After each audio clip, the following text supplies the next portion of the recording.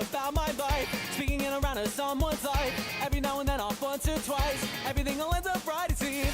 Suffocating sun is blinding the eyes, drowning in a feeling, choking the mind, counting on the rain to douse the skies. How do I survive the thundering? Loving and the hate I'll wash away, loving and the hate I'll wash away. Tell me where it is you hide the pain, smiling always so gracefully, spitting out a phrase without a shape, spitting out a phrase without a shape. Somewhere on the road we lost our way, how can I convey the same to you? Collecting all the scraps of dreams that never came. Hey wait, seems it all was my mistake.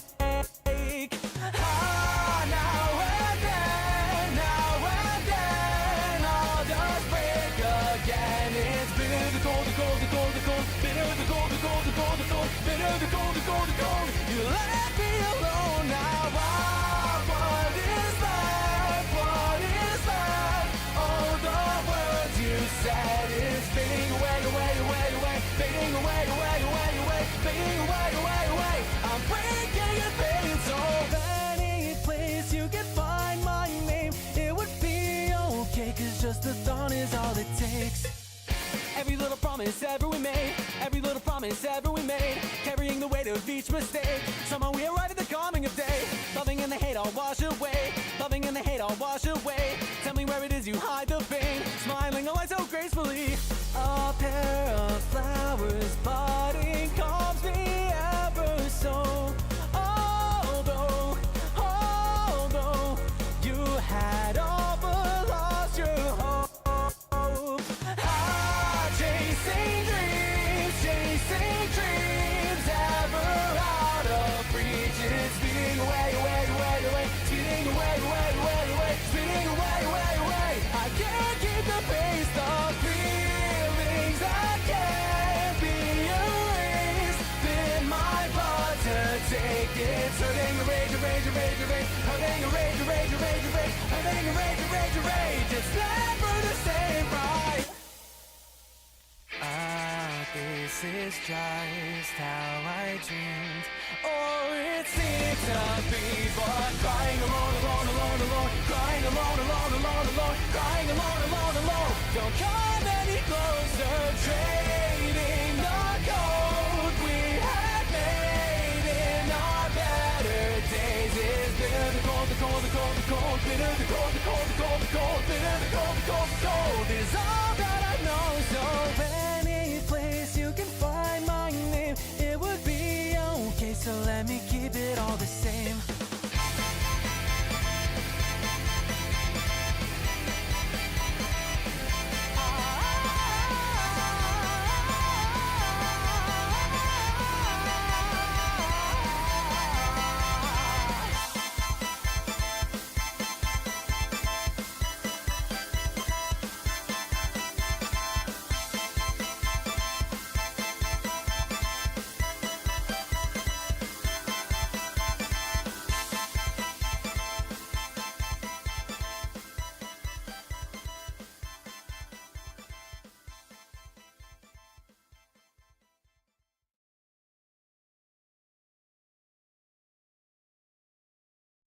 He stood unshaken, a voice in the storm, a man of conviction, a heart reborn. He spoke the truth when the cost was high. He lived for Jesus, unafraid to die.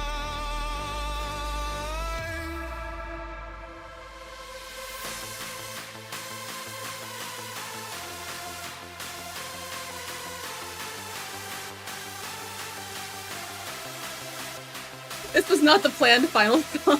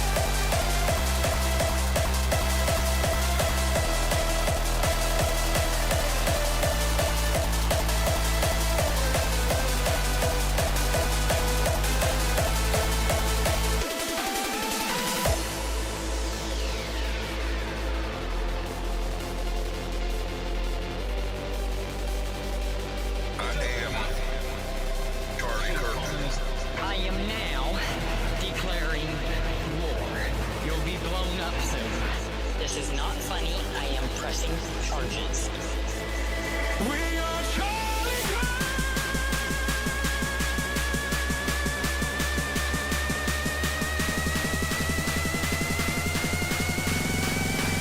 We are Charlie Kirk. We carry the flame. We'll fight the wicked and small. We'll honor his name. We are Charlie Kirk. His color is our own. Together unbroken, we'll make heaven known.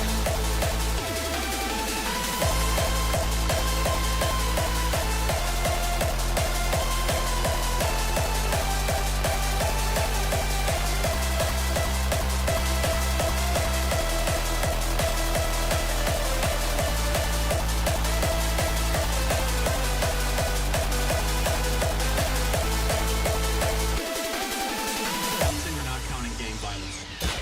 You'll be needing another use for that neck.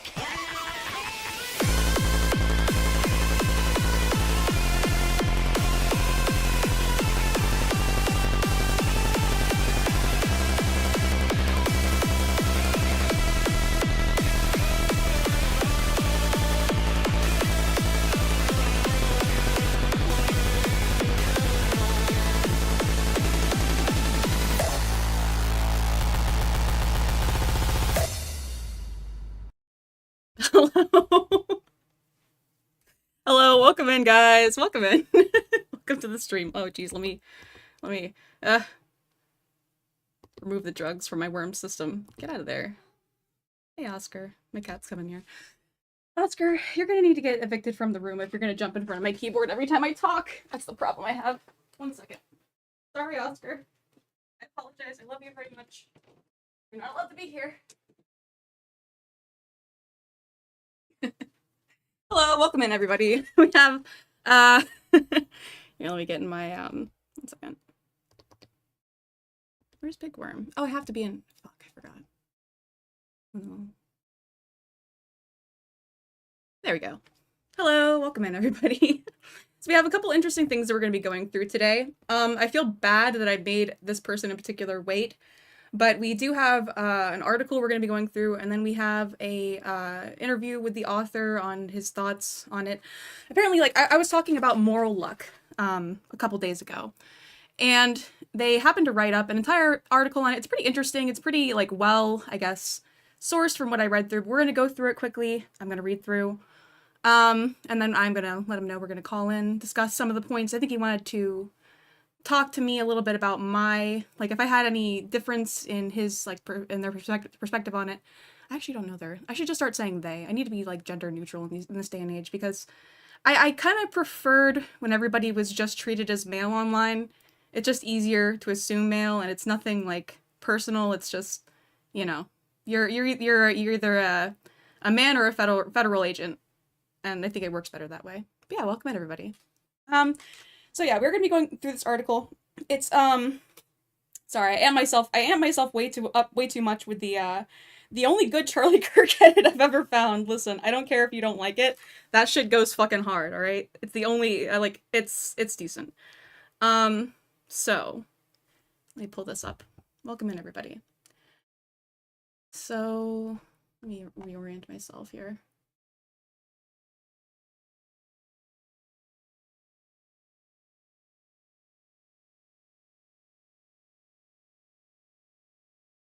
And it would be this one. Go.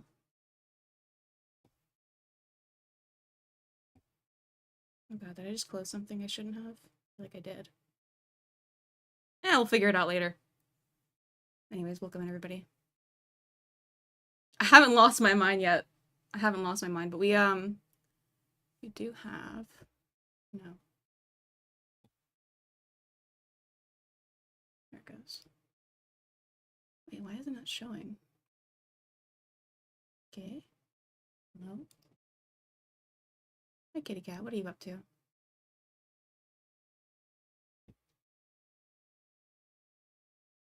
It's just the window capture.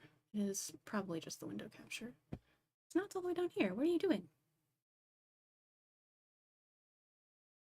Oh, wait. Oh, it's because this is all fucked up. Oh, shit. I'm sorry. I changed a couple things with my stream setup, and it's messing me up a little bit right now. Put you here, and then drag you here. Whoa. Why is that so big? I'm a great streamer, guys. I promise.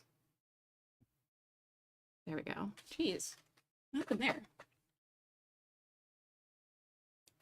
So I wanted to read through the article first. It's pretty interesting. We can go through and discuss it as we read through it. I didn't want to take up their time on stream, like reading through it. I wanted to like discuss, I guess, the finer points that it gets into.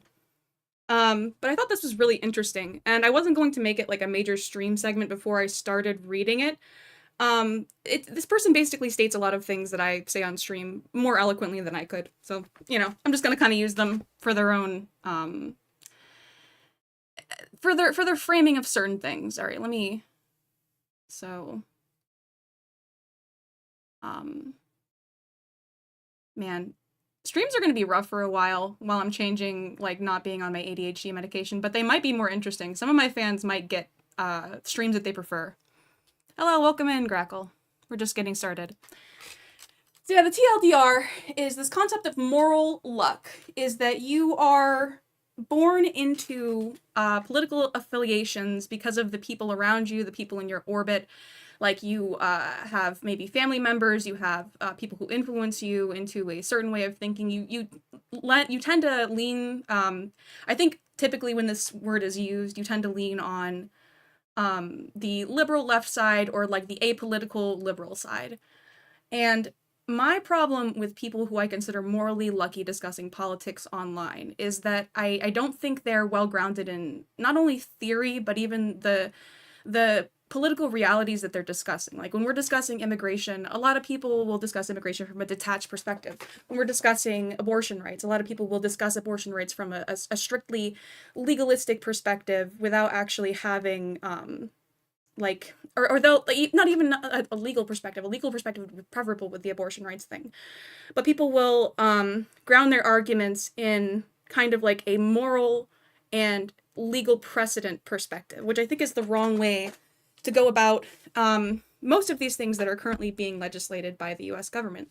So we have a lot of things that are being challenged by the Supreme Court. We had historical precedent, you know, in the case of Roe versus Wade, that ruled that a woman has a right to privacy that should entitle her to certain rights to abortion, regardless of, you know, state law, essentially. But they still did, I think, in that ruling, even make a provision for like individual state legislation. Like it's complicated, right? The problem I have with this is that you have this class of political scholar online who are currently functioning well within a system that benefits attention-grabbing content. It benefits like high-octane debate, exchanges that are clippable, and, you know, kind of little quippy retorts and shit like that. And it also doesn't allow for a proper, like, dissection, I think. Like, the online debate right now doesn't allow, usually, for a proper dissection of the actual points at hand, or even, like, the human cost. Anyways, we're being long-winded. I'm probably just going to get into reading this. And it's okay to be morally lucky. So, on March 19th, 2019, streamer and political commentator Stephen Kenneth Bennell II, known professionally as Destiny, put together an ad hoc discussion panel featuring several prominent figures within online political discourse at the time. Hassan Piker, Ian Kaczynski, then under the pseudonym Irish Laddie, later known as Vosh, Rem the Bath Boy, an individual known simply as Marty, and an individual known simply as Marty. The discussion initially centered on Bonnell and Rem's examination of political tensions within what was colloquially termed the Lefty Trinity, a joint term grouping the three prominent left-leaning content creators.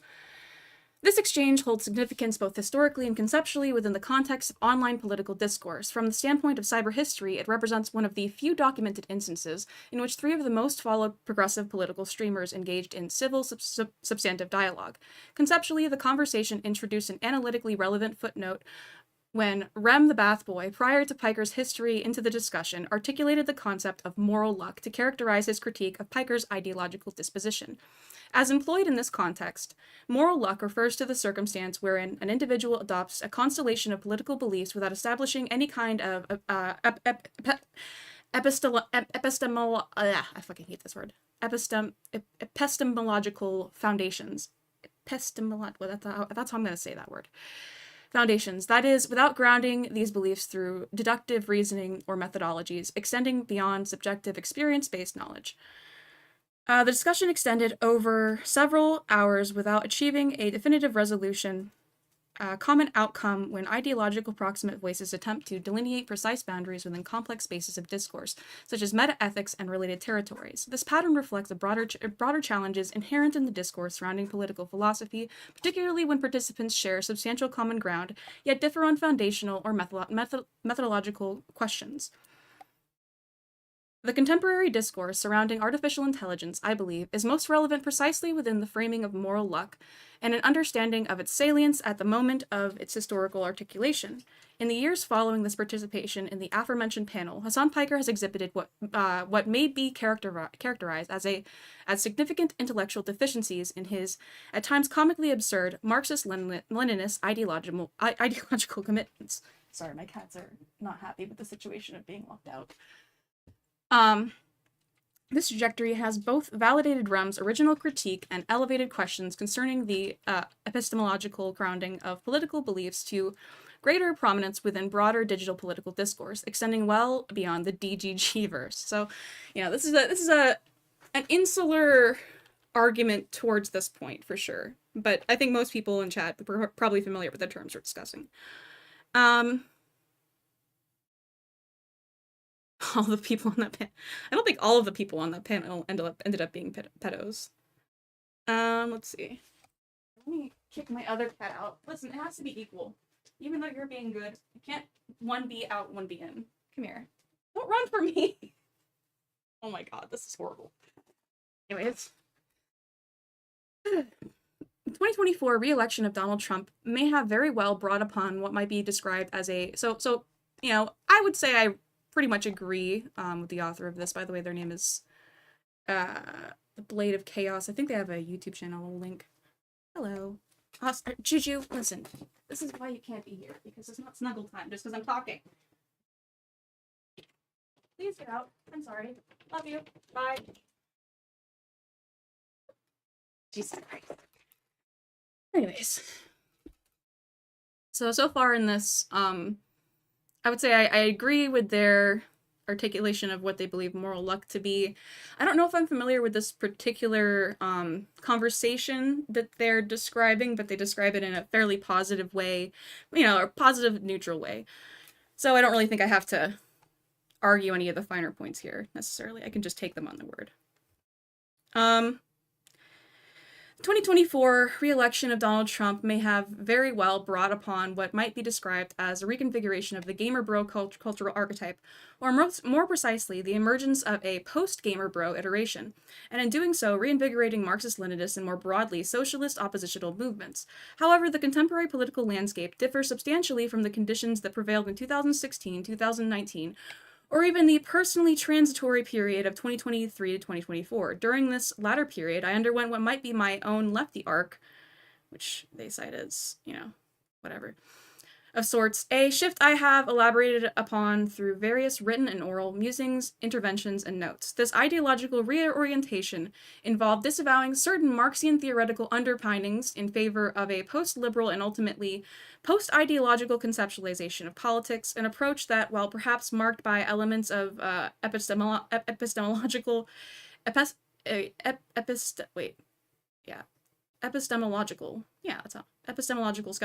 skepticism and theoretical minimalism, represents a deliberate move beyond traditional ideological frameworks. Theory is still of crucial note here, albeit understood and read much more strongly in the language of technology. So, hey, welcome in, Thorns. We're reading a long article, and then we're going to discuss the points here. What's up, Crackle? What do you want? Hello. Hi. You have my attention. I don't know why you want it. So I would say I can probably agree somewhat with the timeline here. I kind of underwent a similar political orientation after the election of, let's see, so during this latter period. So yeah, around 2023, 2024, a lefty arc. I could say that I underwent a lefty arc just because I started challenging my previously held political beliefs and understandings of like what was bad policy and good policy, and typically like my depth of understanding in most of the things that I was discussing. So I don't know if I can necessarily describe it as a lefty arc. It's just a not politically retarded arc. So do you think online debate changes any opinions? It certainly can, and it's a lot of people. I think that there's like a neutral observer to some online debate that will seek affirmation in things that they somewhat believe through watching people debate online. But not really. I think it's content. So it's content promoting political opinions and political perspectives. In that sense, yes, it's beneficial, but to say like what degree, no, I don't know. Like, you know, exactly.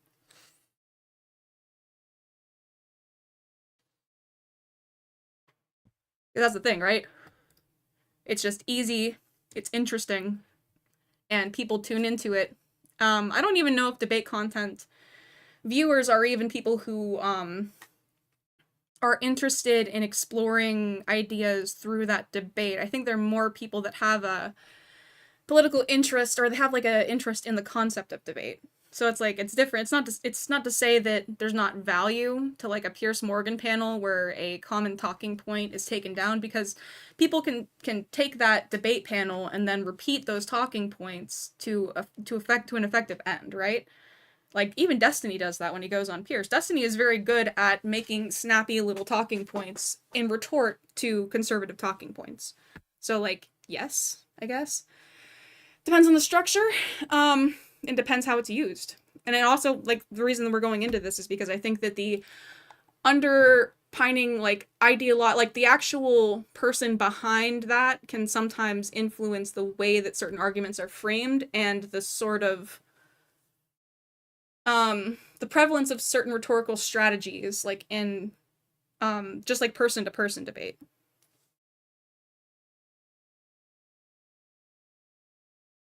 Wait, what did she say, Henry?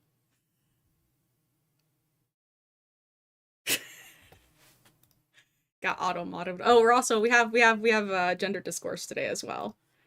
After this, there is some juicy shit.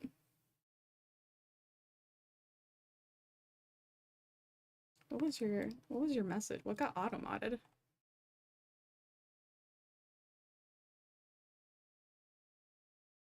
Oh.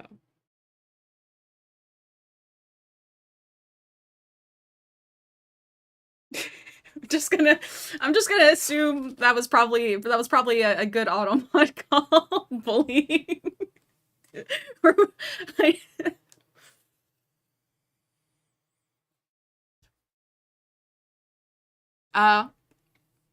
So like I said, I kind of engaged this person is obviously saying this in a much more verbose way than I could ever say it.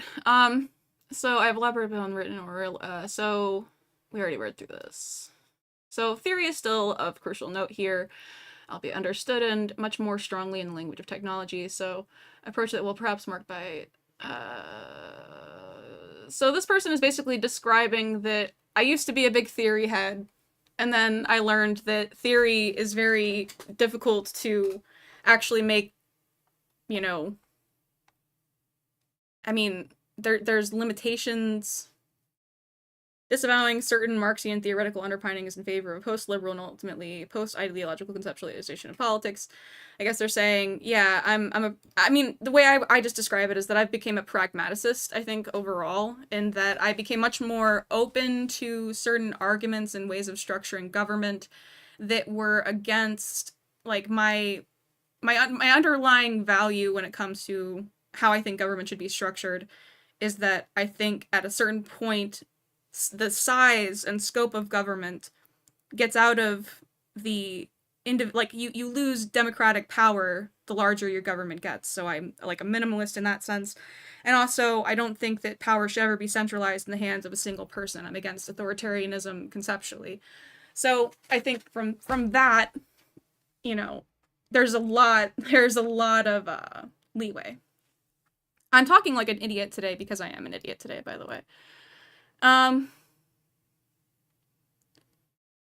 Yeah, pragmatism would be the norm in a non-tribal political system, and we live in a tribal political system, and it's very difficult to navigate. I think that it's probably the reason why a lot of people have dropped out of engaging in politics in the American system is because they see it as a deception game. There's very little tied to their actual livelihood when it comes to policy, except for things like healthcare. Healthcare is something that, you know, a lot of people engaged in passionately when it came to the discussion of that, like in American politics. So, and it's because it's something that impacts everybody. Same with the economy, it's something that impacts everybody. But when the left is taking this strong ideological Marxian stance against systems of capital, I mean, you know. Okay, so wait, I didn't read through this, did I? No, I did. To address this transition with greater precision, it constituted more accurately a critical distancing than an absolute repudiation of prior commitments. My position has consistently rejected the uncritical championing of authoritarian regimes. Other aspects of my earlier presets operated within the realm of ideological stiffness, resisting what I then perceived as the default liberal tendency towards reflective condemnation of worker-oriented political projects, a position that frequently conflates diverse socialist experiments under a singular dismissive framework. And I would say that I probably had the same course correction in like my understanding of like political policy when it came to this, and understanding like how to impact conditions for workers. So, in looking for an exit, how I found the post left looking ahead 2024, I wrote, so what am I then? Much like gender, one's ideological inclinations are fluid and span a spectrum. Recently, I came across the term political non-binary, which I believe aptly characterizes my current exploration of ideological fluidity. Accelerationism attracts me because of its forward-looking perspective and its fixation on the notion of a different tomorrow, while rejecting the confines of the traditional left-right dichotomy without gravitating towards the center, which frankly just seems just as clown shit as contemporary libertarianism. Contemporary libertarianism being, yeah, the idea of, I don't know, it's like, that would be the,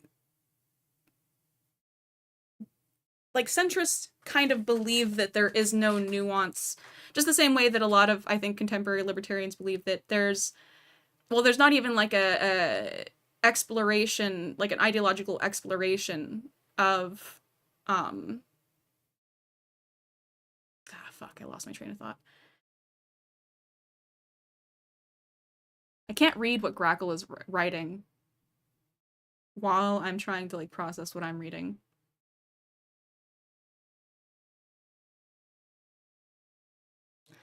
So I guess I would ask, like, what they mean by contemporary libertarianism, because there are certainly, like, there are people who make arguments that are scalable within contemporary libertarianism that wouldn't necessarily, so let me read this again. So if accelerationism attracts me, because this is what they wrote in 2024, so I don't even know if they still agree with this. So let's just carry on to make sure that, like, because they might revise things they say here anyways. A substantial portion of this perspective still holds true today. Centrist positioning remains as problematic as it was cynical, sorry, let me reset. A substantial portion of this perspective still holds true today.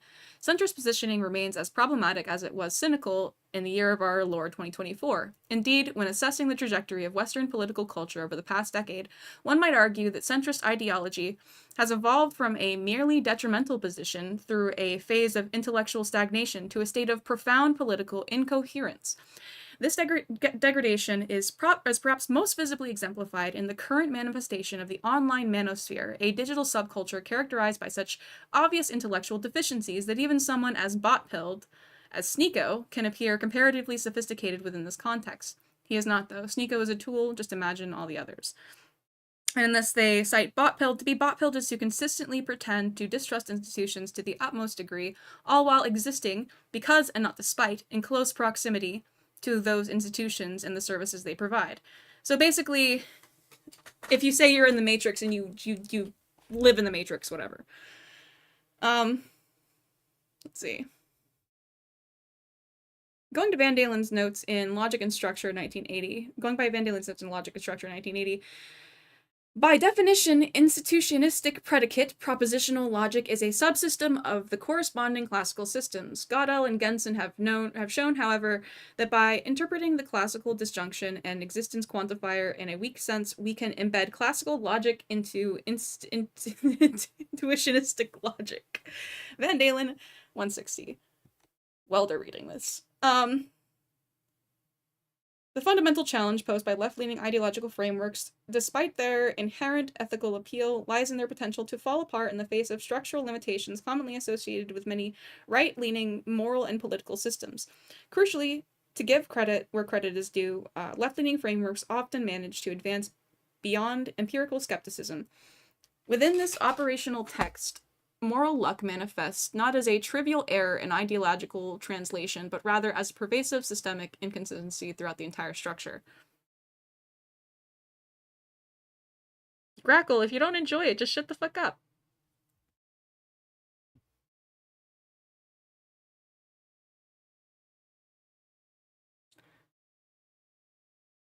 So, prop logic... Fundamental challenge posed by left-leaning ideological frameworks, despite their inherent ethical appeal, lies in their potential to fall apart in the face of structural limitations commonly associated with many right-leaning moral and political systems. Crucially, to give credit is due, left-leaning frameworks often manage to advance beyond empirical skepticism. Within this operational context, moral luck manifests not as a trivial error in ideological translation, but rather as a pervasive systemic inconsistency throughout the entire structure. Then we have moral realist, no, morality is derived from underlying facts about the world. Other anti-realist, morals are made up. Me and intellectual, morals are made up.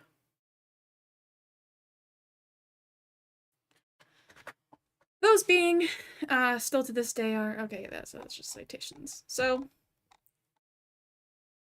in analyzing this, I would say that,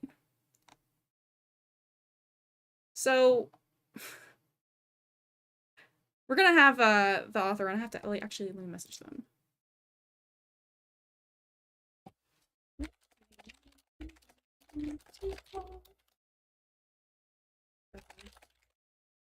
Hello.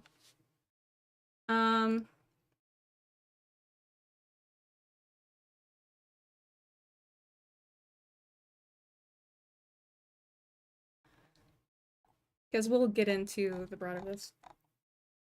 Alright, 10 minutes, so 10 minutes and we'll be talking to the author of this article and we can ask them questions directly and kind of engage in the finer points here. Because I think this is an interesting write-up on... So...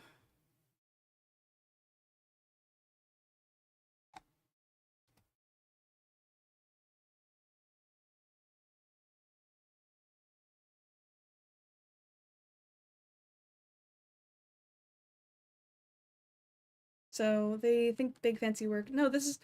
So, Grackle, this is somebody... If you are interested in this article, we will post this in my server. This is something you can read through if you're interested in the topic. Are you interested in the topic? Morally lucky, moral luck.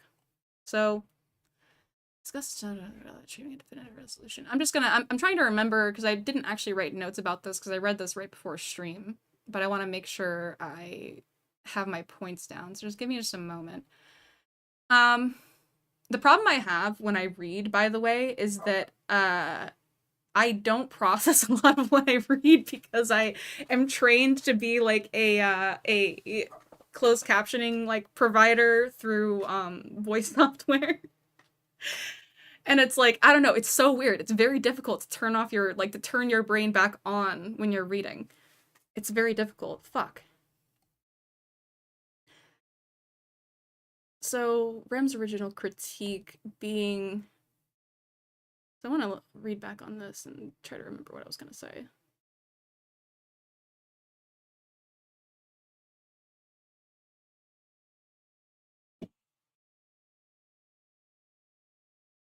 Oh god, my animals are fighting. What happens when I kick my cats out of my room?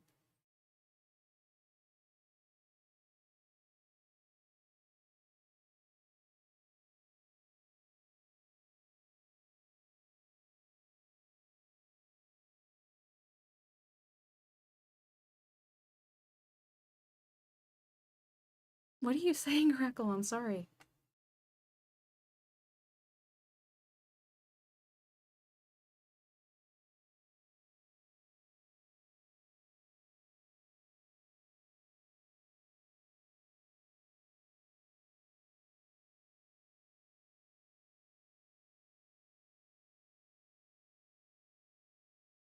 I'll find something here.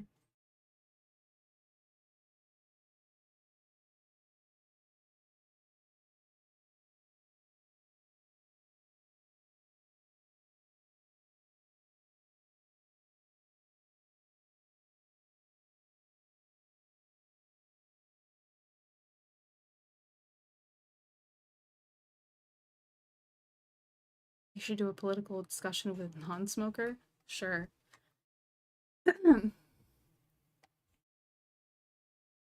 Sorry for dead air. This is turned into a loner box Queeman stream, I guess.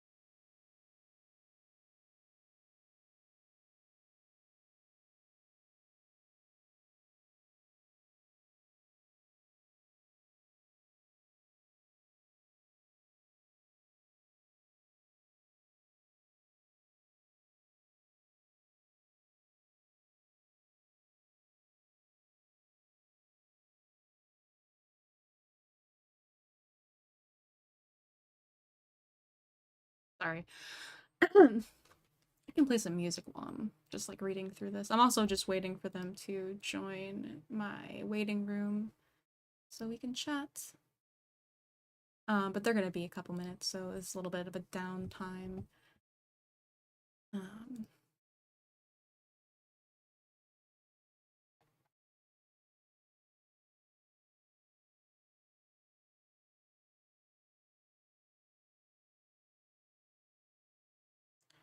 So structural limitations being, if I had to, because I do think this is a well-written and interesting article. So my takeaway from this is, how do we provide how can we, as people streaming online, provide a counterbalance to the natural appeal of dumb guy logic? Like, the reason that Asmongold is effective as a propagandist is not necessarily because he has any particular skill in oration.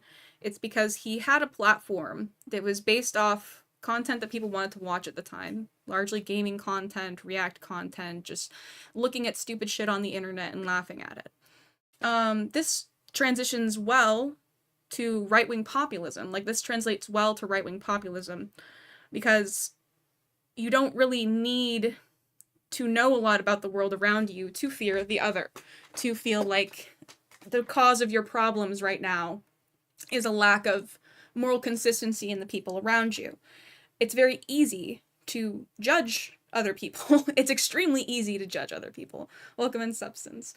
It's extremely difficult to understand why that person did the action that is, you know, supposedly worthy of your judgment.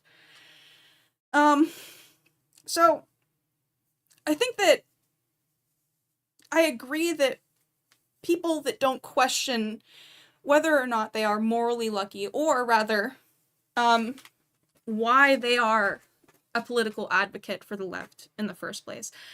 I think a lot of people have personal connections to groups of people who are currently being targeted by the political system in America right now. So a lot of people have an entryway into political advocacy. And it's not as though you need to be an extremely, like, well-read leftist to be an effective political advocate for certain causes. But you do need to understand the tendency to tie, I think, ego to the things that you're advocating for. And, you know, people will challenge me. Like, I think Ryle fucking said something earlier to me today where he was, you know, saying, oh, you said you wouldn't use your advocacy as, like, to, like, shroud yourself in and blah, blah, blah. And, I think that I could easily, if I didn't understand that capacity in myself, like, to overvalue myself for the work that I, like, for activism that I engage in, right? If I didn't already understand my capacity to do that and check against it, I could understand how I could be confronted with a bad take that I had on something, and it could be a legitimately bad take.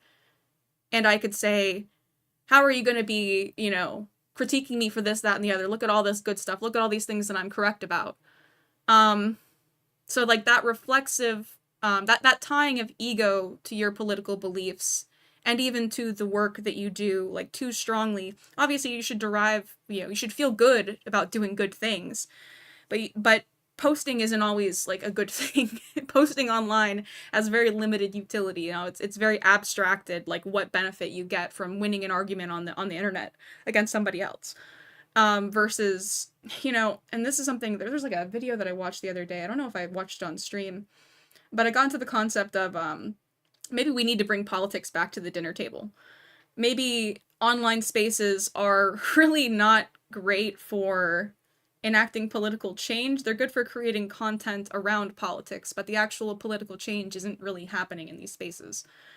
So maybe we need to go back to debating our parents. I don't know. I think that it definitely doesn't speak to, like, Destiny's political effectiveness that his own parents and his son are, like, very far to the right of him, especially his own son. Like, his parents I can understand. There's to a certain extent, your parents are going to never treat you like, you know, a full adult. But if your kid is obviously suffering from a lack of political education, historical understanding, and is being influenced by crazy people online, you're kind of like, yeah, I understand you can make good rhetorical points, but also, you're kind of part of the problem too if your own fucking kid is going off spouting this bullshit and being uneducated. Like, I'm a little bit of a Petersonian, a Jordan Petersonian person when it comes to the whole fucking make your bed before you go criticizing the world shit. But, yeah, but Destiny spends his time doing other things, not optimizing. Yeah, that's the other thing too, is that, you know, what's really interesting, and we're just kind of, like, I'm kind of ranting while I'm just, stalling for time right now while I wait for our, author to discuss his article. But, yeah, like, Destiny was, oh, there he goes. Destiny was just a gaming streamer. Like, he streamed StarCraft and shit like that. Alright, we're gonna get in Blade of Chaos. Hello. Hey, what's up, buddy? Hey, not much. We read through your article. I realized that I have a problem of processing words while reading them without just, like, silently reading them, but we're still good because, you know, I remembered everything that I wanted to say. So yeah, Okay. Well, go ahead and introduce yourself to the stream. Welcome in. I don't know if you're streaming too, but hi. hi, chat. I'm streaming as well. Yeah, I'm a Blade of Chaos across all platforms known to man. Some of them quite well explored, some of them not really. I go by Neo Blade of Chaos on Kick. That's where I usually stream. I stream pretty much every day, unless something, on the personal life front kind of comes up, and that's the only scenario in which I'm not present for my daily grind. I do anything from Uno with friends to fucking politics. So, I do Oh, cool. philosophy stuff as well, stuff like that. I'm also just getting my master's degree in cultural studies. So, my snobbish way of approaching things kind of has a use outside of streaming as well, I see. Yeah, I guess. that's cool. That's So, cool. No, I definitely that's read. pretty I much think we it. have. Yeah, we have like an anti-intellectual chatter that took issue to that, but I was like, this is let's not for you then. Like, this is obviously somebody writing about a topic that is, interesting to them, and it's very well written. It's I think contains your concept, although it like obviously there's not a lot of prescriptiveness in like what we can do to, I guess maybe it's up to the individual to question their own position and whether or not they're suffering from moral luck. I guess I don't know, but I'll let Mhm. you speak. But okay, so given that you just read through the thing, and it's been a minute since I wrote it, like a couple of weeks, maybe 10 days, how about we take the more unconventional route and you just tell me what did you think of the whole thing, like before I get into my spiel? I thought it was well written. If some of the points, obviously, the preamble. I'm not familiar with the conversation, the discussion panel. You linked it, I think, in there, so I can go and find it. Mm-hmm. I would probably be able to derive more value from your writing if I went back and like, I guess, reference specifically what that conversation was like. So that you had, it seemed like you spoke positively about it, like that conversation. So I'd be interested to see like what way the I don't know if it's explicitly stated in the article, but what way the concept of moral luck, I guess, did it transform like that exchange? Would you say that people were like weighing their arguments against that concept in the discussion? Okay, so, like a couple of things. I mean, um, I believe it was like I didn't because I was doing something else before I got here. I didn't get a chance to listen in on you going through the thing, but I Mhm. remember seeing I skimmed through your chat a little bit, and I remember seeing someone saying something like someone asked you verbatim, like, do you think that online debates change opinions ultimately, or Mhm. something like that, right? I don't want to Yeah. misrepresent, but I feel like that was kind of the gist of the question. Right. Um, so I believe I kind of go back and forth on this, and it's kind of I don't know vacuous to even speak on this if you're like a streamer yourself, but I feel like the concepts people come up in this space can be very useful even they can kind of have a use even outside of it, right? Even though Yeah. the space itself can feel very constrained at times and very claustrophobic. The main reason why I kind of got to doing this was because I felt like the streaming world feels very unexplored to people I talk to that are kind of outside of this space, meaning anyone from punk rock kids to fucking academics, right? So like, Hmm. not a lot of people know what's going on. That being said, it was kind of made the article itself is just a kind of attempt to kind of bridge the two worlds, if that makes sense. I And see. what's kind of important for this is that I don't think that the conversation itself, like the one that I initially linked, was all that productive at the end of the day. I just feel like because it always kind of derails into ad hominem attacks and pretentiousness that kind of derives from that. But I feel like I don't know, regardless of whether or not the conversation went well, quote unquote, the concept of moral luck feels, and I feel like you would agree with this given your stream you did a couple of weeks ago. Hmm.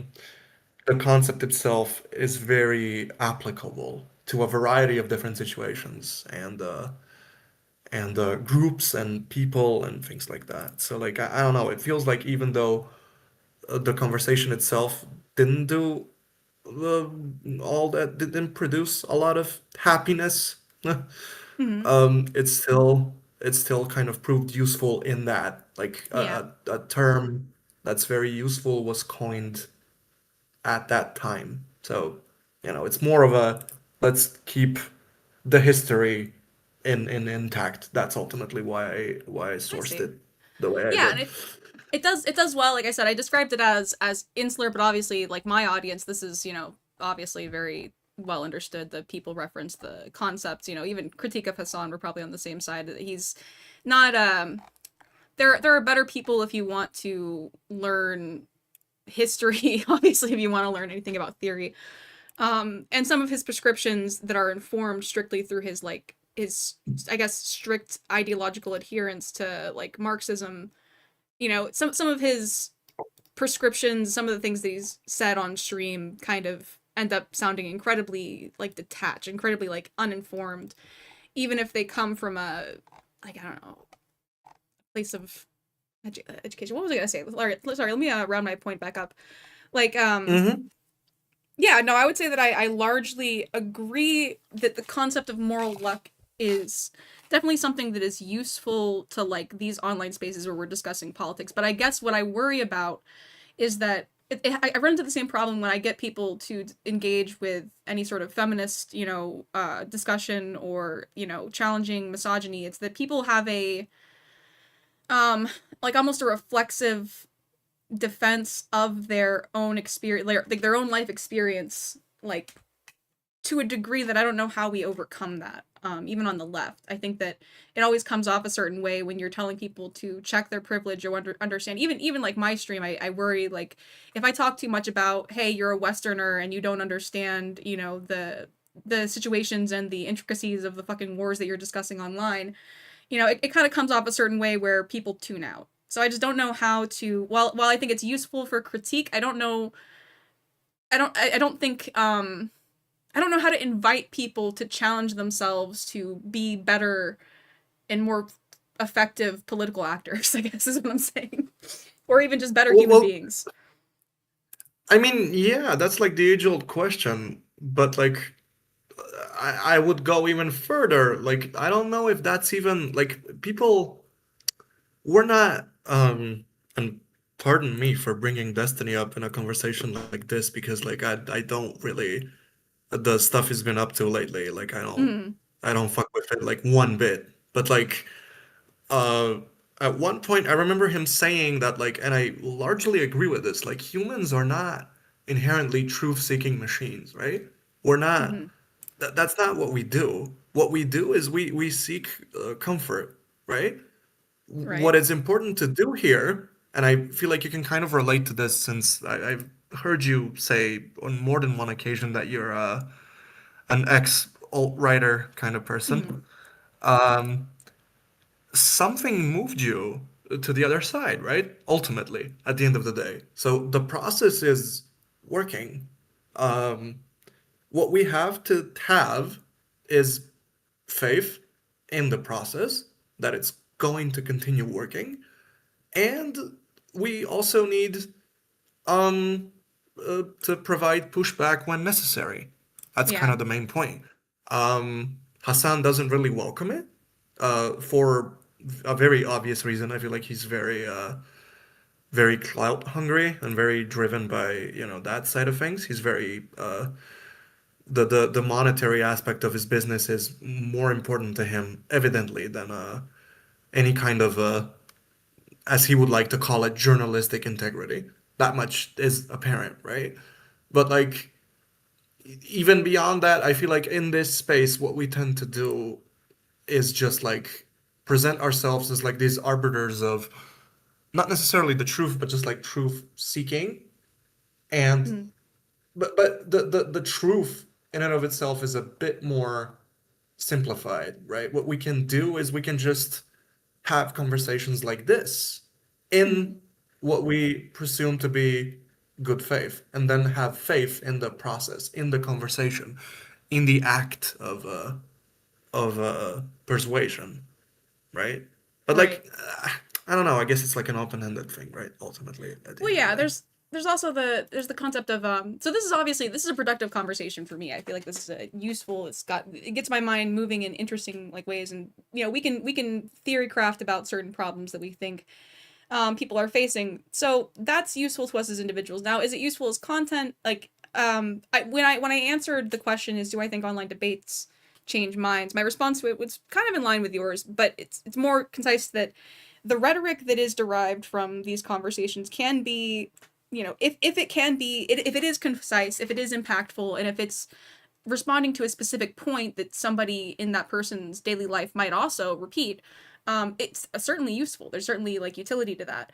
Um, the point of the critique of like, should people like Hassan, if they make a decent point, should those voices have that ability to almost like be amplified, or should we be okay with that amplification and how that person came to be in a position where they are the voice that we hear, I guess. Like, um, I think that okay, let me try to like summarize. I'm a little bit long-winded, I'm sorry. But No worries, man. so when you when I think the utility of these critiques. So once again, like I think this conversation is interesting. It's decent content. It's, you know, I'm going to be able to use this to grow a platform that I can then use to have further conversations. I can leverage my, you know, my position in this. It's beneficial to me. Um but in terms of how do we combat the moral luck problem? How do we combat the problem of because it's obviously like Destiny can make a decent point, but he's also going to make a lot of points that are destructive to like my political ambitions along the way because he's an inconsistent person. Um, Mm-hmm. so like it's I think that this critique is good to be applied, but the way that we go about critiquing these spaces and etc. We have to worry about getting, I guess, I guess what I'm really asking is how do we apply this critique to the people that need it the most? Because you do see certain kinds of people succeeding in this space, succeeding in streaming. I do want to see like a more diverse range of opinions and a more diverse range of experiences in the people that are, you know, successful in streaming. But it is also kind of just the audience exists. Those people are a monolith. Those people are going to reinforce the platforms of these people that already have a prominent voice. Like how do we support people? I guess how do we fix the problem? I don't know. Like I just don't know, other than just trying to provide parallel platforms. Like I don't know. I don't know how to apply this, I Well, guess I'm saying. I mean, the question you're asking ultimately is like it can only be answered Mm, um at a point when there's like some sort of a dialectic going on in terms of like it kind of goes hand in hand in what someone like Destiny is doing right now, and I would argue that distancing from him makes a lot of sense currently, not just optically, but also like uh mm, I don't know, morally, I guess, but like um even outside of that, it's like you can't penetrate communities that live in a live in a fortress, right? right. So like what's kind of important here to know is that it has to come from both sides. But the unfortunate thing is that we're the only ones asking these questions.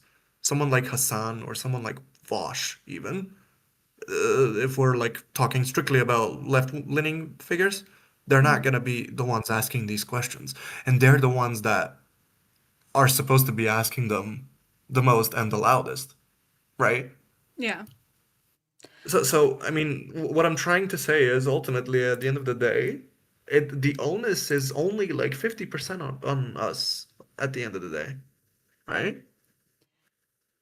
Yeah, it's on us, and I think like where I'm at with it is trying to form an argument that is like that somebody can engage, that somebody I guess, who's selfish and doesn't have a reason to question the current way that they operate might find benefit in. So, like, looking at Destiny's community, looking at these communities of these prominent streamers, I guess, well, not necessarily with Hassan, but a lot of them are very weird towards women. They still have the weird sexual objectification of women. They're definitely not feminist communities. Like, they have a aversion to that sort of critique from within.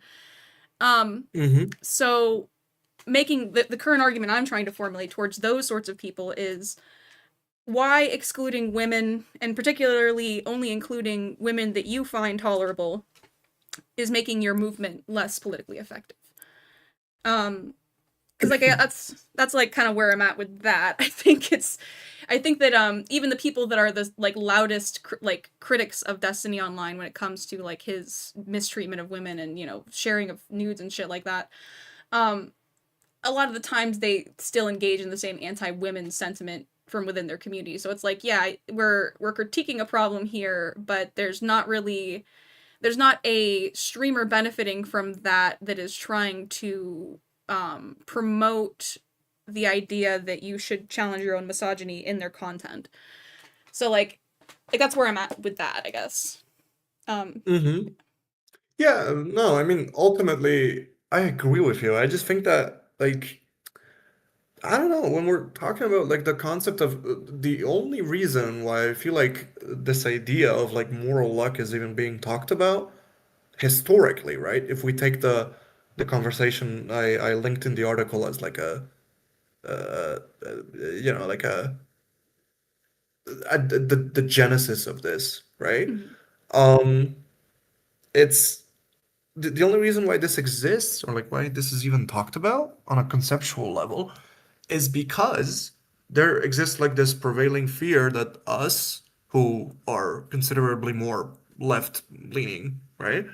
That we can fall in the same down the same pitfalls that a right leaning person would. And it exists as like a primarily like a check for yourself, right? Mhm. It exists like something that it's like a mechanism which allows you, again, strictly speaking, strictly conceptually speaking, it's a mechanism that you can employ for yourself to realize, assuming you're like honest in the process, you can kind of realize if you're going down a path you ultimately don't want to go, you don't want to go down. When it comes to Yeah. other people, it's more so it's more so a moral claim, right? So it's like much less potent, I guess. It's like, oh, you should or like you ought to act in a certain way that goes like in accordance with your principles and whatnot. But it's, I don't know, it just feels like a ultimately like when it comes to like what we're doing is you bring up the sexism thing. Like I agree with you. It's like it's literally everywhere. It's a discursive landmine that you can't really avoid. Yeah. Um, and what can be done with this, again, you just have to prove to have more, not to sound essentialist or whatever, but like what is expected of us in this situation is to prove that we have more discursive stamina, quote unquote, than the people who are normalizing behaviors we firmly stand against, which would in this case be misogyny, right? So it's not Mhm. about, you mentioned something to the point of like, what we can do is like ultimately like make, I don't know, parallel communities and shit, which Mhm. that sounds not as productive, but it's more so about like it's not that we're making parallel communities, is that we're making counter communities that are going to kind of course correct this quote Right. unquote online movement.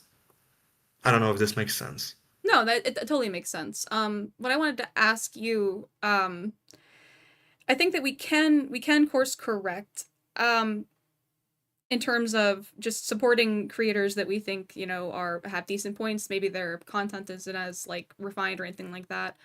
Um, and that will naturally make the spread of, you know, positions more of a network, more of a, you know, lateral than vertical. Mm-hmm.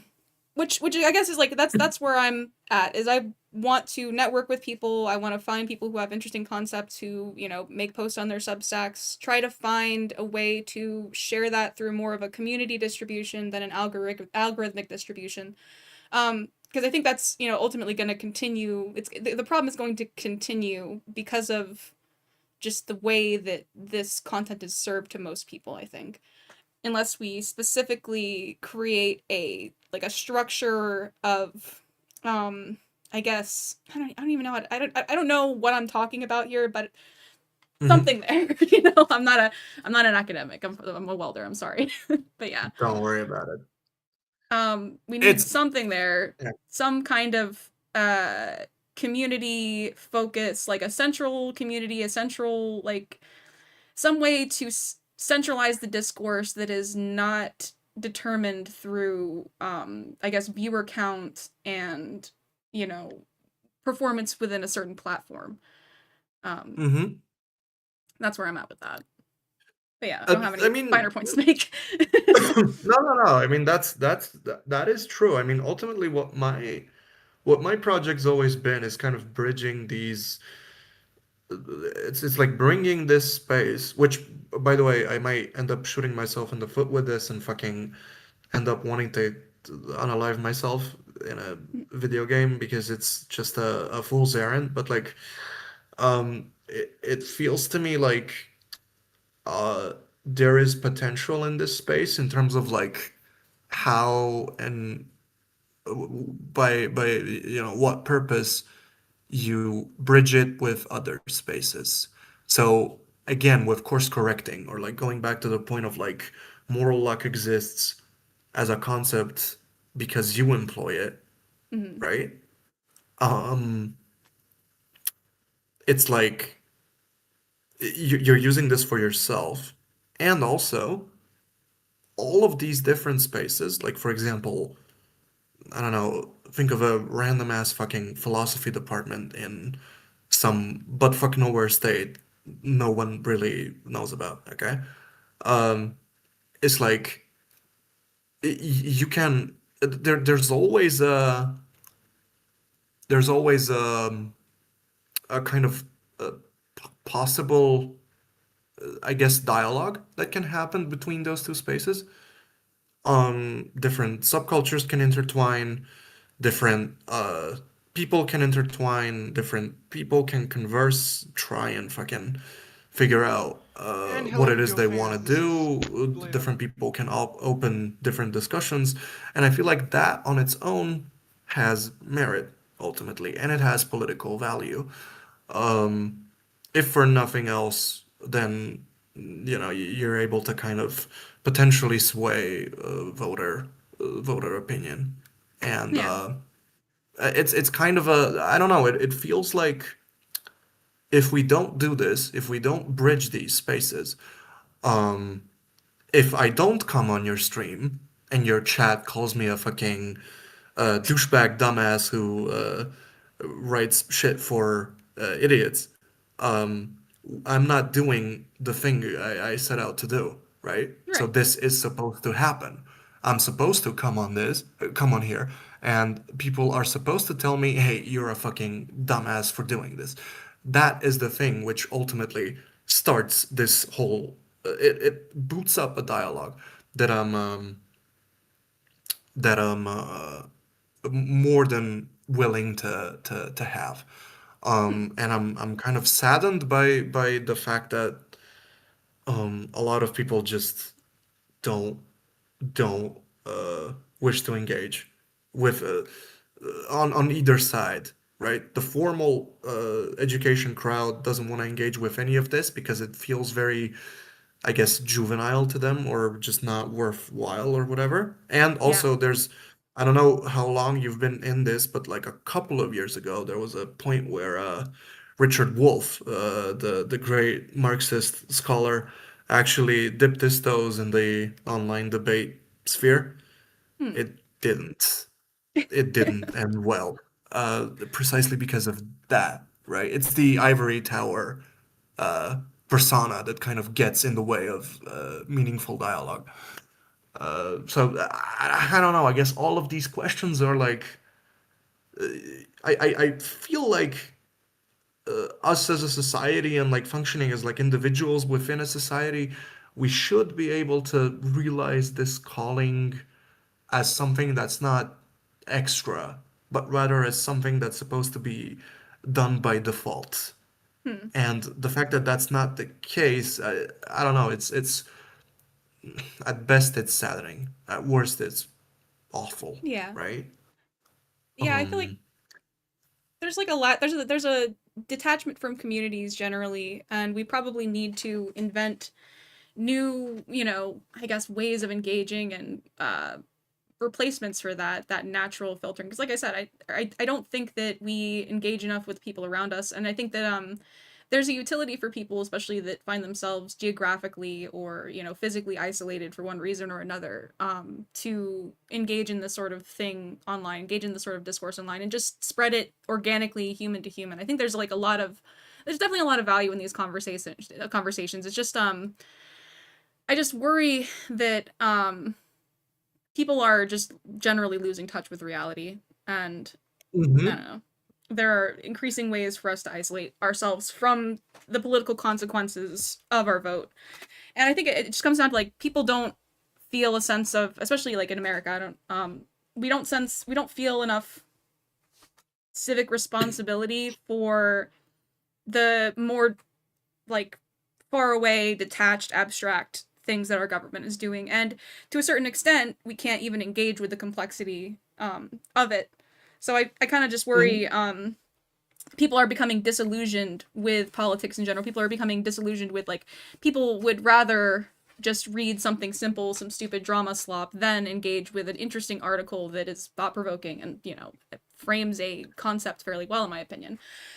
So like I don't know, it's a battle against anti-intellectualism. It's a battle against complexity. It's blah. It's a lot. No, So absolutely. I mean, there's like a bunch of fronts you have to keep in check when looking at this. Like going back to the point of we were kind of talking about you know what can be done mhm. uh and like in terms of like how to actually bridge this gap.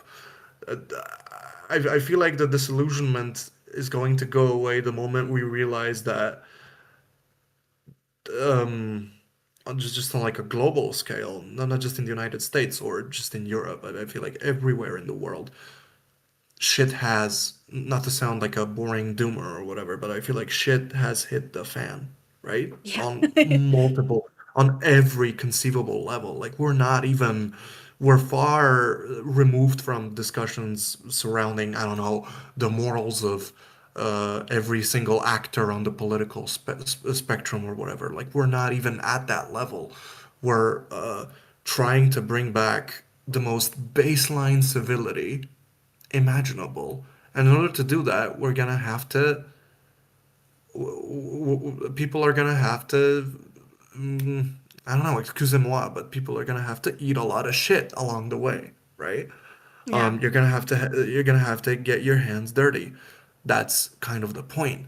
What we're doing here, obviously, it's like we were talking about, like how can we make this entertaining or like more entertaining, more appealing to people, so that we have more of a sway on like their political activity or whatever. But I feel like there's a reason, a very precise reason, at that as to why politics merges so well, at least in this space, with the drama slot that you mentioned. Hmm. There's a reason why that's the case. It's like you can kind of embellish politics in this kind of, I don't know, WrestleMania kind of aesthetics, right? You can kind of merge the two together in a way which kind of feels seamless, but what you end up with is what I ultimately talk about, at least subtextually in the article, right? You if you do that and you do only that and nothing but that, you'll end up on a side because you end up getting situated, whether you like it or not. You always like moving around. Um, you kind of end up in a position that's not really thankful, not even to you or to people who watch you. What I feel like you do, why I kind of like your role in this space, and why Oh shit, what happened to my headphones? Wait a second. Why did my headphones just cut out? One moment, I can't hear you. Um, why is that not working? Oh, he left. That's why I can't hear him.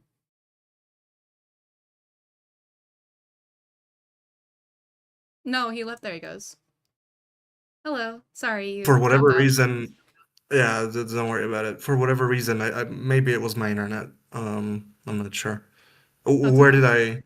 When did I leave you? What were we? So you were Where were saying, we? let's see. I was trying to shit. I panicked that my headphones were the reason that I couldn't hear you. Actually, so I don't even remember. Like, shit. Let me think. Just repeat like the last 15 seconds you said. Just No, go back.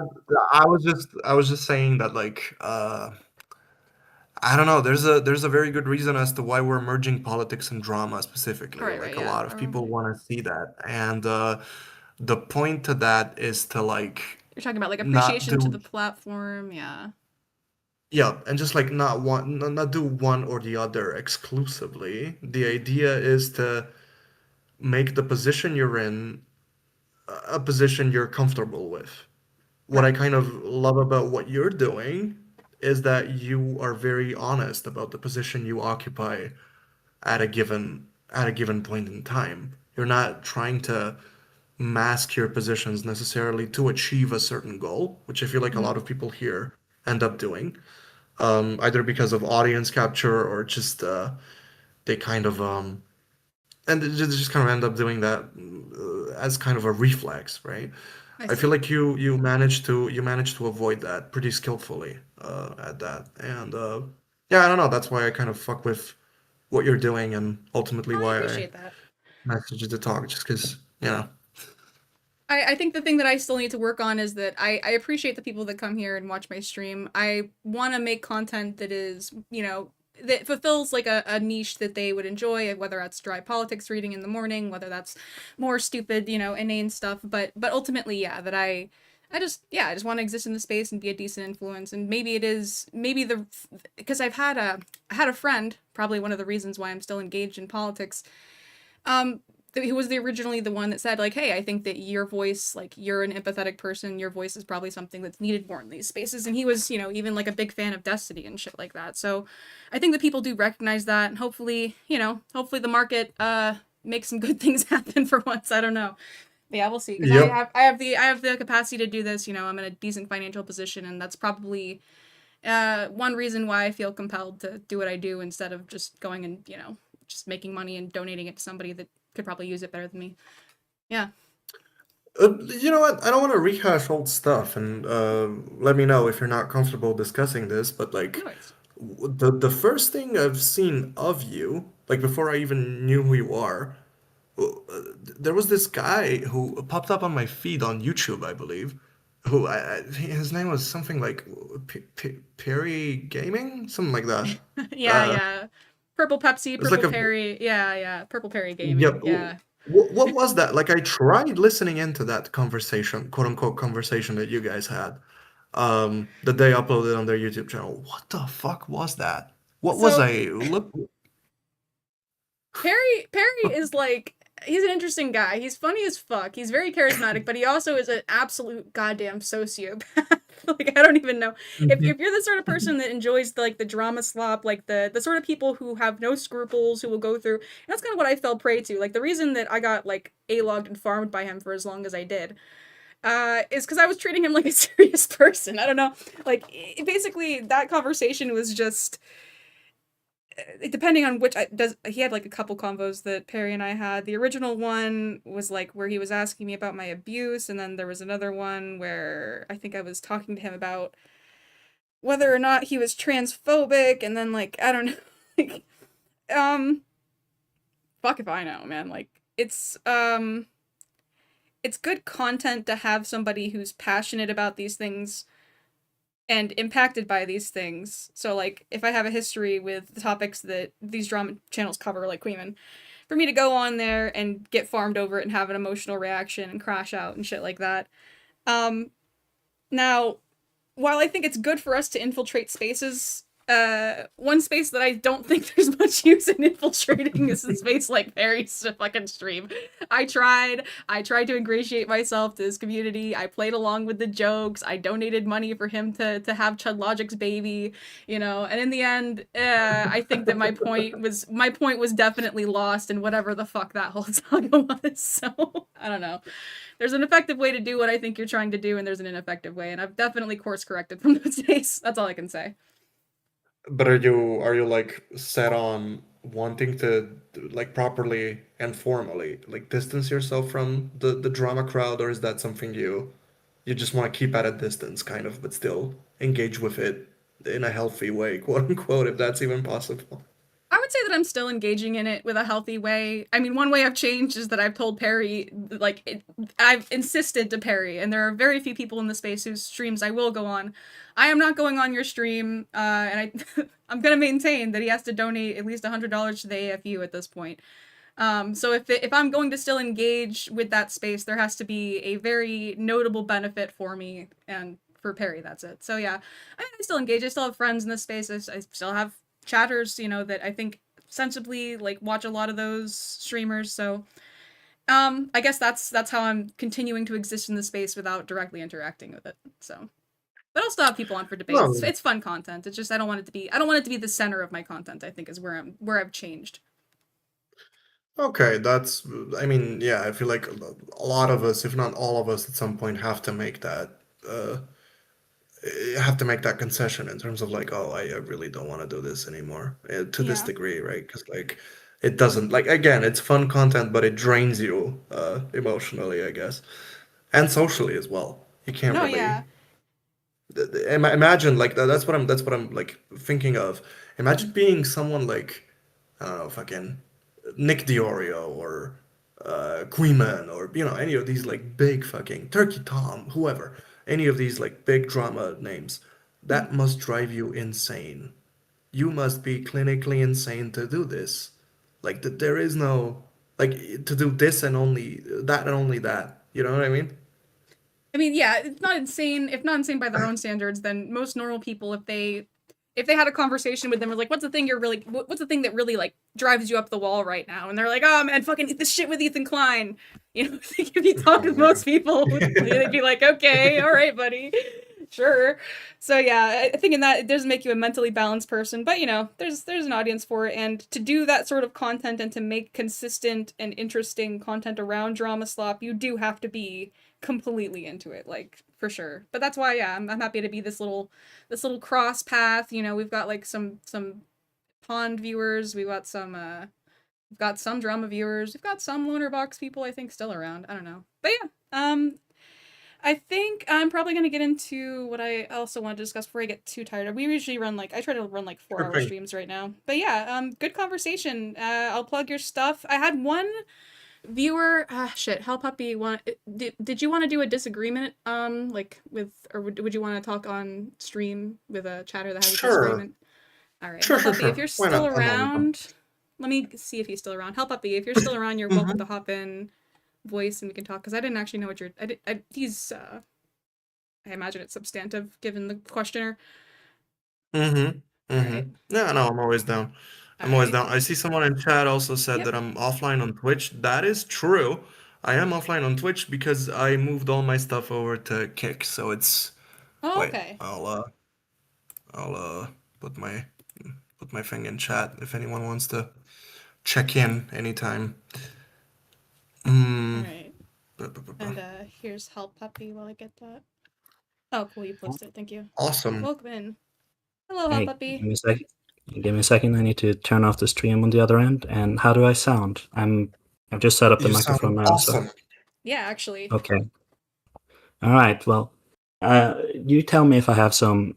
If I drop out a little because there's some people sleeping in the house, so I can't get like real loud and really entertaining. So, I'll yeah. So I'll try not to wake people. So okay.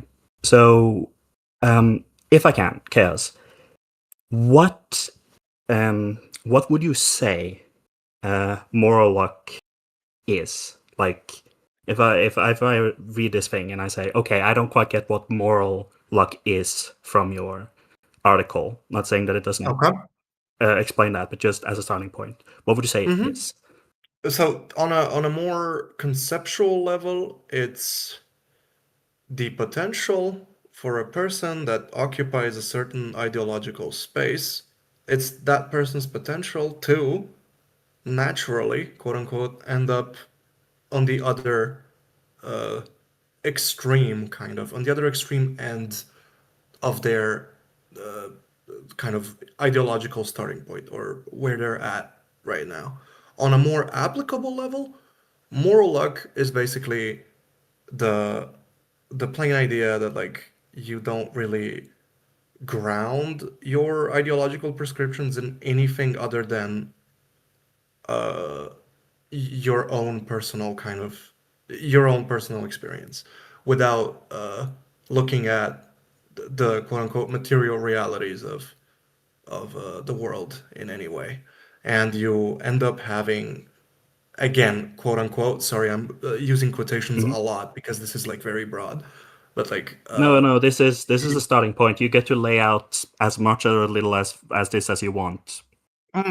well, it's like what you kind of end up you kind of end up being correct on a lot of things, but you're correct on a lot of things because other people put in the work for you, and what you're essentially doing is kind of jumping on their ship uh, instead of actually doing the work. Like I feel like doing the, in a very Marxist sense, doing the intellectual labor needed to, produce a take of any kind. That's roughly what that is.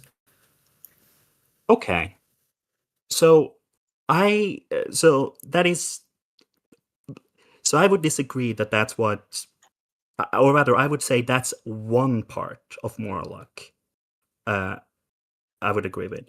Just as a side note on the idea, I would agree that maybe some people are like don't ground their their ideology and stuff, but but like, you know, ideology comes from idea, like the Greek word for idea. The point is that it isn't something that is material. It's like it has to do with what you consider the ideal state to be. It's what you wish things were.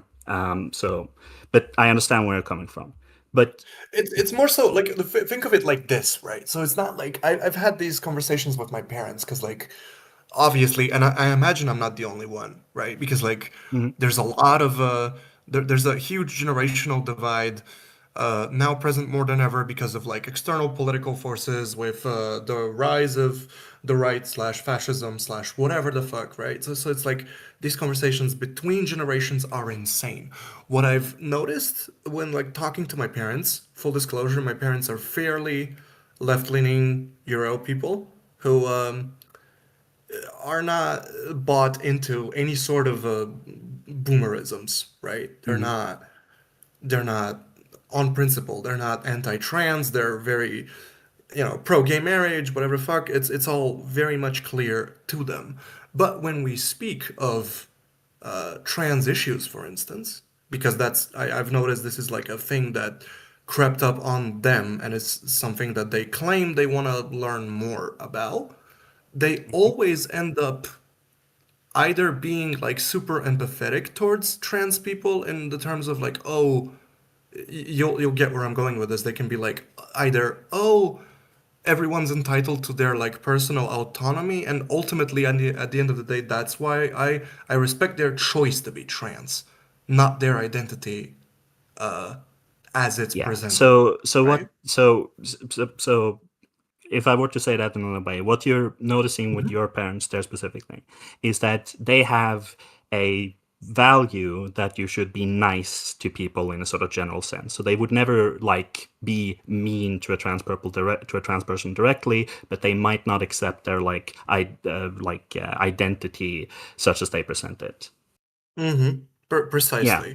precisely. Okay. And I feel Yeah. like I feel like the existence of trans people and all the fucking hot button things you may run into in terms of like pronouns or whatever the fuck, everything that's the thing like everyone's talking about.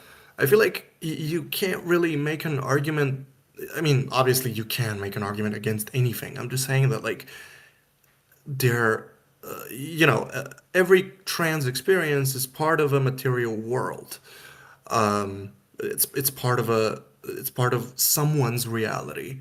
It would be, in my book, it's insane to deny that that's there, right? So you on a more from a more of like a left-leaning disposition, you have nothing but empathy. So again, you're dismissing the reality of the trans experience.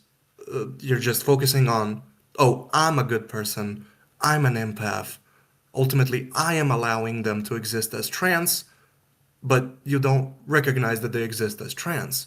Whereas on the other end, you have like dipshit right wingers that So, just so don't if I believe could, in.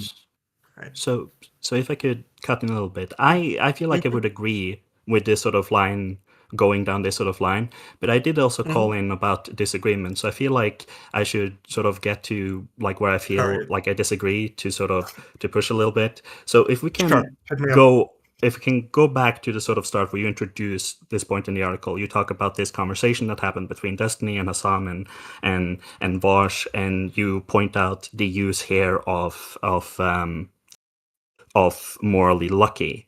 But I do have to Mhm. point out though that I asked you in the beginning what you considered morally lucky to be, and we sort of taking that out a little bit. And I said that I would agree that that sort of description is part of morally lucky, but I would say that it is impoverished. It's not morally lucky as I understand it. I'm going to outline that.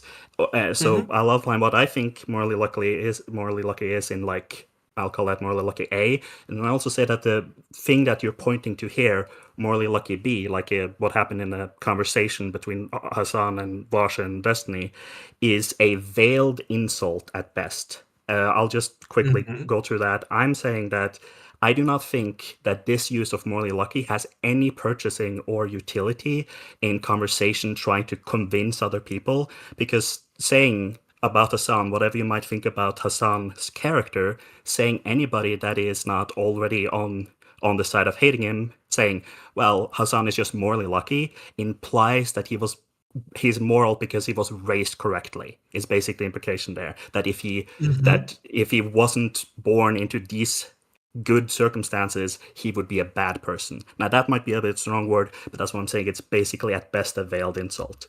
Do you want to Okay. respond to that, or should I go on to what I think morally lucky would be? If I may, I would just caveat by saying Hmm. that like the end goal isn't like or like not necessarily he wouldn't necessarily be a bad person. Like you can't really neither you nor me we can't really determine that. What we can say is that um if he was if his leftism hinges on circumstance, then he just as easily could have been a dirty old Nazi.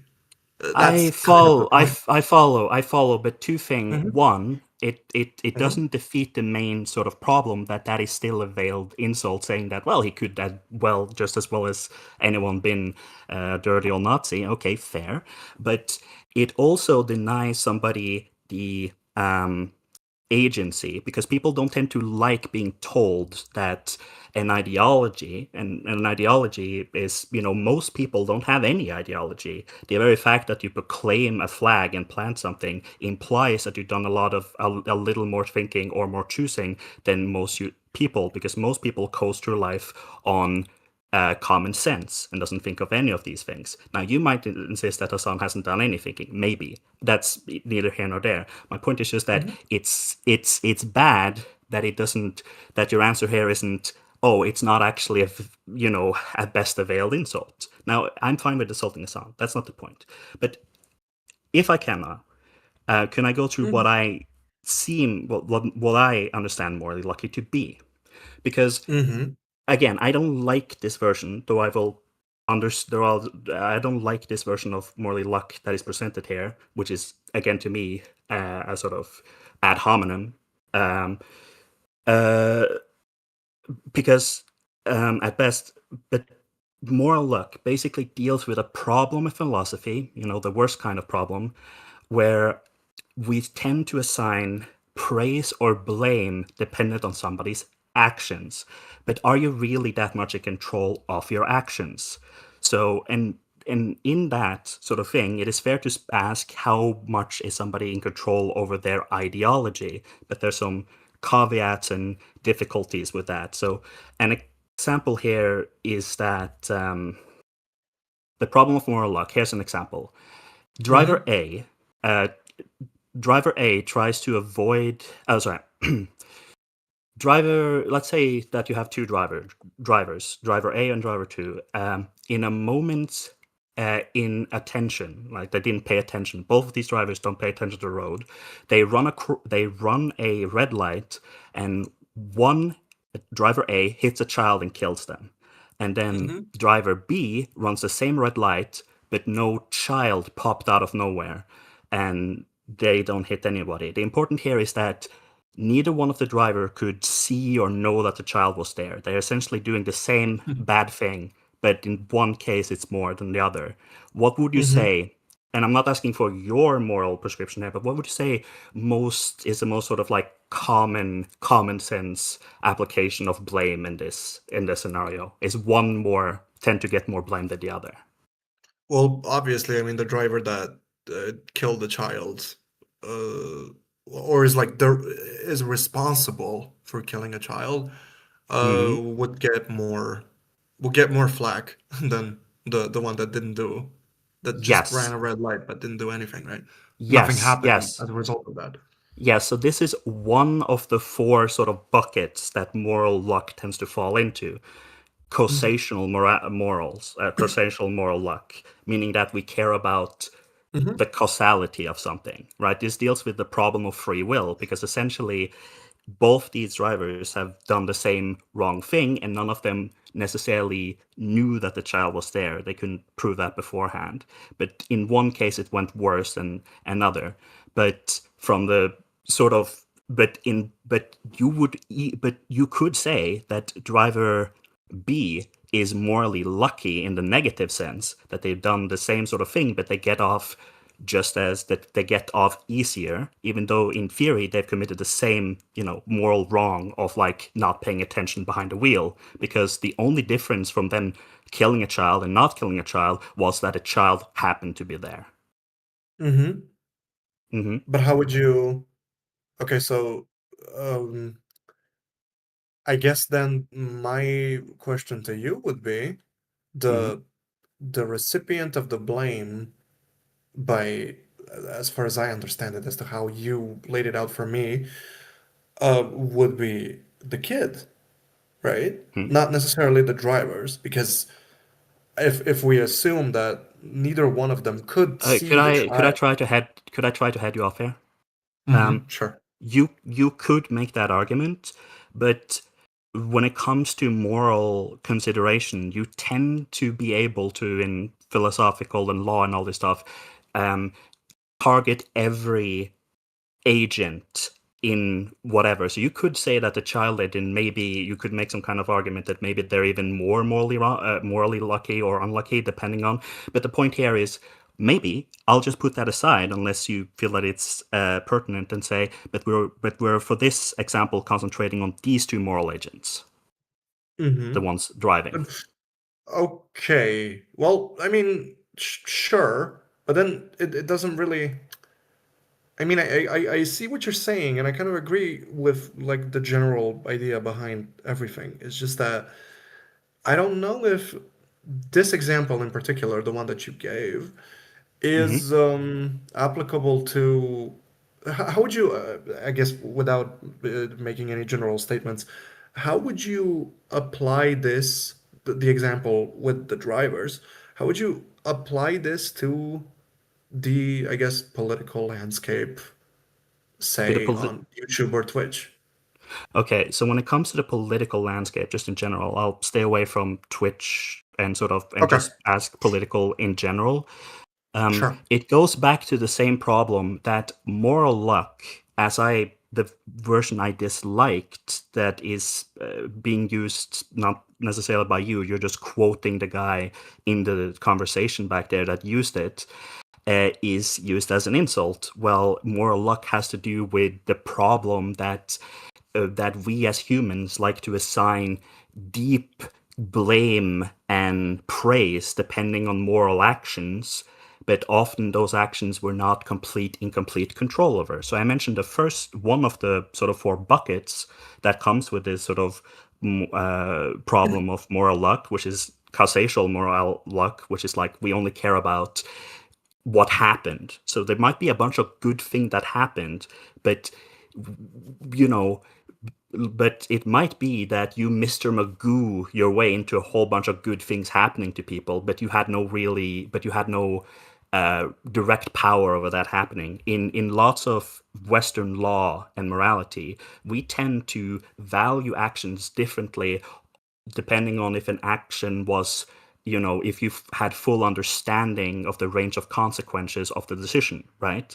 So Mm-hmm. if I Mr. Magoo a bunch of stuff, but I have no concept of the range of those consequences, but it does a bunch of good things for people, you might morally praise that, but you wouldn't give it as much praise as somebody that deliberately set out to do like these good things. You would value those differently, or maybe you wouldn't, but I'm just saying most people do, right? Mm-hmm. No, that is true. But like again, I'm not. Could you maybe just reiterate like that specific point of like how would you alter, say my or like the 2 definitions of moral luck that I gave to you so that it fits your kind of prescription?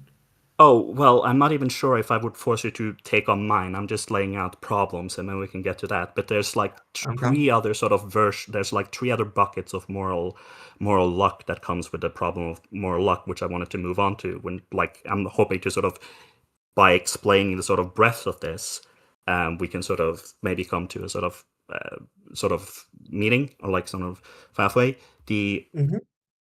Um the other thing, and this is something that sometimes comes up, is the uh, consecutive moral luck. I think it's called. Like, it's moral luck that has to do with a personal character of a moral agent. So, like, you Mm-hmm. might this is but to be clear, that doesn't mean this person is generally more nicer. This has to do with stuff like that we can observably see that education, upbringing, genes, unfortunately, and other sort of largely uncontrollable influences shapes personality and sometimes your moral sort of actions. Um, how much, and you guys was part of this conversation, right? Like, we were talking about it's difficult to reach out to people when like a bunch of their sort of preconceived morals and stuff, they might even have complete control over that. You sort of are born into a bunch of these things and sort of have no, option but to take them on. Another sort of the next, like on the list of 4 here, would be circumstantial moral luck. The example for this one is that this is a very well-known example that like if I were born in 1920s in 1929 Weimar Germany, it's a very Mm-hmm. good chance I would be a Nazi. Not because I necessarily have the character for it, but because I was born into circumstances that forms, my morality. This is like the other side of like disturbing moral luck, right? Like you Mm-hmm. might be morally unlucky just to be born into the sort of wrong. And, this is sort of the reverse again with the Hassan example that he's like, I'm not saying you said this, but like I've heard people say this, that like he was born into very wealthy and he went to school and blah, blah, blah. So you have the combination of the circumstantial and the consecutive moral luck gathering there. Um, um, let's see, and let me just, I need to dig out from my brain, what's the last example? Mm-hmm. Oh But yeah, wait, and can I just cut you off for like a yeah, second and a yeah, half? go on. Okay. So what I kind of didn't, and I kind of realized this is a failure on my part, in terms of like the article and stuff. I don't think I quite clearly put forward this idea that like obviously moral luck is supposed to be graded on some sort of curve, right? There isn't, it's not a state that can exist in totality, right? You have to kind of, I don't know, what I'm getting at is Yeah, basically you can't really expect, I don't know, if you were born, you gave your example of yourself, for example, like being born in Weimar, Germany, right? yeah. You would most Just likely you if I would could cut in Mhm, just one example, the finishing mhm, off of that example with the Weimar example is that we can do that in reverse. If I had magical powers and I snap my fingers and I teleport 10 people at the moment of their birth from Weimar, Germany, and just move them 80 years into the future, they mhm. again probably would grow up with very different morals, you know? So like it works both ways as well. True. No, no, I agree. But like, it's not more so the question. I mean, I guess that's kind of the point. It's not necessarily the question of, oh,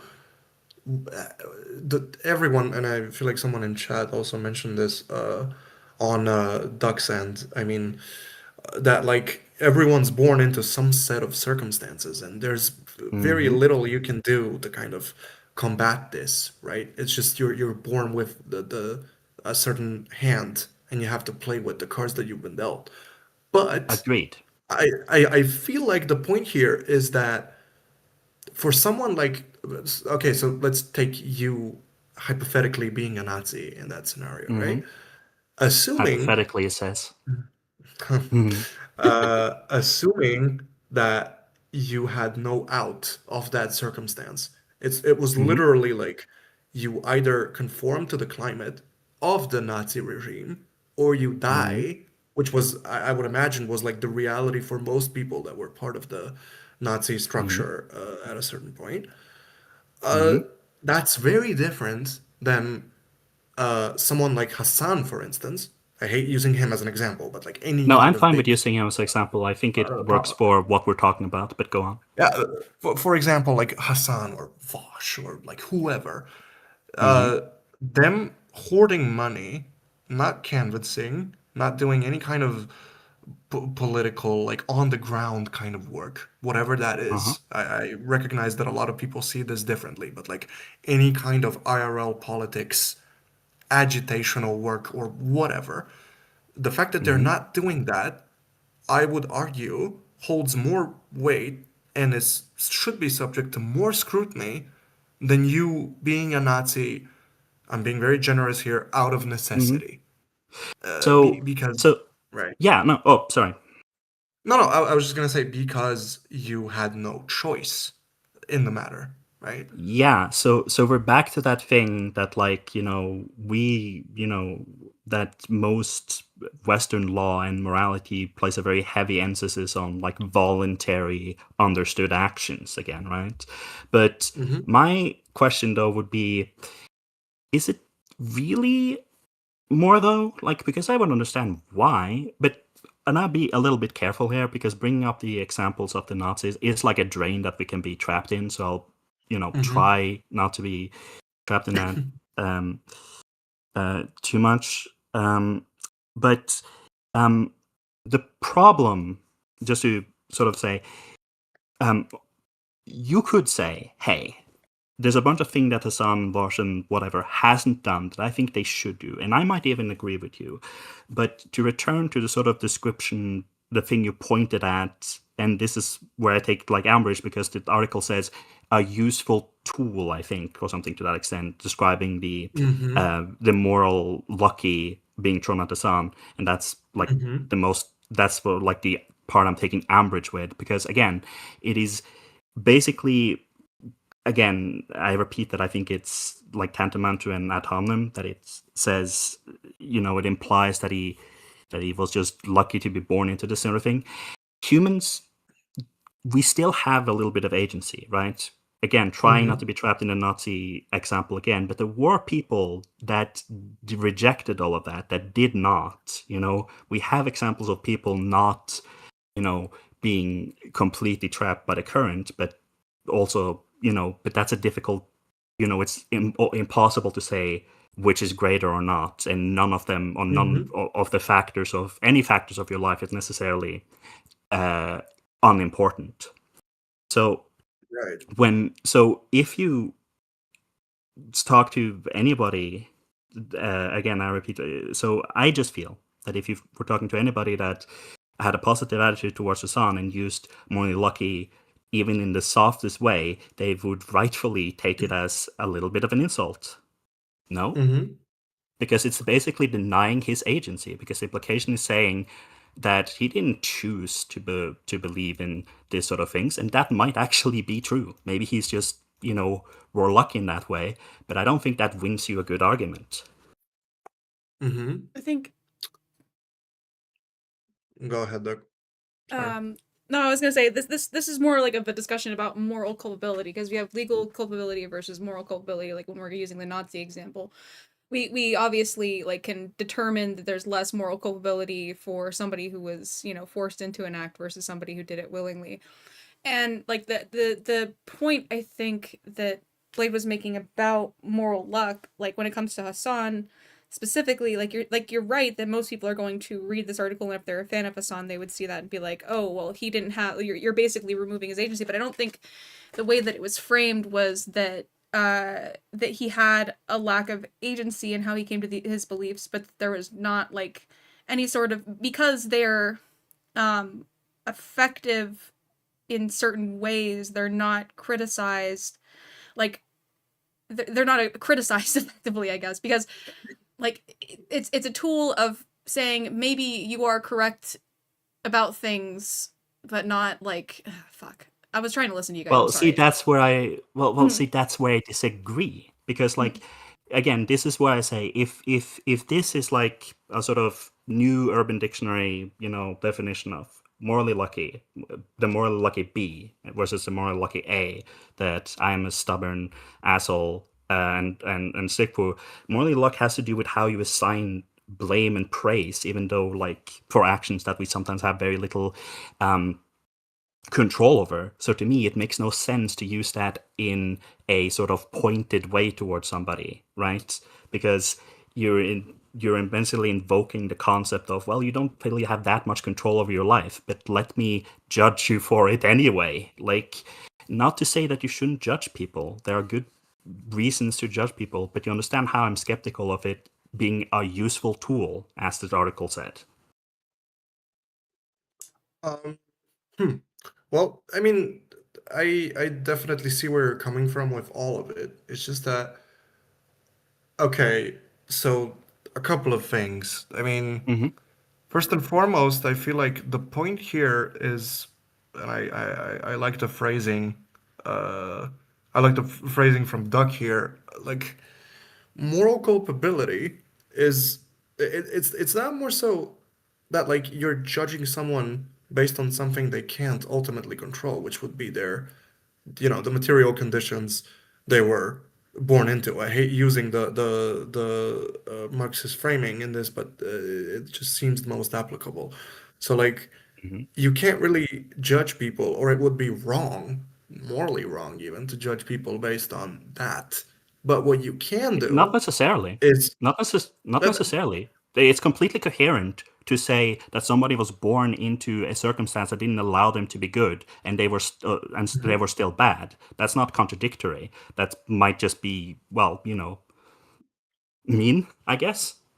Yeah, I guess personally, right? It would depend on how you grade these things, but I don't know. More so, the point I was making is that someone like Hassan, given that he's not offering any kind of pushback to any kind of legitimate pushback, I guess you can grade that however you want, but like what has, and this kind of goes back to the beginning of the conversation I had with Doug.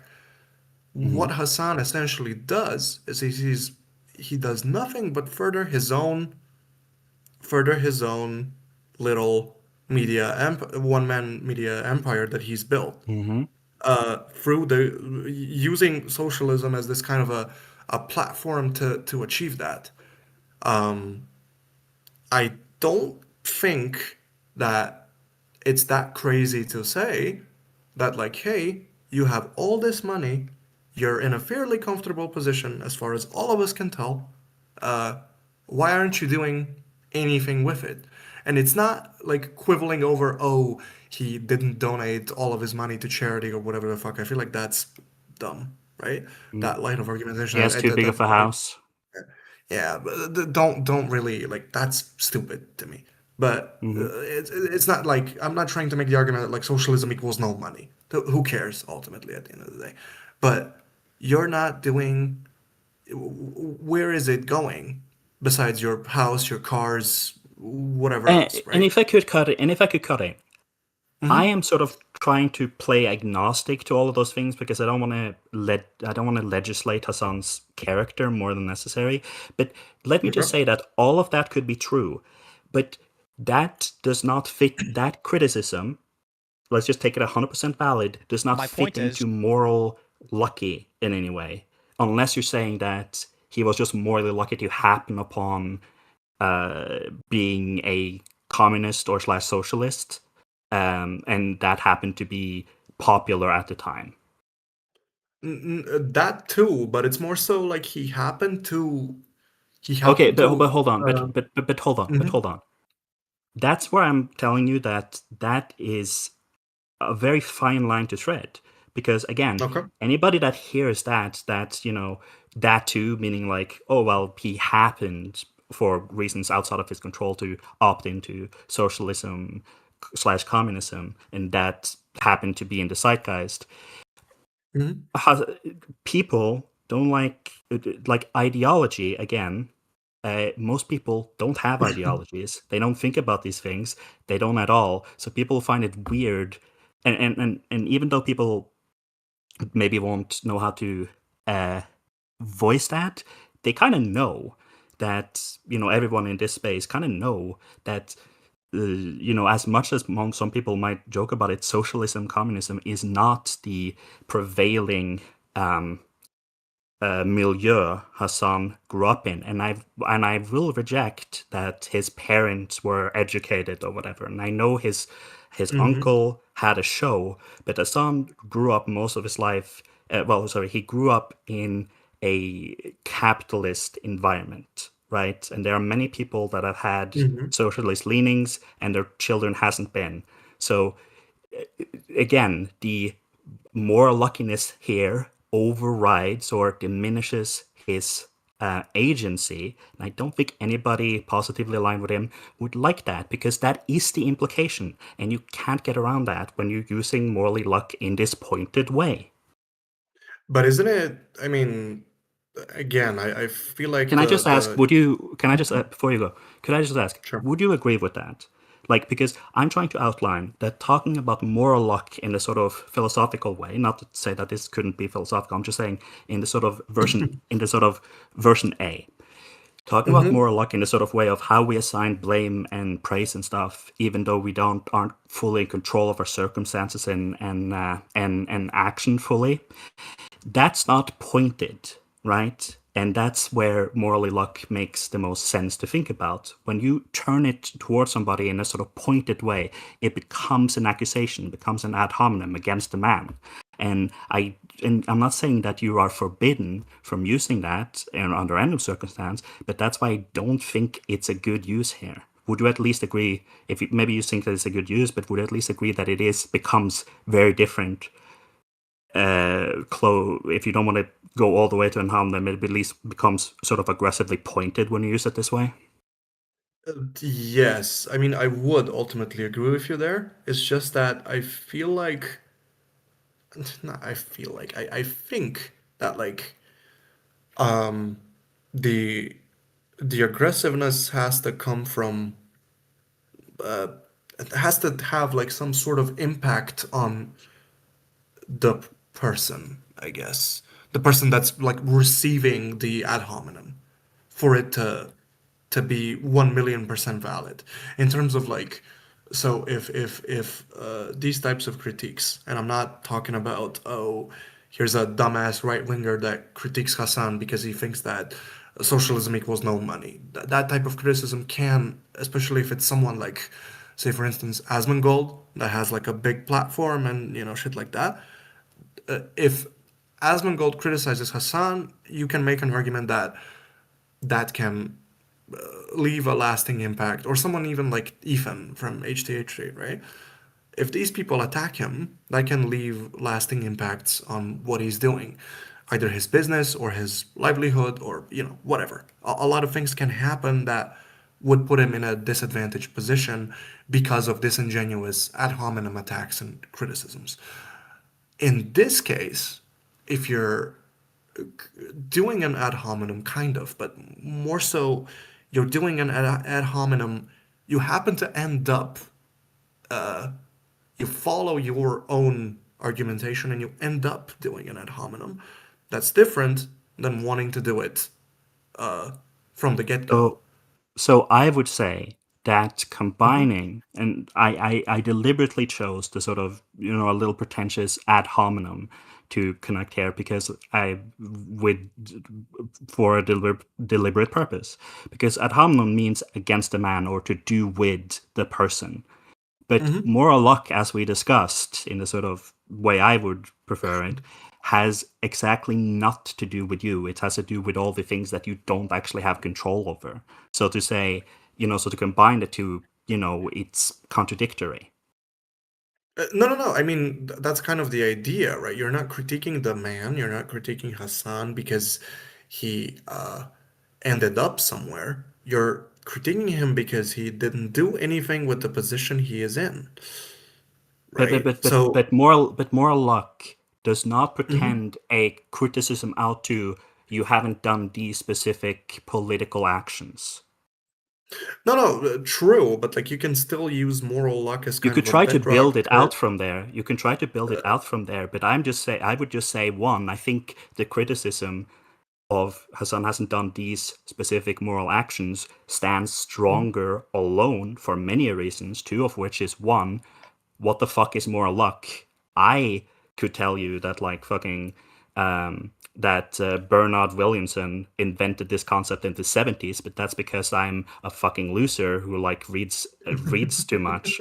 No, nobody under like this is not a concept that many people would like, and I'm not making this sort of like don't use big words. I'm just saying that it's not a evident concept, and it sounds again on face of it, and that's how it was used in the conversation you pointed to as a veiled insult, and I think most people would read it that way. So, for many reasons, I would tactically avoid it, but I can't like deny people to like the idea. I'm just saying that I don't think it holds mustard to say that, well, you could start there and build a criticism onto. No, just start with that then. Just say Hassan hasn't done these political things, and for this he has. Starting with the, well, he's morally lucky is, a dismissal. It's a thing people are going to use to just dismiss him, which might be right to dismiss him, but it's not rhetorically sound or like in a sort of logical way. If I may, you've seen, or if you've read the article, then you've noticed that the title of the article is Morally Lucky 1, right? Mm-hmm. So in Morally Lucky 2, Electric Mm-hmm. Boogaloo, I will definitely take all of these, all of the things we've discussed thus far into account, and then No, probably apply them in a more in a measured way, I guess. yeah. That's I'm trying to be a little bit sort of pointed and be like, this is what I disagree on, and I will, I'm aware that I'm returning to my points, but that's because I'm trying to hammer on the things I disagree on. I understand that this is like a thing that is, no, you're not processing this as a big sort of must be thesis. I understand, but No, I get you, and ultimately, I value precisely this articulation of this sort of feedback for many reasons.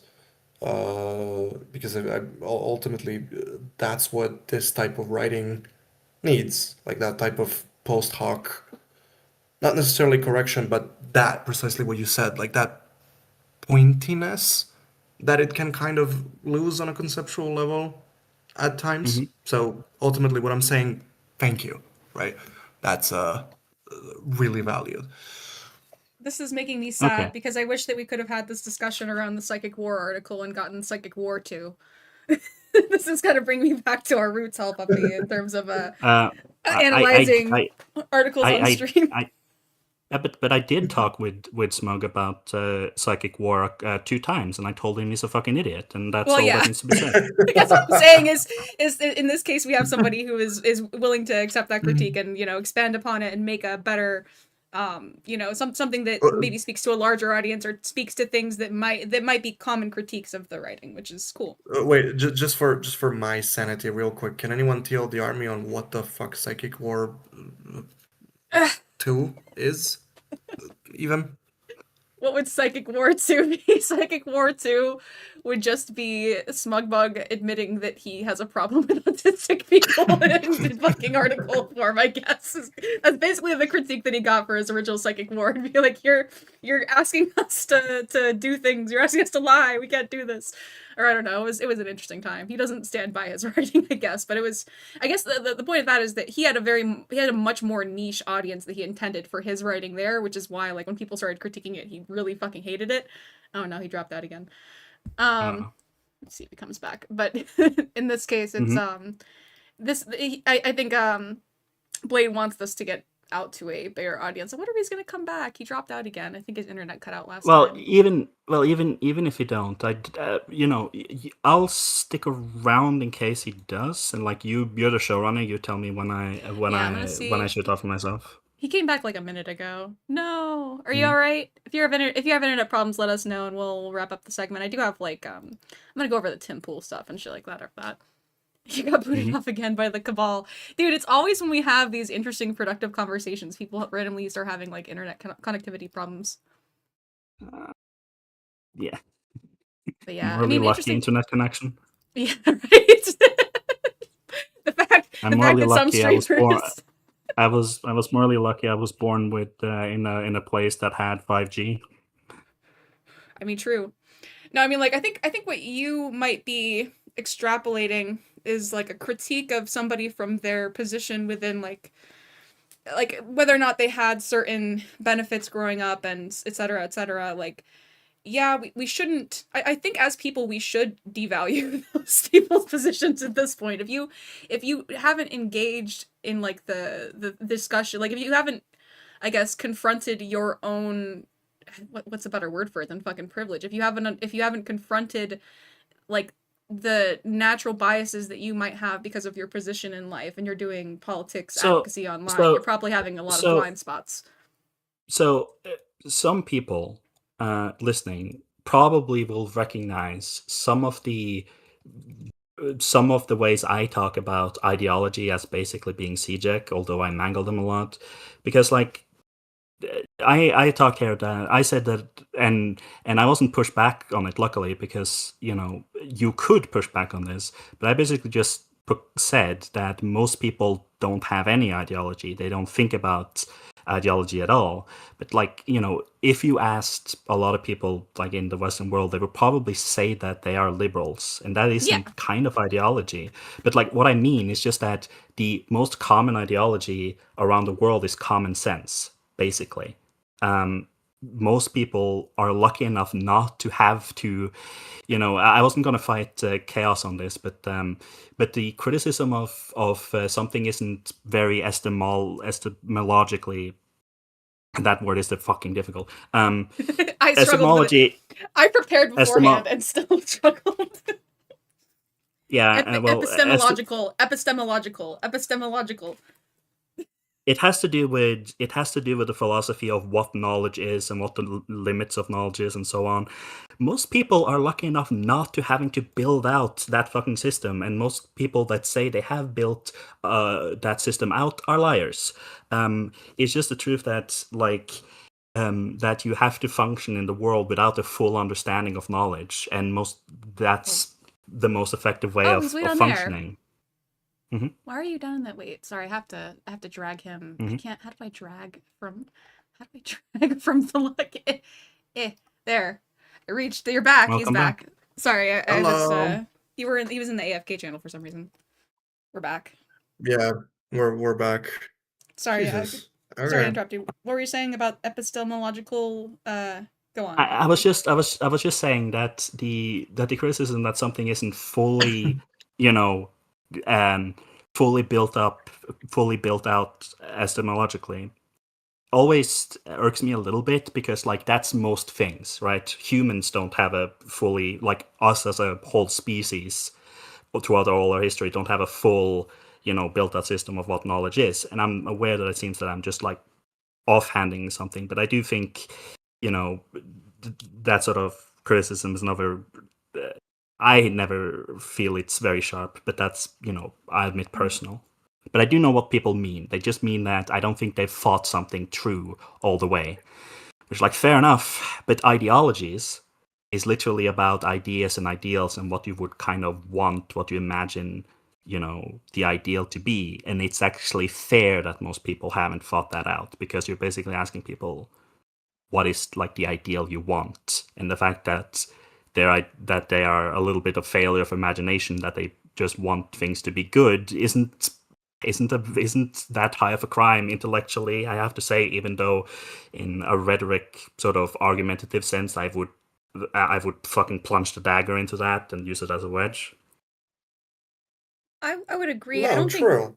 somebody like Hassan, I can trust that they are motivated by a desire to be good. I think that like that's kind of what I have on like a platform level critique when it comes to this is you can repeat things that are consistent, obvious, and obviously you can I don't know, how do I say this? Fuck. You guys keep talking. I set up another fucking segment and then I got distracted by that shit. Do you remember what you were going to say before your internet got fucking cut, Chaos? No, I was just gonna say that, like, I don't know. I mean, ultimately, I agree with everything that you said. It's just that, I don't know. I feel like there is also, I mean, what we kind of tend to forget with these figures online, or like politicians, even people who engage Mm-hmm. in politics in any meaningful way, like lawmakers and shit like that. These people live inherently like very fucking, at least compared to most of the world, they live very privileged lives. Just on like a very primitive level, their existence is Mm-hmm. very privileged. And what you kind of have to do, I feel, when you find yourself in a privileged position, is try to the greatest degree that you can, uh, kind of pull others up as well, especially if you're an advocate for something like socialism, right? So like it's more so that, like, hey, what needs to be done is like, I wouldn't expect like a fucking service worker somewhere to have a coherent moral system and a very, an epistemological backing of every single claim they produce on a And daily it would basis. be Like, yeah, I'm just saying that I think it's no less absurd to ask that of even like somebody that has a lot of free time, mhm. because it's such a big ask. Like, I understand, like, listen, if Esteban, if again, if you take it just to mean, if the difficult word just means I don't think you have thought this through all the way, that's a fair criticism. But asking for a etymology to be built out is basically saying, "Hey, finish the project of what knowledge is and what its limits is and how it's produced and works." And that's, I don't know. I wouldn't. That sounds like some kind of punishment I inflict on Hassan in like his personal hell or something. Like, Mhm. Fair. Hmm. Fair. No, that I see why I'm someone aware would that think that. I'm aware that I'm damning with faint praise, because what I said there was essentially, isn't Hassan a little bit too dumb to figure out human knowledge? But I'm just saying, I don't think any of what he says, dumb or not, should pivot on if he has that project finished out. And having it all thought out, I don't know. Listen, I understand that this can be a good criticism for many people. I'm just saying that I think most people don't have everything they've thought out I don't think they have that for any project really. That's just been my Mm-hmm. personal experience in even working, even in very sensitive fields. That most people have half a plan or a concept of a plan, really. Mm-hmm. Yeah. True. It's given me a lot to think on and expand on in terms of like what I think. I mean, because yeah, And I think can I just sorry, I'm building a lot out on this, but just to try to convince this, just to build one last point of this, and I repeat, not having a full plan is a good criticism, but I think also most people know that you sort of have to figure it out a little bit of the way. So I don't think this is a powerful criticism to levy against Hassan if it was somebody who, if you were talking to somebody who already liked him, right? Like, I mean, I would run this in reverse. I would just be like, so listen, Mr. Ben Shapiro enjoyer, do you think Ben Shapiro has a complete plan completely and thought everything out? Probably not, but does that really matter? Most people like political commentary because of the sort of more generalist sort of shit that Doc would bang on about, like feelings and emotion and all that shit. Not because they have a finish out plan. Hmm. Well, I mean, ultimately, yeah, that wouldn't be convincing. I just don't know if the goal here is to convince, ultimately. I think That's what I'm Duck kind of would like it to wrestling with. be. I think Duck really cares about convincing people. I would agree that, like, from a sort of intellectual angle, this is like a obvious weakness, just a boring one. But I do think for a lot of people, in some people in the space, convincing people is what they're looking for because that's, what they need to do, essentially. Hmm. I Hmm. Because care, yeah, I care less about convincing people. I care more about giving people a reason to care that they're wrong in the first place. I don't know. To just get them to mhm, question. Exactly. No, no, But fair enough. that's based. Actually, I'm done with that 100%. I mean, Precisely that articulation, right? And maybe I'm not very helpful on that front because my personal opinion on this sort of things is that I won't do the cliche and say that you can't logic people out of stuff they didn't logic themselves into. I don't really think yeah. that's the case for most things. It's a little bit of cliche, but I do think that people don't tend to be you know, you can't like do the Dune thing of using the fucking Bene Gesserit voice to just say you will now be a sissy leftist boy and like just convince them, even however much you practice the voice. What I think rather is that my personal experience is that small sort of chinks in the armor or sort of seeds of doubt sort of grows to be unsustainable over time.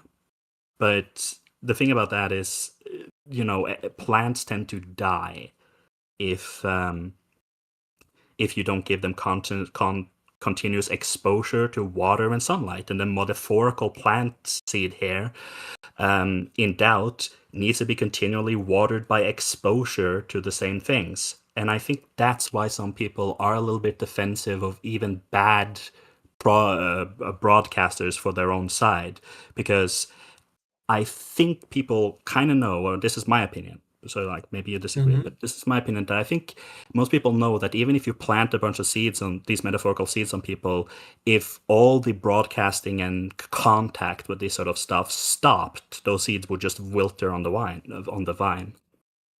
Hmm. Hmm. I mean, yeah, kind of.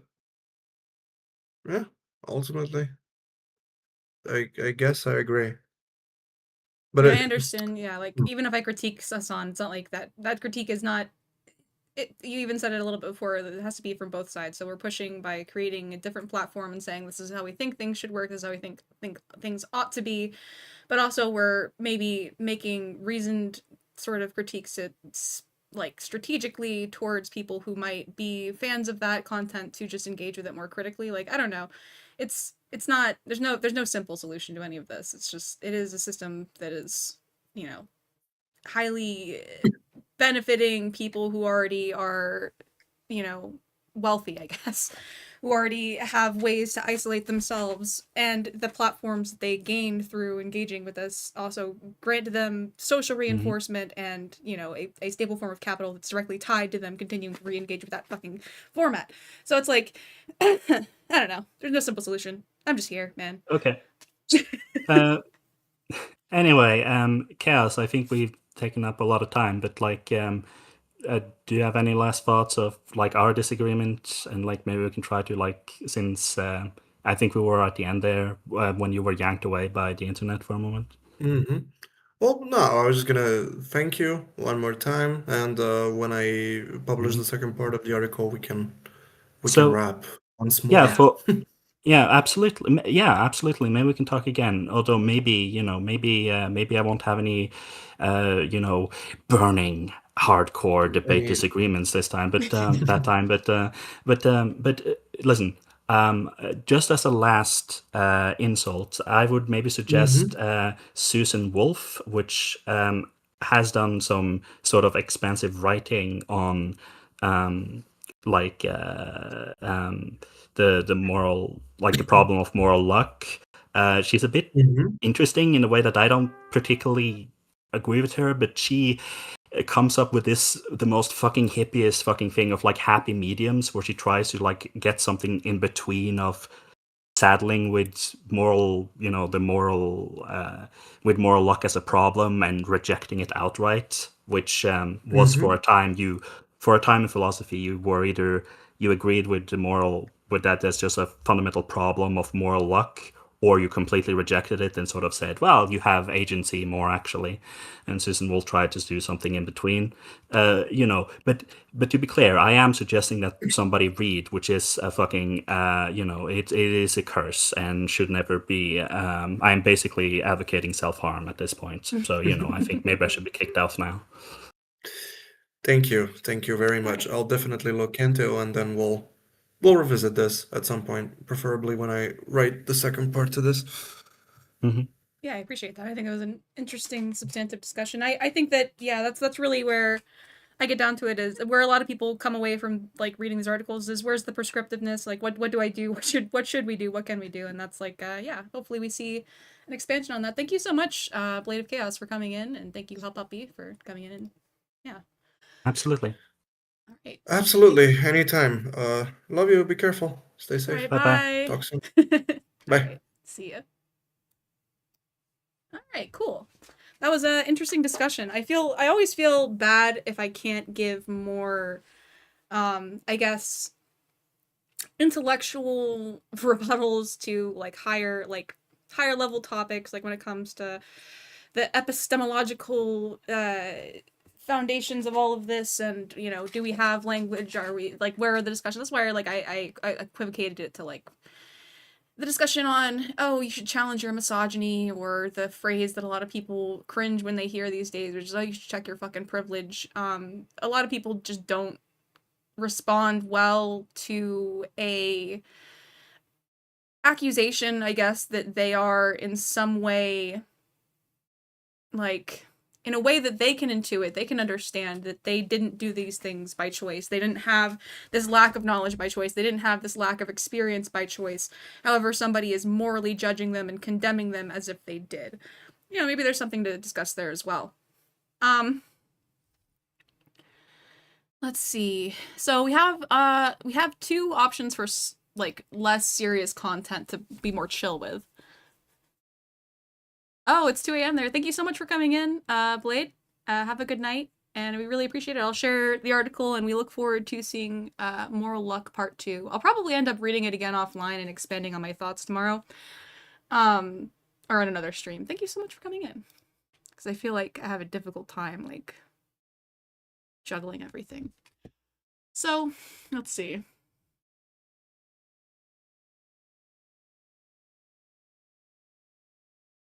And certainly, like, being a good person, like, being morally lucky doesn't preclude you from also being a moral person in many actions of your life. If we're talking, like, in the way that we're talking about it. I wanna think more offline about that and have more structured thoughts about this, because I feel like I don't want to just go off rip. So, You know what? The next topic of discussion, much less serious. But I'm gonna do this ahead. I was gonna do the Timcast Milo Yiannopoulos thing. I haven't actually watched it. I was gonna react to that live.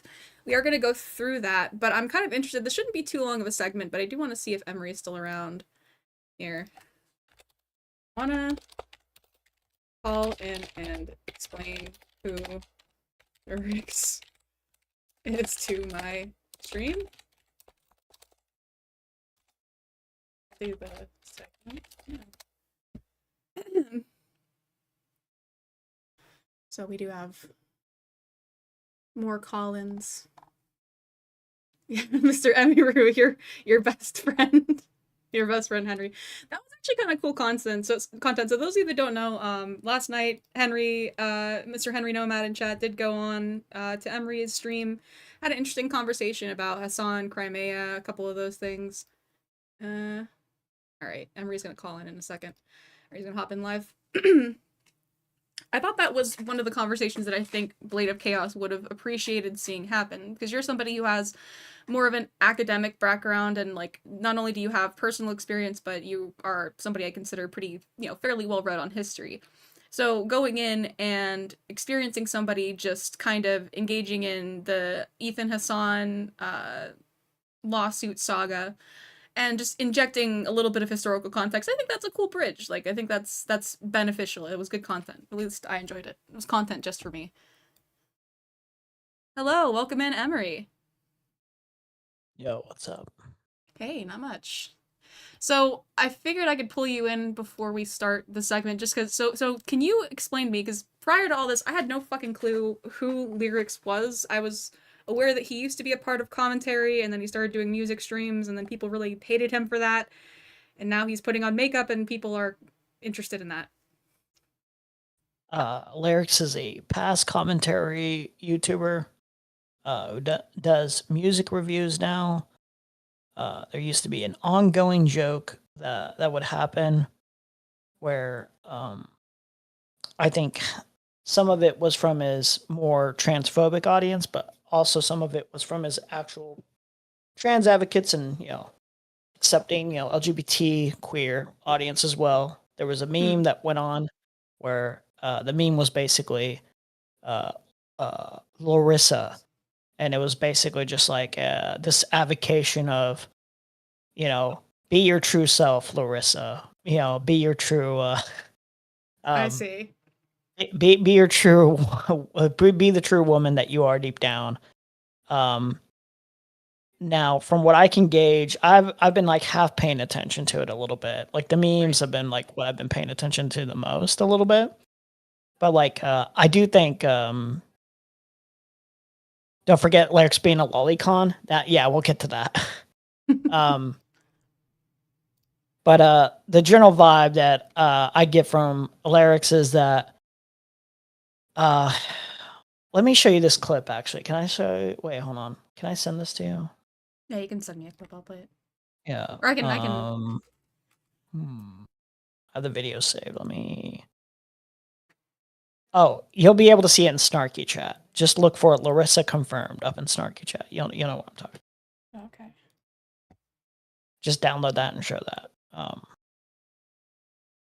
But like the general idea is like, they'll show those memes and it'll be like this kind of like, there'll be this kind of thing that happens where it's like, guys, stop joking around about it, but you kind of play into it a little bit. Like it's like an ongoing meme. You kind of play into the meme, but like deep down, it kind of feels like it comes to fruition of, well, yeah, I'm actually like this.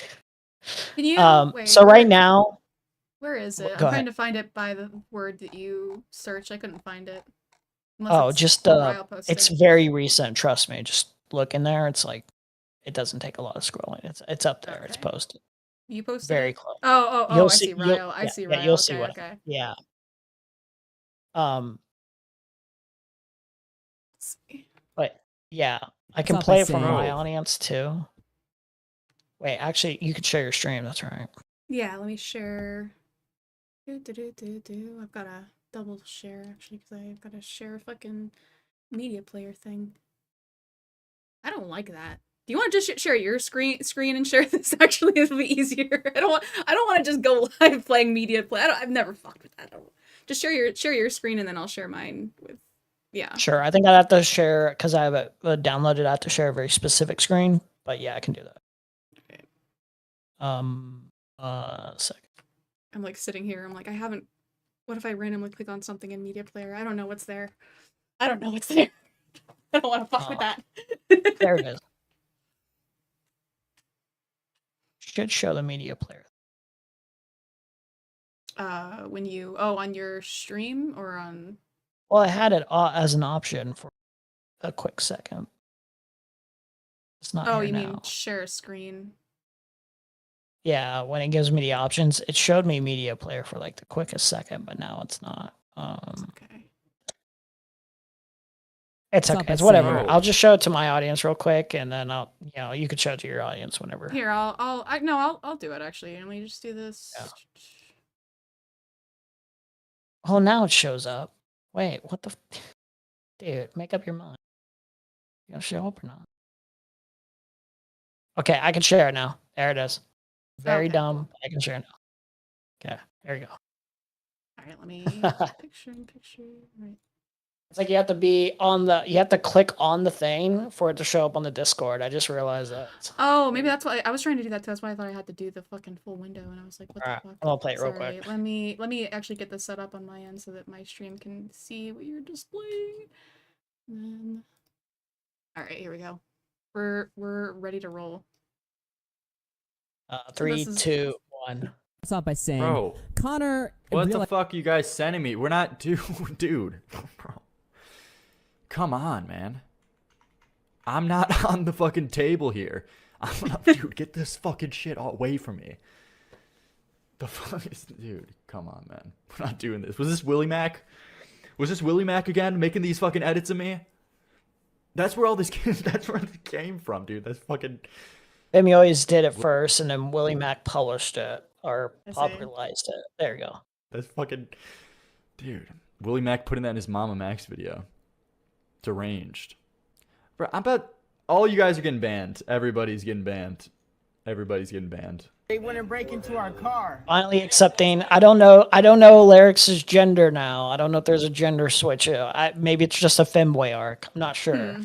But finally accepting oneself right now. Just coming to terms with it. Hey, I got People keep sending me trans photos of me. So basically, yeah, he's an effeminate guy. People did the whole fucking gender swap. Bro, Yeah, they did your gender swap. come on, man. Come on. I think it leads into like a certain question of like, it feels like not thrust upon somebody, not groomed necessarily, but there's this idea that if you're like an effeminate man in a very particular way, I guess, that people like call you an egg, or they'll basically like say it for you. They'll be like, we think you're trans in like every way kind of possible. Mm-hmm. And then this is interesting to me. Like I'm always somebody that thinks that a lot of people are like, if you have gender dysphoria, it's made worse by people doing shit like this to you. I think that it's good to encourage people to like explore different ways of expressing yourself that aren't in line with gender norms, but that's not necessarily like so I guess the accusation right now is that his audience transed him by showing him photos of himself edited into a woman. Is that the argument? Instead of just like he's just kind of a femboy and he's exploring more with like wearing makeup on cam. Like, do we think whatever happened with Finster? Is Finster transitioning, or are they still just a femboy? I think Finster is taking HRT and is they them, I think.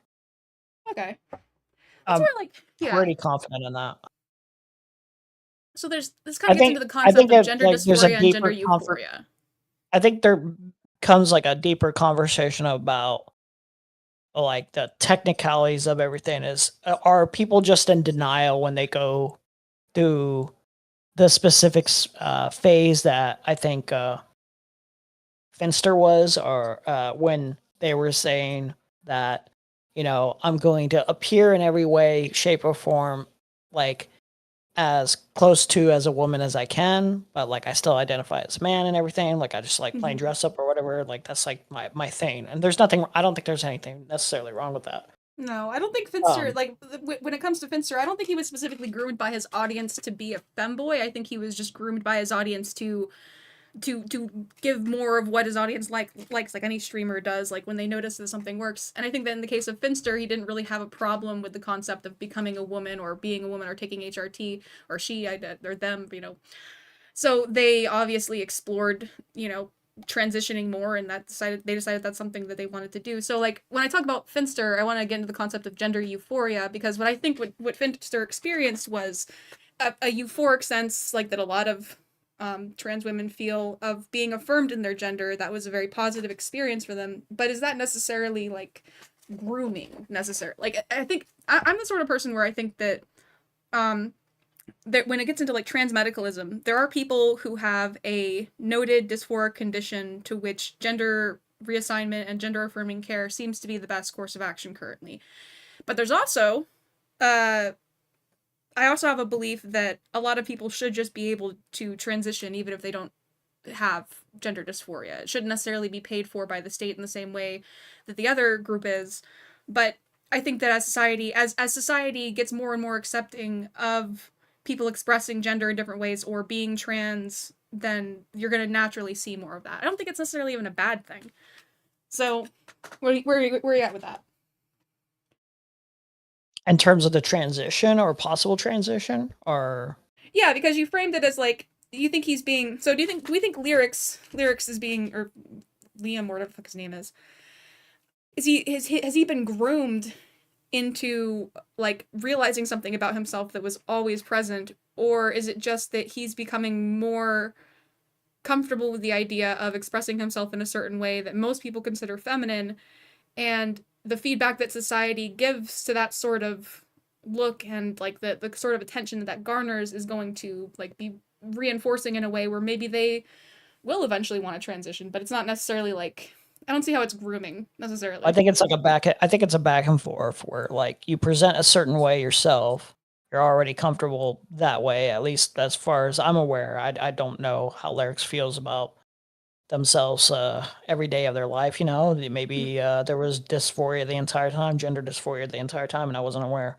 Um, they present a specific way, and people, especially more transphobic people or even accepting people, will playfully hint at this idea of, well, you are kind of effeminate in specific ways, so we'll tease the idea that you could transition or whatever.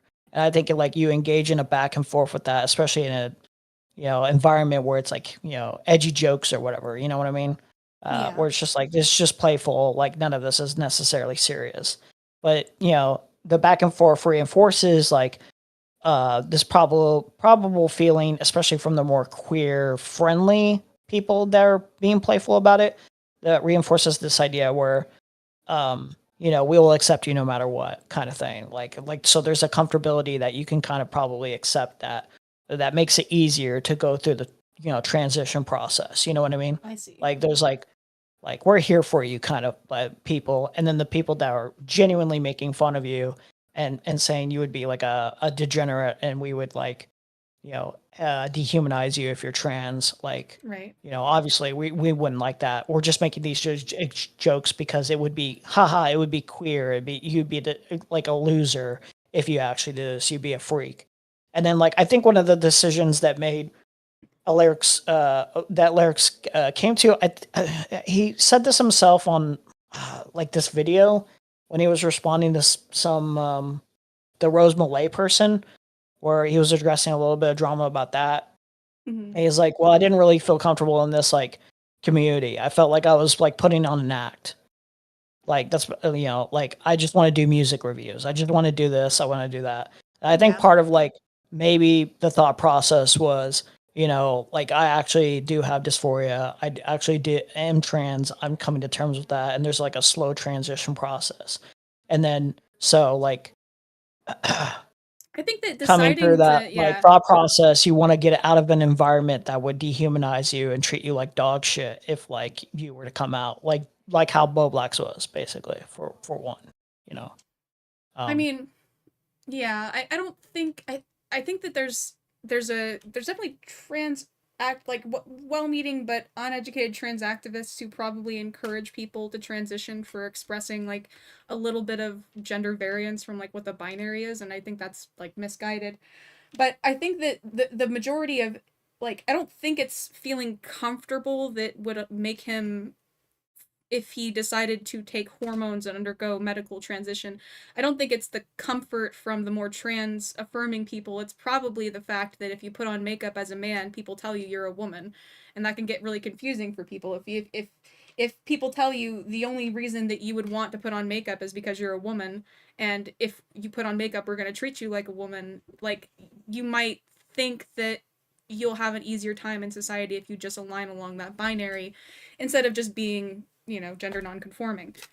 So I don't know. well, I I think think I think it's fine either way. I'm just saying like this is the possible, path that's going. Like if I were to take like if I were to be a total not a total asshole, but if I were to do something kind of like inappropriate here and take bets on the transition process, like is it just a femboy phase and that it stays that way and that's literally it, or is it more of like a non-binary or like an actual full-on transition with like I would be more willing to bet like there's a feeling of wanting to transition into a woman is my guess. This is just just a guess, a half-baked guess, just on like very little, but it's it's of like a vibe. So like obviously I'm not one to dictate like that is Yeah. actually going to happen. It's just like a feeler. yeah, it's like I said. I just think that people feeling, people deciding to transition to express themselves in a certain way. It's less about um they don't necessarily even have because like everybody experiences gender dysphoria to some extent, but um like how do I say this? I mean, I think we mostly agree on the idea that like we support him either way to the extent that we would. I mean, I don't really fucking know this guy, right? But it's like whatever you want to do. What I'm wondering about is why people have this reflexive nature to ascribe exploring different ways of expressing yourself that are considered out of the gender binary with gender dysphoria. I don't think those Mhm. like that's just what I worry about is that I don't think that somebody necessarily um or even so it's partially because of that reflexive nature to say, hey, you're doing this thing, you are this opposite gender. Like maybe if we just stopped doing that, people wouldn't feel the need to medicalize themselves just to you know to present themselves how they want to society. You're saying there would be like more of a gender abolitionist take. People wouldn't feel the need to do like bottom surgery or top surgery or anything. They wouldn't feel the need to, and I'm like of the position where I still think Sure. that that should be something people can fully choose, and it's like Yeah, no, you I would know say I but would agree. I would agree that actually would decrease the people who would feel the need to do that. yeah, Um, and we wouldn't have to worry so much like if we understood that you could have just been a man who wears makeup.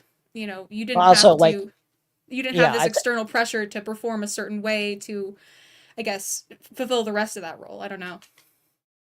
I do think it's like it's still like an internal thing as well. Like it's like internal like the internal is working off of how like society treats gender, right? So I agree with Mhm. you that like things would significantly decrease. But I think ultimately like I think the internal would probably still have, this feeling of like I still need to do this to really feel like a woman. You know what I mean? Like the really like for me, like for that person personally, yeah, you know what I mean? Yeah, if they even feel that incongruence in the first place, which like I would describe in the case of Finster, it didn't seem like it was incongruence. It felt like the more somebody expressed themselves, the more they felt comfortable in something and then they just continue to do that, which is also why like just saying somebody's AGP is not even necessarily an argument that they're not fucking trans. Just because somebody didn't like experience noted dysphoria but enjoys being a woman a lot more and like has more validation in their life afterwards because of that, even if it's entirely for sexual satisfaction or like their bodily fucking satisfaction, it's not any less dysphoria. And even if they didn't hate their, you know, penis or whatever before, they're still exploring themselves in a valid way. I don't know, that's kind of where I'm at with it. So it's like I want people to avoid telling Liam that he needs to be trans, but also like only like just say that for the right reason, you know? Like don't say like, oh no, like you know, The way I've been memeing about it is basically just, laughing at the expense of like people in commentary that it's like I feel the way commentary interacts with their mainline content creators that they have, like their current ones and their past ones, is cult like. And there's like this like ownership kind of, way of like there's this ownership feeling that they have over them as if they should be this very specific way that they view them. And so like part of what like the commentary community was filled with was a bunch of different people with, and I'm going to be quite frank, a bunch of insecurities. And this is why they acted the way that they did. This is why they were in commentary in the first place. right. And enacting and making the content in the way that they did, and as such a hyper aggressive. Yeah, there's fun to be had with that, but you can tell there's like this internal kind of thing going on through like Bo Blacks or Nicholas DiOrio or any of these people, like in the way they engage. There's like a huge insecurity that like is pretty transparent. Like you feel it when when you're in high school or whatever, and you're like dealing with specific people that are like overcompensating a little bit. There's just a feeling where it's like there's something not resolved. There's something not resolved here, Right. I see. Or even like adults in that commentary space. So they're really the internet, but like you know what I'm talking about. Just generally like tipster not fitting into like feeling the need like he needs to fit in somewhere, like he needs to be like recognized somewhere, and that's what happened with the Keffel stuff. And it's just there's like unresolved stuff that's happening, and it's more internal. And everyone's got internal things to struggle with. Like I'm not saying like I'm like this like perfect person either or whatever. I'm not like being too judgmental, but I think Lyrics was, probably going. Liam has turned a different path here, kind of in a way to where it feels like more authentic for their life, and it's probably healthier. I would imagine. So. Getting away from I'm commentary is I'm probably rooting always on healthy. Liam. I'm making fun Yeah. of the people that are mad that Liam is accepting themselves, whatever that is. Yeah. And like I saw an Augie tweet, and I just had to comment. This guy is such a fucking loser. He doesn't get enough hate, if I'm being quite frank. Fuck this loser. Where is it? I very briefly know who Augie is, but yeah. Augie RFC makes a tweet saying, "Red alert, major F slur tree. Avoid Twitter tonight before it's too late." And then he does like a sigh, and I just quote tweet it, and I'm like, "This fucking loser keeps getting mogged. Larissa win."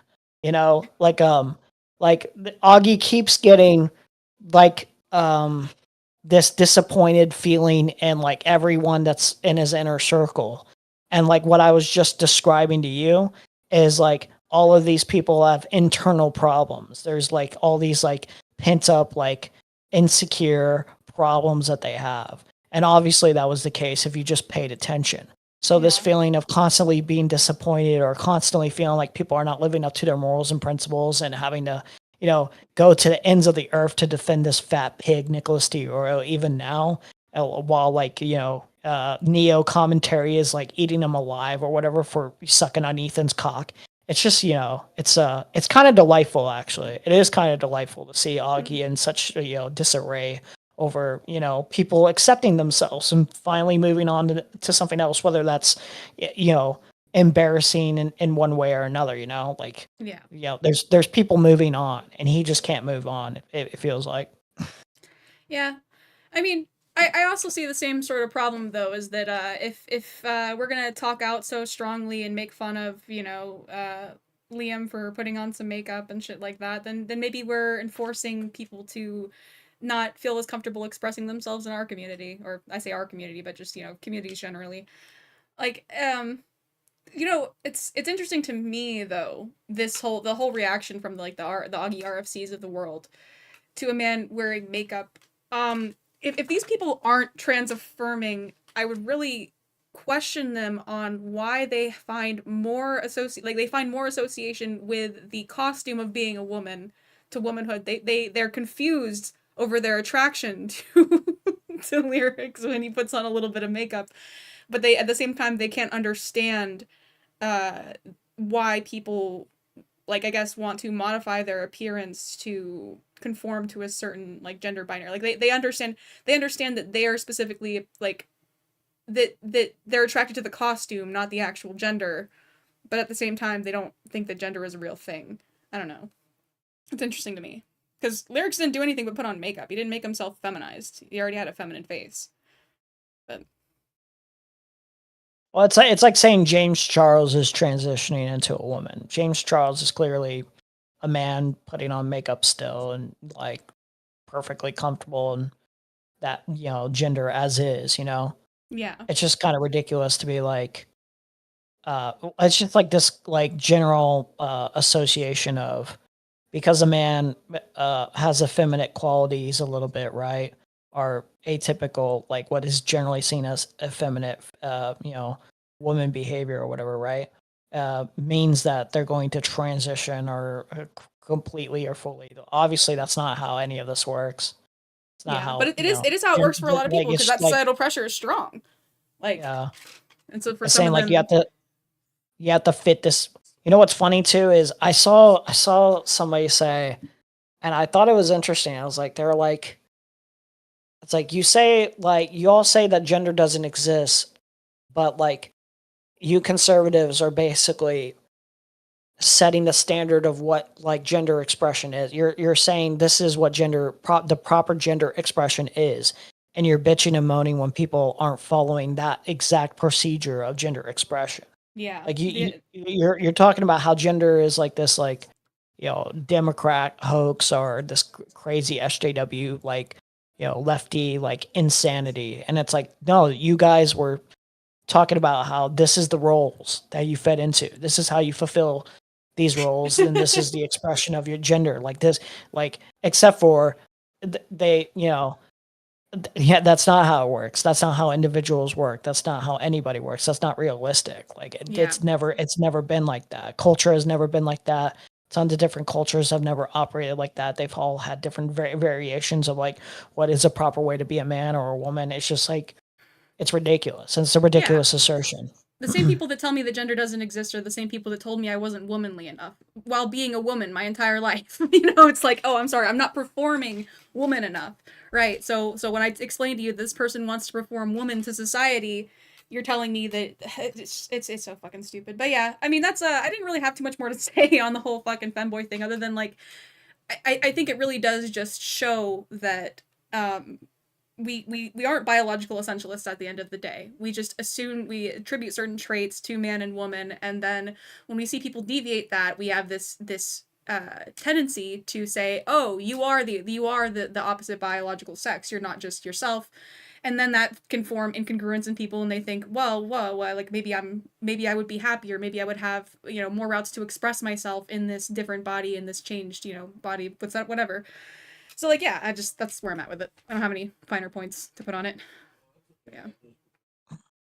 Let's look at this little hint here. September 19th, 2024. Bro's not being the Larissa allegations. What does he say here in 3 seconds here? Let me see. Oh, okay. Interesting. But yeah, I mean, I'm very happy for him, or yeah, or them, or whatever. Doesn't matter to me. Yeah. Dude, I thought this was funny. This tweet was pretty funny. I will admit some of the jokes have been funny. Oh, I put that Like up. there is a little bit something funny about it because more so the it's like seeing like a previous in the closet, like very hateful. Not that like lyrics was extremely hateful, but it was like more of like repressed. It's like this kind of like, I swear to God I'm not this. I swear to God I'm not this. It's like when somebody's saying, I swear to God I'm not gay. Mhm. It is an interesting, like there is something humorous about seeing like the form it takes over time. The like Yeah. the process. There's a little song attached to this, and that was pretty funny too. I'll play that later though. You don't have to hear that. Yeah. Well, All right. I pretty much have nothing more to say on the whole lyrics thing. I was interested Okay. to see like what people were talking about recently. Like I said, I saw people reacting in a way where it's like, okay, you just aren't accepting of, I guess, somebody expressing themselves in a different way unless you can use it to speculate that they're trans. Yeah. All right. Cool shit. Thanks for coming in. I'm sorry, I don't have more to say. all right. All right. Later. Bye. All right. I had less about that to say than I thought. Or I had less to say about that than I thought. Unfortunately. Because it's basically just, where's the drama? A guy wears makeup, guy had a community that said he was trans before. He's expressing himself, he used to be part of commentary, he's distancing himself away from that because he realized that it made him accept a whole lot of inconsistent positions that made him repress parts of himself and deny parts of himself. Cool. Good for lyrics. Based. Alright, I'm gonna take a quick short break to go grab water, and then we're going to get into Milo Yiannopoulos on Tim Pool. I'm just gonna be reacting to it live. I didn't really watch it beforehand, so yeah. And then as a quick little bump, we'll do... Oh, I thought this was super cool. Where did I put it?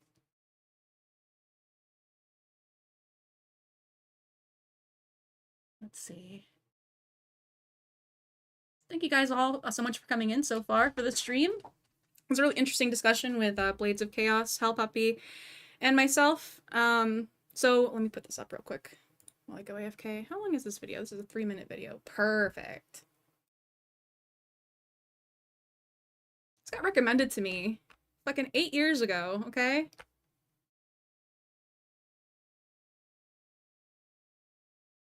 And there's 2 parts to this. I have to fix my window display fucking setup. I fucked it up entirely and it's not working for some reason now and I haven't figured out why.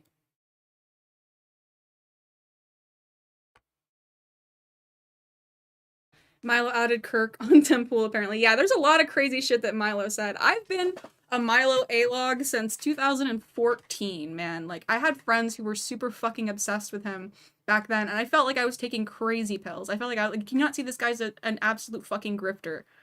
So we're gonna go through that. But first, really cool video. Hey, Barnaby Dixon here. So this is my latest puppet. He's kind of like... This is Barnaby Dixon. This was 8 years ago. I just got recommended this. It's super, super cool. There's 2 videos here. Sort of like I'm gonna go a AFK man though. sort of thing. I'm not sure exactly what, but check out how he moves.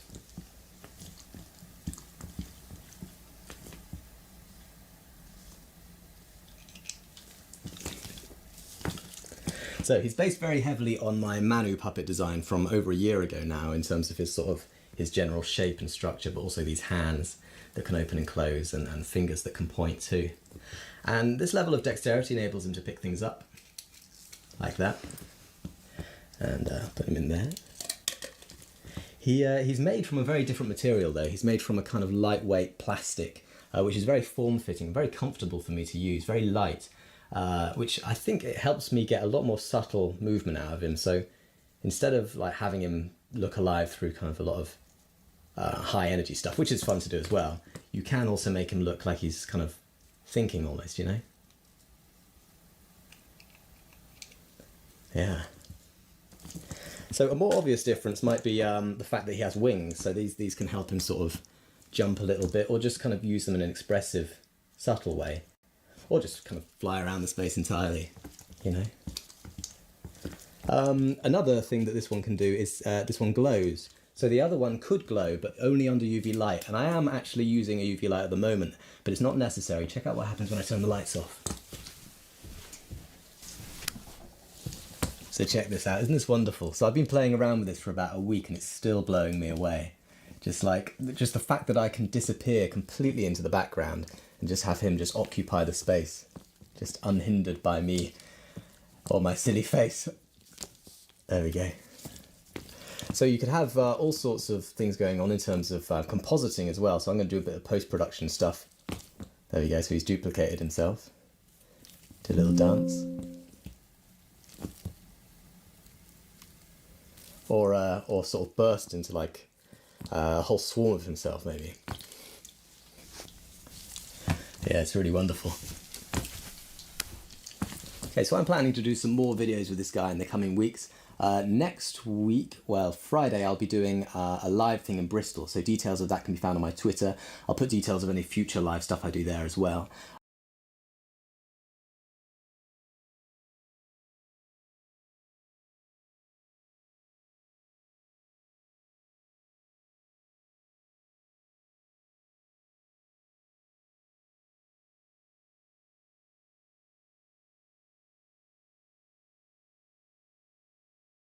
Hey folks, Barnaby Dixon here. So I'm with my bug puppet again, and we're going to do something. Now, this is actually something I've wanted to do for quite a long time, and it's taken quite some time in terms of researching and finding the right equipment to actually achieve this.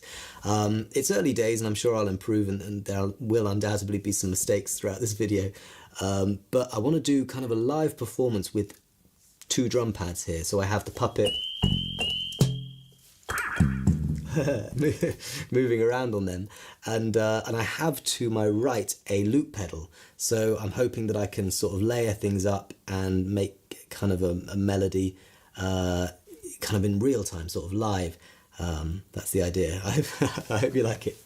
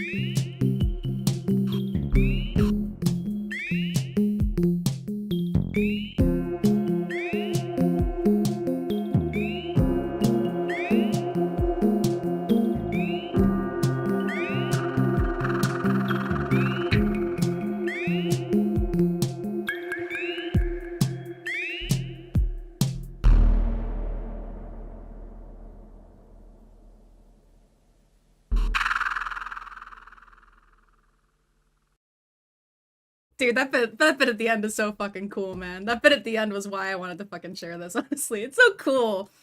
So, this is my way of coming out. Not as trans, but, as saying that I, Duckbringer, vow to never become a YouTuber. Okay?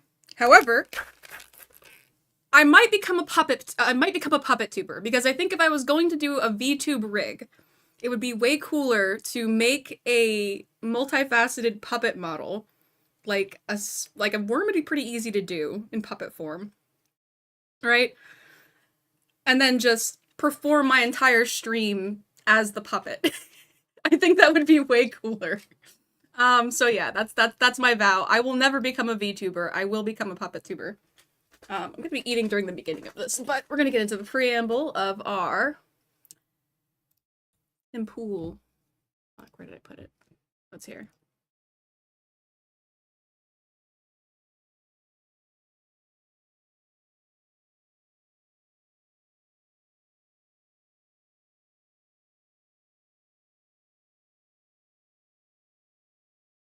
I got my Chrome tabs all messed up. We're fine. We're good. The puppet, I think I could do, oh, here. Will be Big Worm again. Oh, I have to be in my channel to be Big Worm. Okay. So I have it with, hi!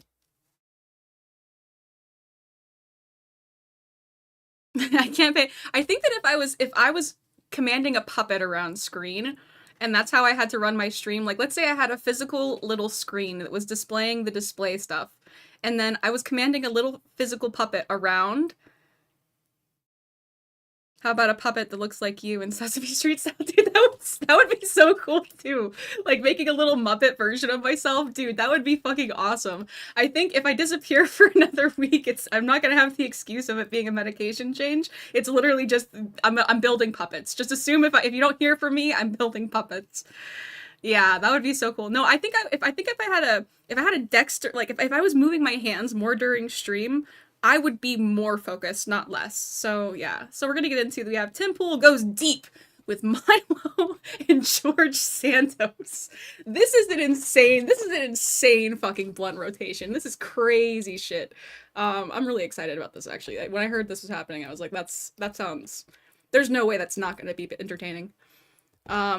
Also, interesting choice of the stupid rounded Iron Cross version here and the quote-unquote cancelable shit here in the background. The Iron Cross has been used in a lot of different military formations. It's like a hospitaler symbol. It's a fucking, I think... But in this in particular, invokes the Wagner group to me. Let me pull that up for reference.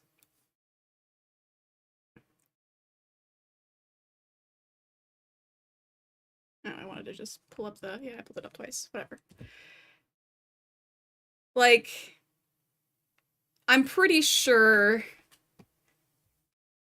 the most recent historical use of this cross was by the Wagner group. So I really wonder, given that Tim Pool, given that he received large sums of money by Russian state actors to produce media for the Russian state government, I really wonder if there was anything deeper behind the use of this cross in particular.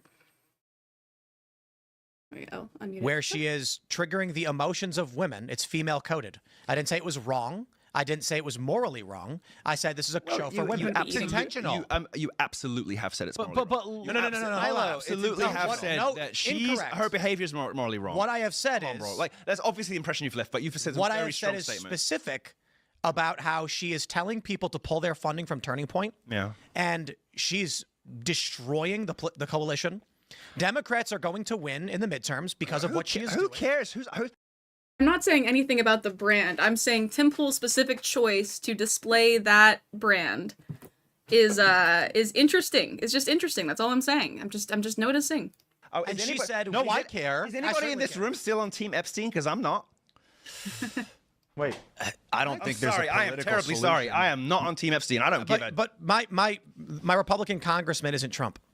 It's the midterms. It's not Trump. How does your local Republican congressman affect your life? He doesn't. He does. Oh, I actually would prefer it not if the Democrats win the midterms and then start committees and then start arresting media personalities and doing what they did to Peter impeaching Navarro Trump. We knew that when we elected the guy. We knew that was coming. It's either coming now or it's coming in 2 years or it's coming in 4 years. I mean, what's your point? It doesn't have to come. Just not now? No, it doesn't have to come if we stop the self-inflicted. Oh yeah, sure. wounds. No, they'll never. These are self-inflicted. You're absolutely wounds, right. and There'll they're never be totally another avoidable. Democrat president, so that's never I'm gonna not happen. saying that, Milo. I'm not saying that. Yeah, Milo's hat choice is horrible. George Santos dresses like a gay man, you know, accused of bribery. I mean, That was baked in when Milo. not even accused, actually. We don't have to forego the entirety of Congress to the Democrats only so that they can spend the next 2 years after the midterms because they're so effective and useful and they're doing all these great things for America. And I mean, really, They're not. If you look, Trust me, I was one of them. They're not. If you look at I mean, just this not is the useful. greatest of respect They're not because I useful. like you personally, but you're the kind of person that gets elected to Congress. Like, stop it. Like, stop pretending these are people that we need. You know, I think you managed. But I'm the first one to say that. And that's why you're on a path to redemption that has saved you, and that means that I'm the first one to say that it's a circus. It means that I want to be a friend, and now Marjorie has joined you in that very bravely. I think it's a great shame, but I get it. It's a great loss in my opinion. It is a loss, and I get it. But prior to you two, I mean, you could get elected just inventing a story about yourself, a backstory about yourself that nobody even bothers checking. If they do, the voters don't care. That's what Congress is. But And that's why it works with Candace's own stories, because I want to say some streams, I feel like I need to speed up. I almost feel like I need to speed this down to I mean, I'm eating right now, so I'm slightly distracted. I'm gonna go like 20, what are they? Go back to the beginning of this what are they? They just pick up in the middle of the conversation. I don't know if he has the whole, stream VOD that I could have probably pulled up, but and spend the next 2 years after the midterms because they're so effective and useful and they're doing all these great things for America. And I mean, really, They're not. If you look, Trust me, I was one of them. They're not. If you look at I mean, this is the greatest of respect because I like you personally, but you're the kind of person that gets elected to Congress. Like, stop it. Like, stop pretending these are people that we need. You know, I think you managed. But I'm the first one to say that. And that's why you're Tim is as lost as I am right now. What the fuck is going on? path to redemption that has saved you, and that means that I'm the first one to say that it's a circus. It means that I want to be a friend, and now Marjorie has joined you in that very bravely. I think it's a great shame, but I get it. It's a great loss in my opinion. It is a loss, and I get it. But prior to you two, I mean, you could get elected just inventing a story about yourself, a backstory about yourself that nobody even bothers checking. If they do, the voters don't care. That's what Congress is. But and that's why it works with Candace's own stories, because she's just fabricating stories and it works. Not you, not you as well. I'm sorry. It's just that Et tu, Naomi. I'm sorry. In the beginning, I would have totally defended her and asked her questions, but at this point, I feel like she's attacking the family of Charlie Kirk. It's like attacking his entire legacy. I'm sorry. Like every opportunity. All right, so we have critique. I don't know who this lady is. Critique of Tim didn't even mention who she is. Interesting critique that at this point, the things that Candace are going out and saying, even if some people like to hear them because they like to believe that there's this giant cabal working against them, that it is kind of probably distressing to his actual family. And that's kind of a valid point. That comes up every year. I just desperately beg for a reason to go live in a van down by the river. Don't go back and check the VOD and see what song we played, okay? I am getting inundated with messages from prominent conservative personalities thanking me for calling her out, but are too scared. They're being paid. They're too they're scared too to say scared to post. They're not. No, they're privately. They're being paid. People are privately messaging me. Sorry, are you saying that people are never paid to stay quiet? What, do you think people are being paid to stay quiet? Yes, because you think people are being... Temple says with a surprisingly 1.5. No, actually, how much money did Temple get individually? I need to look that up. Surprisingly, Russian payout shaped bulge in his stomach. Of course they are, because I mean, there are all kinds of reasons why you want someone. You think Candace is paying him off so they don't? No, I don't mean Candace. I mean the other side. If you know somebody's going to be counterproductive to your mission, you pay them to shut up. Everybody who has run a school board election knows that. Wait, hold on. Because some people's Democrats are paying conservatives not to. No, I'm talking about conservatives or people at Turning Point may well look. Anybody who's run a school board election knows that there are certain people whose endorsement is damaging. So explain what's going on. Like so. There's conservatives who are thanking me for calling out candidates who won't do it themselves. Someone's paying them. I'm not saying all of them, but in many cases, that may. In many cases, I mean, sincerely, who do you think who would be paying them? Okay. So Milo, who's paying them? If you put it this way, Milo, can you? You're spinning. No, you're spinning. No, I'm going to give an answer. Spinning. I'm going to give an answer. Answer I'm going to. I think entities associated with or possibly Name names directly, probably Turning Point. No. Because they are losing the war against Candace. They're losing. So why would Interesting. They're paying people to not? That's what Turning Point does. That's what it is. Wait, hold on. That's what it is. Okay, wait, hold on. Wouldn't Turning Point pay people to call out candidates? That's what. No, because if you know that a particular person is going to be counterproductive. Listen, when Nick Fuentes wanted to damage Trump in the last election, I said, "There's only one way you can damage Trump: endorse him." It's the only way you can damage him, right? When you know that somebody's endorsement is counterproductive to your cause, of course you might pay them to shut up. And it happens all the time. I've done it. I've done it in congressional campaigns. I've done it in 2 national congressional. Wait. So I hate to. The worst person you know just made an amazing point. Prominent conservative personalities are paid to shut up. But these are mainstream, normal, prominent people. Oh, come on. So look, to this point, like, I'll mention this. I'll give a shout out to House and Habit, who shouted me out too. But I don't want to call out anyone by name who's quietly saying I'm not going to say anything. House and Habit, who, by the way, I'm catching strays from this like crazy old bitch now as well, who's like, just very personal, very physical comments, like very. I can look a bit crazy in interviews right now because I have a lot of health problems, which causes various things. But like she's a nasty, vindictive, personal bitch, and she, or at least let me rephrase that and say that her behavior has been that lately. Because who is this person that you're like so concerned? She's kind of emerging. She had 60, 70,000 follower, kind of like on the up and up, right? But isn't that interesting in itself? Like, what was her blog about? What was her blog about? It's like women's gossip drama stuff, isn't it? Yeah. So you just proved our point about Candace. Not the kind of person that you would expect to. Anyway, my point is this. I've done it in two congressional campaigns. There are people who you just don't want to endorse your candidate.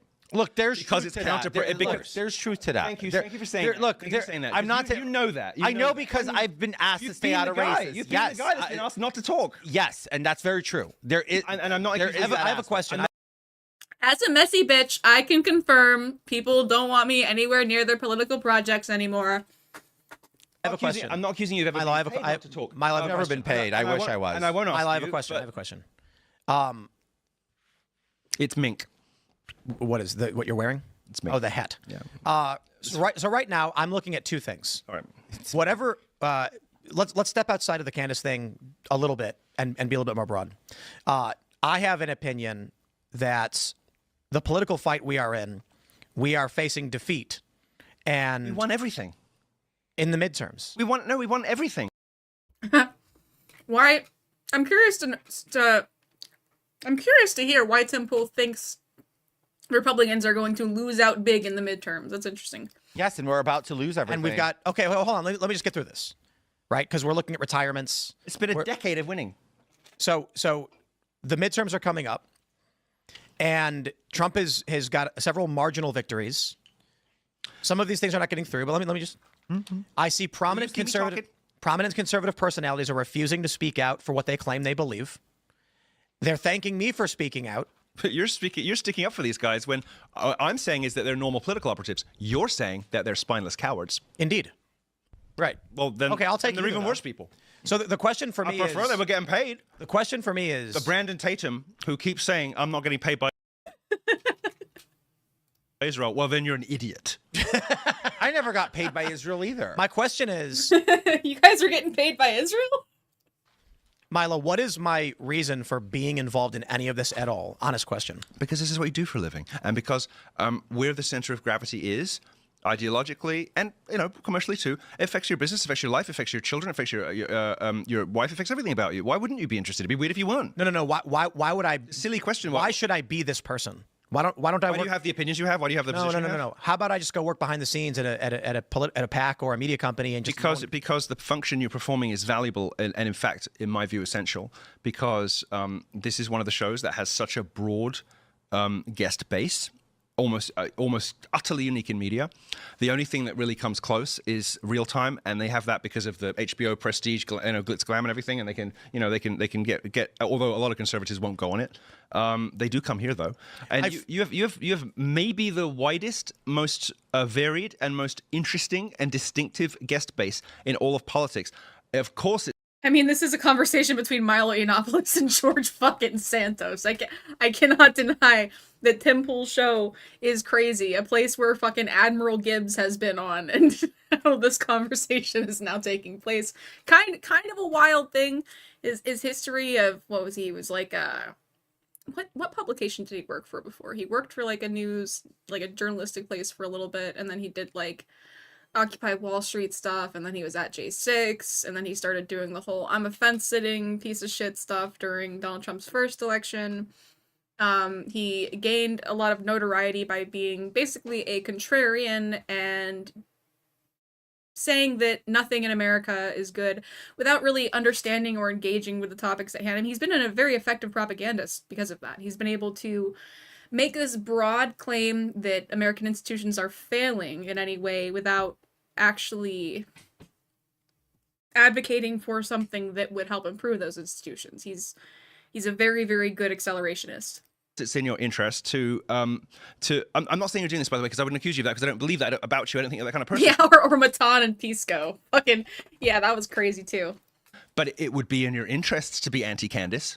I don't think so. Actually, I think it's in everyone's counterintuitive. commercial. No. It's in everyone's commercial interest to be anti-Candace because everybody else's views are going down and hers are going up. It's that simple. I don't think so. I think it's actually. Milo understands the game. He knows that he was disavowed. He knows that he was an effective propagandist, an effective shit stirrer, and he probably didn't take it personally when people absolutely treated him like hot garbage when he came under controversy.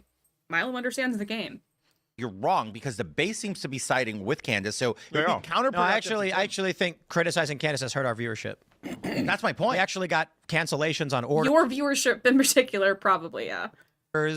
My morning show subscribers have gone down. I've lost 3,000. Because you occupy the same wingnut space as Candace. You are useful to the Republican Party in a way that Charlie Kirk was not. Charlie Kirk had like a different function than you. You are the bullshit launderer. You are the fire hose of falsehood operating at full blast. That's why you have these ridiculous characters on. Like, this absolutely benefits you. You are Candace Owens. And that's why, if you look at the people around you, Tim Pool, they are divisive, disgraced figures, convicted of felonies, people who have openly defended being groomed as children. Followers on X. I hate Shouldn't politics. you join the winning side? No, I'd rather just go live in a van down by the river. Isn't that bad? Though, it's like, Please do that. if I don't win, I'm out of here. I'm out. Just like we encouraged Lyrics to live his most authentic and happy self, I'm going to encourage Tim Pool to just go live your most authentic and happy self. Be the weird guy that lives down by the river that molests girls. Just do it. You'll probably hurt society less like that. Out of this. No. It's more like come on. It's. I think what he's trying to tell you is not willing to sacrifice his principle because sound like it's winning. No, seriously, just listen to what he's saying. I'm listening to what he's saying, and it sounds like he's being affected by these cowards he's talking to. And he's sticking to his guns. I think that's admirable. You're not that, but there's a big picture, and the big picture is this: there is a loose coalition on the right of various ideologies that came together because there was a unified. There was an enemy in wokeness, in insanity that was destructive. It's largely. We were able to create this boogeyman, yeah, and we all railed against it, and we equated all of the world's problems to this unifying thing. Yes, correct. Go on, Tim. Been routed. The right's now ripping each other apart. And don't you think it's necessary in light of what Trump has been doing in the White House? The fact that he is indeed he is once again the president of Jerusalem and not the president of the United States. Oh, come on! That he is once again. I don't want to hear this from you. That he is once again releasing Jewish fraudsters who ripped off poor people and specifically in the executive orders saying they don't have to pay the fines back, so they don't have to pay back their victims. Yeah, I'm not a fan of any But I'm saying, like, isn't it maybe a good thing that when it doesn't matter so much in a midterm versus when it matters a lot in a presidential election, that the right gets its you know what together, and that people have the opportunity to say, Maybe some of it was Candace, but maybe most of it was Trump. The fact that the midterms were an underperformance, and have the opportunity to say some of it, because some of it is what Donald Trump is doing. I completely agree. Interesting. I'm really curious to see how Tim responds to this, but this is a really interesting line of dialogue because you have Tim Pool, who is a grifter, and then you have Milo Yiannopoulos, who is an ex-grifter who leverages his connections and his networks, like his networking with people, to stay relevant. Two very different people. I mean, Milo, I think he probably got his best gig working for Steve Bannon at Breitbart. So he's in the know. He is an experienced operator when it comes to this. Tim Pool is somebody who lucked into his current position. He sees the ending of the Trump administration as absolutely terrifying. Milo has been through this. Milo was here before Trump. He will be here after Trump. He will adapt. Tim Pool can't adapt. When he can't just toe the party line and suck Trump's dick, when he actually has to give meaningful criticism to the things that are going on around him, he's not going to be able to do it. So whatever happens after Trump, which is what Milo is doing, which is a little bit terrifying to me, people are understanding Trump is a lame duck president. A lot of people who still have political ambitions in America that haven't been accomplished by Trump's time in office are going to be trying to divest themselves from him because they know that this was a stinker of a fucking second term already, and it's barely started, right?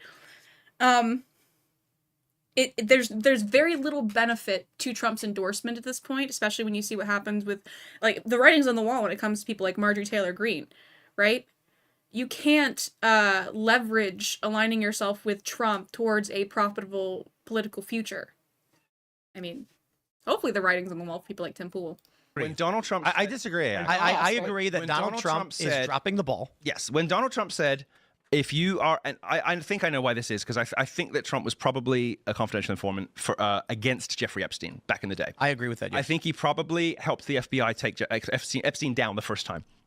That's the only explanation I can see. Based on what? Mike Johnson said it. Tell you. It's the only. Mike Johnson said it. What did Mike Johnson say? What did Mike Johnson say? I missed it. And then he walked it back the next day saying, "Oh, I misspoke." Say. I couldn't hear a word.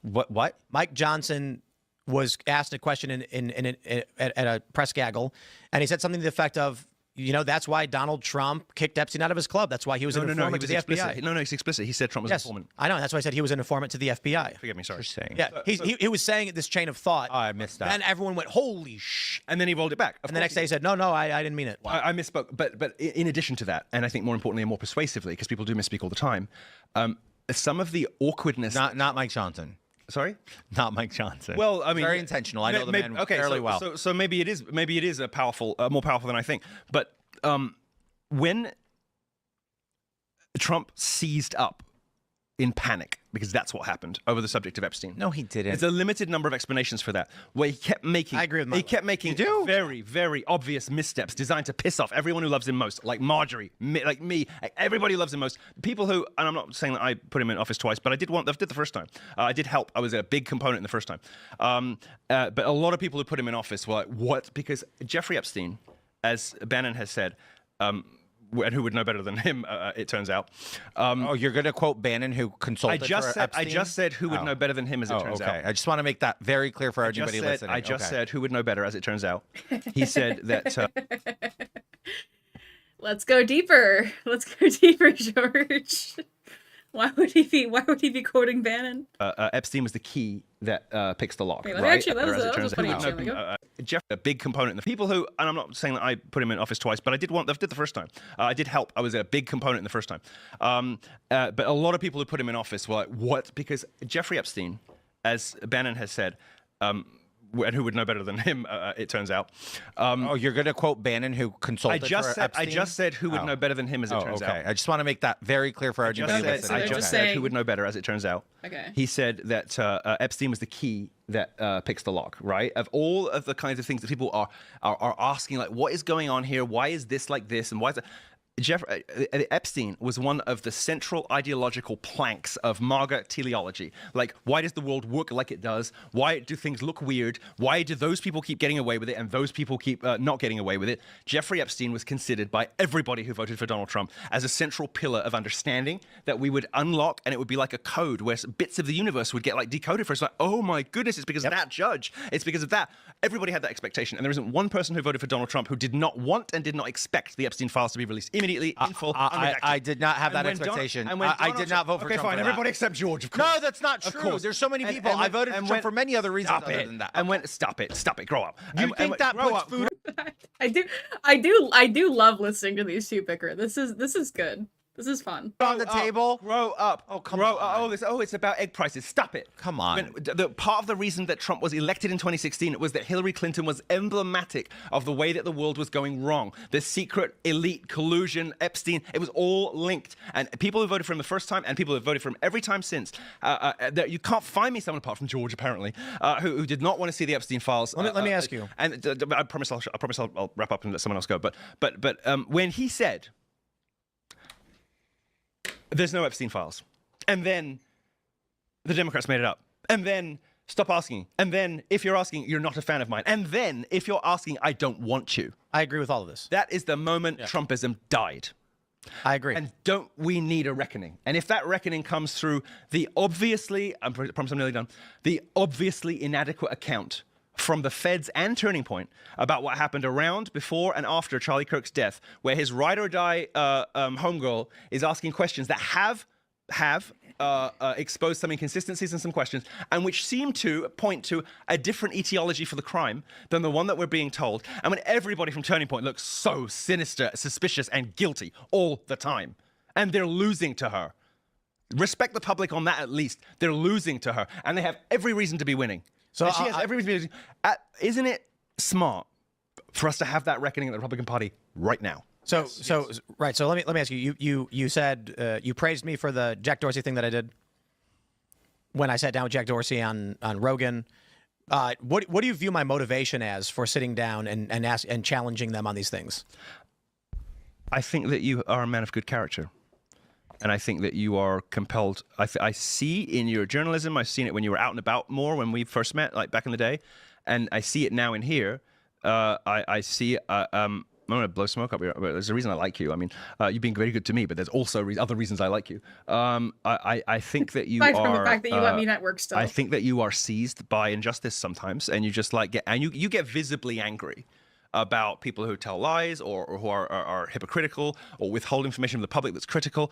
I don't believe you got it right in the case of Candace. My friend, I don't. But that clear and ferocious motivation you may have others. Maybe that wasn't the right answer, but it's definitely... That is the right answer. I respect that answer. Okay. It's definitely, I think it's your primary motivation. And that primary motivation marks you out as a man of good character. I just think you got it wrong on this one thing. Is that okay? Sure. And so I'll give you my thoughts. I feel like my principal motivation for everything is not even political. It is I agree with you. What is true and what is not. Yeah, I believe you. So I absolutely believe that. Yeah, the liquid death thing was he lied about plastic. Yes, he did. And when you cut this thing open, it's because I didn't get to say it earlier because I was talking too much, which I still am. When plastic. When you cut this thing open, it's a plastic bag. And it says death of plastic on it. And not just that, but they said that profits go to help kill plastic pollution. That's interesting lawyered wording that wasn't on the cans originally, isn't it? Stop. So the issue that I see... That's why you should drink pool water.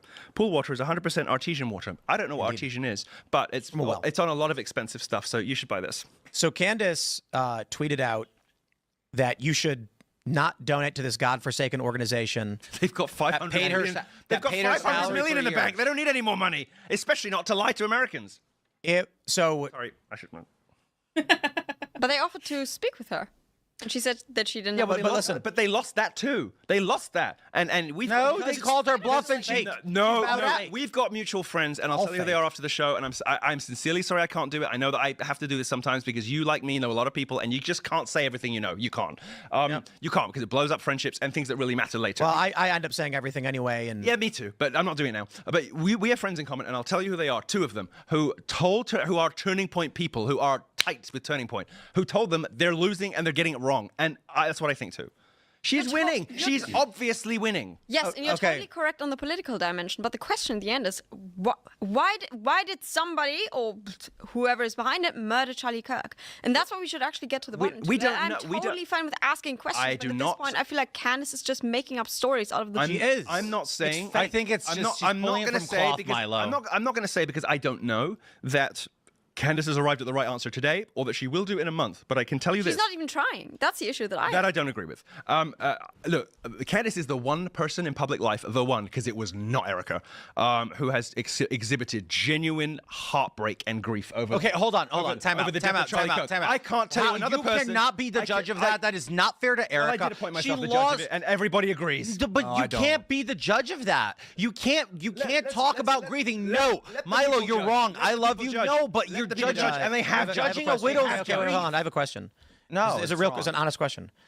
Has Candace cried on camera at any of these shows? It's an honest question. I mean, I don't watch. It's a flippant and silly answer, but I know that she has cried a lot.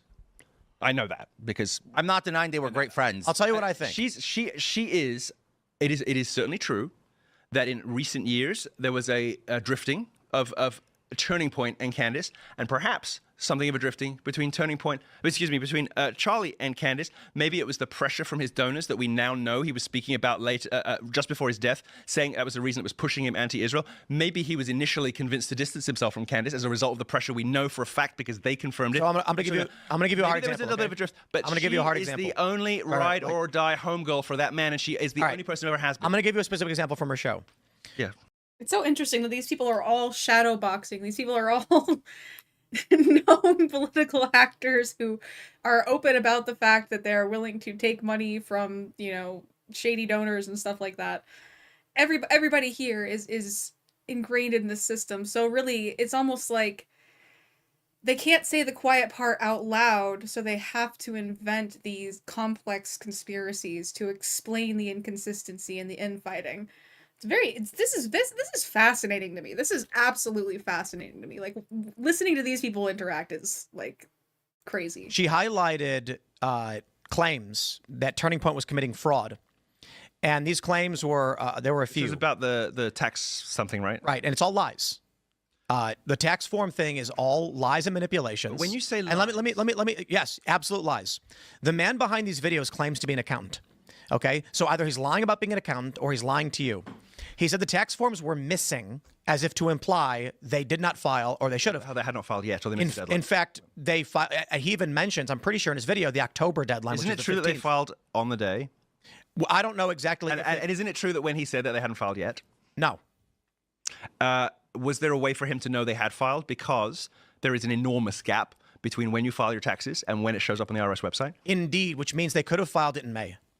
So in order so to, that means in order to say that it is a lie, what you have to do is no, I'm not done. How about you let me finish? Sorry. Yes. You're right. Right. So in his latest video, he claims that the new filings, which, quote, mysteriously appeared, which they literally didn't. I mean, it's framing. He says that $1.4 million was paid by Turning Point over 3 years to a parking lot. In fact, that's just false. He's just making things up. Okay. It was 110 LLC registered to a UPS store where there are mailbox. A single member LLC is likely a contractor who uses an LLC for business purposes. For sure. And these are the stories. Okay. I'm not going to tell you, because I haven't looked into this, that he's not wrong. But he's completely wrong. I accept. And so I accept what you say, but. When Candace, without vetting, to call him a liar. Oh yeah, I'll call him a liar. It's not about calling him a liar. He's intentionally manipulating information. Most importantly, to call Candace a liar, you have to do two things that you cannot do. The first is you have to travel in time, and the second is you have to reach inside her head and see what her thought process was. Is Candace smart? You cannot. Can you seriously doubt it? I agree that. Can you seriously doubt that she's not brilliant? Let me tell you why I default to liar. I'm going to be really honest with you. I didn't used to think she was brilliant. I'll tell you why I default to liar. I've met her. I've been on her show. She's been on my show. She's a genius. Yeah. She is quick-witted and well-read. Yeah. So when she sees someone make a stupid statement like tax forms mysteriously disappeared, There's no way I believe she ignorantly just posted Have you false heard about information. the atom bomb? I mean, like geniuses can make moral mistakes. Geniuses can make research mistakes. In fact, Let's try this. Most She of the thought businesses- UTC meant Utah time. Most of She the posted her own lawyer's address. In fact, how about this? The feds work at her lawyer's office. It is perfectly. I actually love right-wing grifters auditing right-wing grifters. This is really good. This is interesting as fuck. Normal for her fed. Why would she do that? Why would she suddenly ignore journalistic standards to make a point in her rhetoric? Why would she do that? No, we never do that. To be working in the same office. We've never committed journalistic malpractice in order to make a salacious point. That's crazy. big office building to contain multiple companies, and when they do so, lawyers didn't vet that the cars actually went to the airport. And when they do so, it is extremely normal for lawyers to share offices with government departments. She did not vet for the security, that the planes at the airport actually loaded up cars and went to that building. She made that up. You're not going to hear from me that she's got everything right. I'm not here to say that. Endless, just bullshit. Clearly, that's not the case. But first of all, I believe that she is motivated by a sincere desire to find out what happened to Charlie Kirk. Second, we don't know. We still don't know because they are telling untruths about it. I know for a fact, for an absolute fact, that Charlie has not been buried yet. I know for an absolute, incontrovertible fact, he has not been buried yet. Why? Why? When there's no good reason for it. I know for a fact. I'm going to tell you. You know that my faith is sincere. I hope, right? You know that I. Thanks for leaving that. Thanks for leaving the silence there. No, I hope that you understand that I'm a sincere person. I swear on my Lord boy I lost. I swear, cat, not person, but I swear on God, on the Blessed Mother. I swear on Jesus Christ. I know for an incontrovertible fact that Charlie has not been buried yet. There's no good reason for that. On my good word. None whatsoever, unless some trickery is afoot. Because, and they're telling people, oh, it's because we're planning to build a giant mausoleum. Well, you put together the biggest political event in the last 100 years in 3 days. Where's the mausoleum, girl? Sorry, no. I know for a fact he has not been buried. He has not been buried. Okay. Why? Because people are asking them. They're saying, I want to go pay my respects to Charlie Kirk. I can go visit Nietzsche. I can visit Karl Marx. Why can't I visit Charlie Kirk? Where is he buried? Where is his gravestone? And you better have a damn good reason why he's not buried yet. Do you have And I genuinely mean it when I Nietzsche, Karl Marx, Charlie Kirk. say that I would appreciate and I would prefer it if you were the face of skepticism towards Turning Point USA. Yeah, but nobody else is doing it. She's the only one. So how dare anybody give her a shit for this? Like, What how do you dare mean anybody give her she's shit for the this? only one? She's the It's only. endless. Yeah. She is the only one with a massive platform who has devoted. I mean, The Bridget Macron being a man and Blake Lively drama. absolutely agree with Bridget Macron. 100%. No. Wait, you're saying Bridget Macron's a man? 100%. They can have. They can have. I'm not interested in this. Okay, I mean, either. I'm not interested in any of where this is going. Let's change the subject. I am not because interested there's in an these active people. lawsuit on that I am not subject, so interested in let's this change it. Let's change it. industry. I am not interested. And the issue is this. I think I'm gonna go with George Santos on his clocking of fucking Emmanuel Macron's wife. Fuck, I forget her name already. So Milo's an ex-gay man, so he's trying to be attracted to women. So yeah, I think As you said before, I think George Santos would probably have a better judge of that. if I'm not winning, why am I here? That's my point. My point is, if I am not wanted, I don't want to be here. But you are wanted, and you're more than wanted. You're necessary, but you're getting pissed off because people don't agree with you, and that's not okay. That's not why I'm pissed off. Yeah, it is. No. My motivation for going against Jack Dorsey was not that people didn't agree with me. I on didn't Jack say Dorsey. that. I said no. In fact, everybody agreed with me. I said that I admired what you did with him, and I admired what you did with Liquid Death. This is my point. I don't love what's happened here. So and now I think there's a mistake here. As there's been an increase in the questions around what Candace is doing, and I have increasingly been critical of what she's doing over the past few months, and she crossed the line with these vague. Listen, I'll put it like this: most of my life, I grew up around the hacking community and computer nerds. And the thing that I focused on was called social engineering. Are you familiar with hackers? Yeah, of course, yeah. So I used to hang out at hackerspaces. I run security for EA, so yes. And so I ended up working for nonprofits, doing fundraising, community. What he means is that he listened to a couple Lex Friedman podcasts, by the way.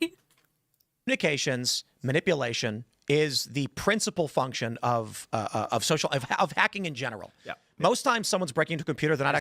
Grackle, I don't want to hear you talk about the whole leftist violence thing anymore, because when the shooting in DC happened, you immediately ran to my server to talk about it being leftist violence. Okay? Actually doing code. No, they persuaded somebody to give them. Right, I'm watching Candace do all of the basic components of social engineering. Hi, this is tech support. Would you mind click on this link so I can share your screen and fix your problem? Yeah. And Candace Owens is doing the lowest grade, but well done, social assumptive reasoning, manipulation, and it is evil. It's evil. Okay, so I think it's ridiculous for you earlier on to claim that you're not saying what she's doing is morally wrong, and then to call what she's doing evil. I think it's. I think it is morally. What do you mean? Okay, well, you said earlier that you. Said No. When I said she talks about her texts with Charlie, I didn't call that evil. I said she's allowed to share text with Charlie, and I said this is an example of a show that's female coded, and a lot of women want to watch. People will rewind and make their own judgments about that. And that's what I've consistently said. But I'll tell you what, when I bump into some young men who are Gen Z, and the first thing, so here's what happens: these three young guys, one guy says to me, "Oh, hey, you're the podcast, you're Tim Pool," and then his buddy goes, "Who's he?" And he's like, "He's got a big podcast." And he's like Trump interviewed Trump. The guy then says, "Do you know? Oh, what do you think about Candace?" And I said, "What about her?" And he goes, "She went into hiding because they're trying to kill her." And I said, "You mean she took Thanksgiving off?" But she makes these tweets that resulted in viral posts. She knows she's doing it when she says, "Our show is off the air as an update. The White House has confirmed receipt of the plot against me." You keep claiming interior knowledge of her mental state, which you do not possess and cannot possess. I am not going to play this game. I am not going to play this game where you're like, well, she's insinuated literally every fucking time some nefarious bullshit, but she didn't explicitly say it, so I'm too stupid. I'm not going to believe it. Thanks for checking out this clip from Tim. All right. Simple jump scare. Oscar, I'm sorry. I can't hold you. I can't hold you, Oscar. It's not for me to talk wrong in real time. What did she say? Actually based when we do. I disavow. I think lone acts of leftist violence are wrong. Lone actors doing leftist violence is wrong. Don't ask me to elaborate on my point or say why. It's very specific. Okay? So let's see. I think that's kind of the content that I had for today. I mean, that was an interesting conversation. I think is there like a longer version, I wonder? Did he have like the whole live? Oh yeah, they had like a whole 2-hour thing. So that was the condensed version there. Wonder, I should have grabbed the timestamps beforehand. And 1 gay guy at a time, please. It is a bit much. Because he talked about their transcript. Oscar! My God, buddy, what is wrong with you? Oscar, you're stepping on my keyboard! Oscar, this is why you can't be in my room when I'm streaming! It doesn't matter how many times I put you off of my lap and off of my desk, you immediately jump back! Please! Next time, ask Emery. I'm gonna start calling Emery Emeru, if you keep calling them Emeru. we had streamer... I'm sorry, my cat is like, buddy, I want to let you be in the room while I'm streaming, but you gotta chill. You're being so cute. Stop. This is a quick, I have to deal with my cat intermission. Hello? He literally just wants my attention, and it's because I'm talking, because I talk to them, so they come over whenever I'm talking. Am I being too loud? Is this a complaint? Put you down. Go over there. Just be there. Be right there. Just stay right there. He's just looking right at me. He's like, no, I'm just here. You're just gonna come right back. And then jump right back in my lap, right? You're gonna try stop. Stay. Stop. Just don't. Yes. No, his name is, God, he's named after somebody. No, he's named because he's very sweet, actually. He's a very, very affectionate cat. I raised him from the size of a potato.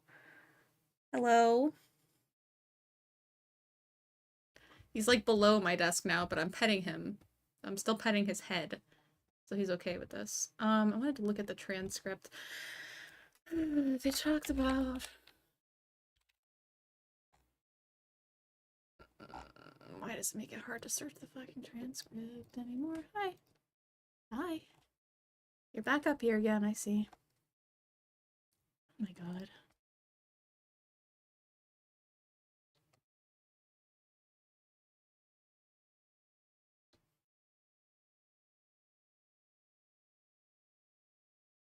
Hello, Oscar.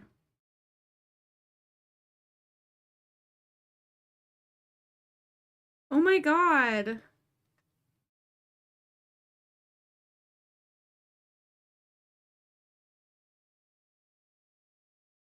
I even like gave you a little space over here to sit in. And you want to be on top of my computer or right in front of me, flopping over on the keyboard, knocking things down. Yes, just like that. Just like that.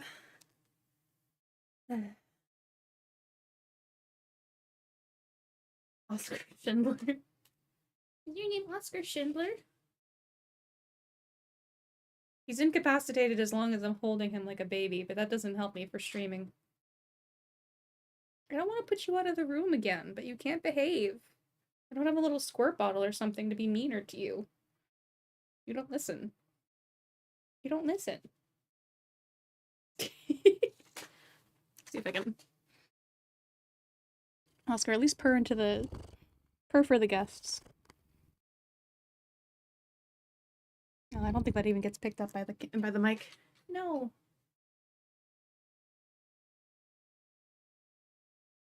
You don't understand that we have company because you can't see the company.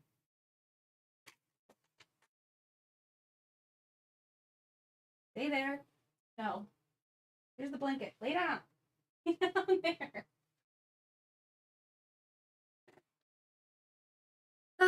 Off to Oscar Wilde. Who is he named? I think he's named after a Days of Our Lives character, right? No. Something like that?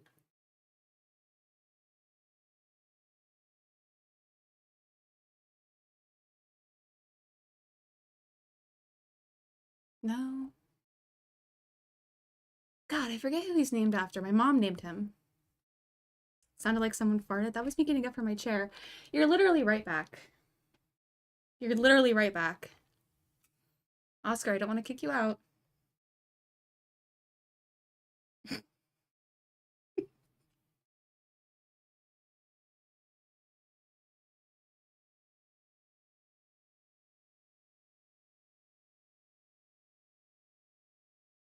It's not even that he's just like, if he could just hang out, if you could just settle down and chill, but he wants to be like climbing on me or jumping. No. Oscar, I'm kicking you out. I'm sorry. Kicking you out. Juju is sleeping. He doesn't need to get kicked out. You need to get kicked out.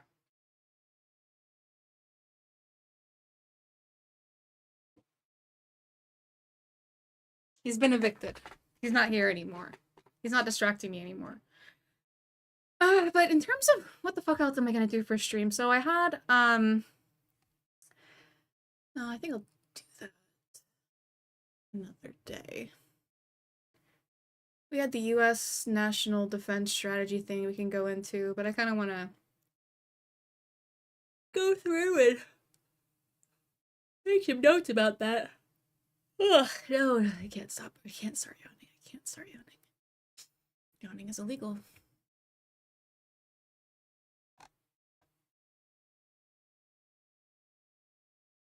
What else do we have for content suggestions? We have how terrible parenting creates infamous lol cows. That's an interesting one, maybe. I didn't have anything else that I wanted to go over. In terms of that. So the problem I'm currently experiencing in my life is due to a medication change, I am like super fucking sleepy all the time. Like, I feel almost drunk, I want to say, sometimes when I wake up. And it's frustrating. I think that I'll have like periods of feeling normally awake, but I can't control when it happens just yet. So, fun stuff. But I appreciate you guys coming in. No, it's not that the dose is too strong. It's that I've gotten off a medication that gave me energy. And I take a medication that has a side effect of drowsiness, but I don't even know if that's what's happening. I think my body is just normalizing to not having like an extra source of like basically I was taking a stimulant, and I think that's where I'm at. But yeah. It goes away with time. I remember what it was like not being on like that medication, and I don't think I'm retarded generally. I don't think I'm stupid and slow and tired all the time, as a matter of course. I probably need to start waking up and going on like walks and then resting, eating, and like having... That'll probably normalize my energy levels, I think. But yeah. Thank you, Sadame. Yeah, we can go through this. I'll check this out. Dispel suggested this. It's an 11-minute video. Why not? Oh, snap. When looking at lolcows, you can... Thank you. It should. So this is Slop Roach. How terrible parenting creates infamous lolcows. Interesting. I mean, most lolcows, they come from, you know, abusive households or parents with drug issues, or they have drug issues themselves, and usually that comes from environment. So, I mean, interesting. Let's see what this person has to say. Thank you, guys. Thank you, Substance. Oh, did Chrome crash? I think Chrome crashed.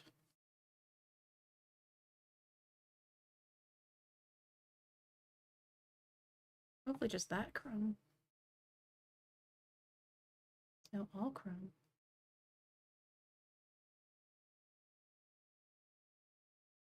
When looking at lolcows... Okay, let me reset that.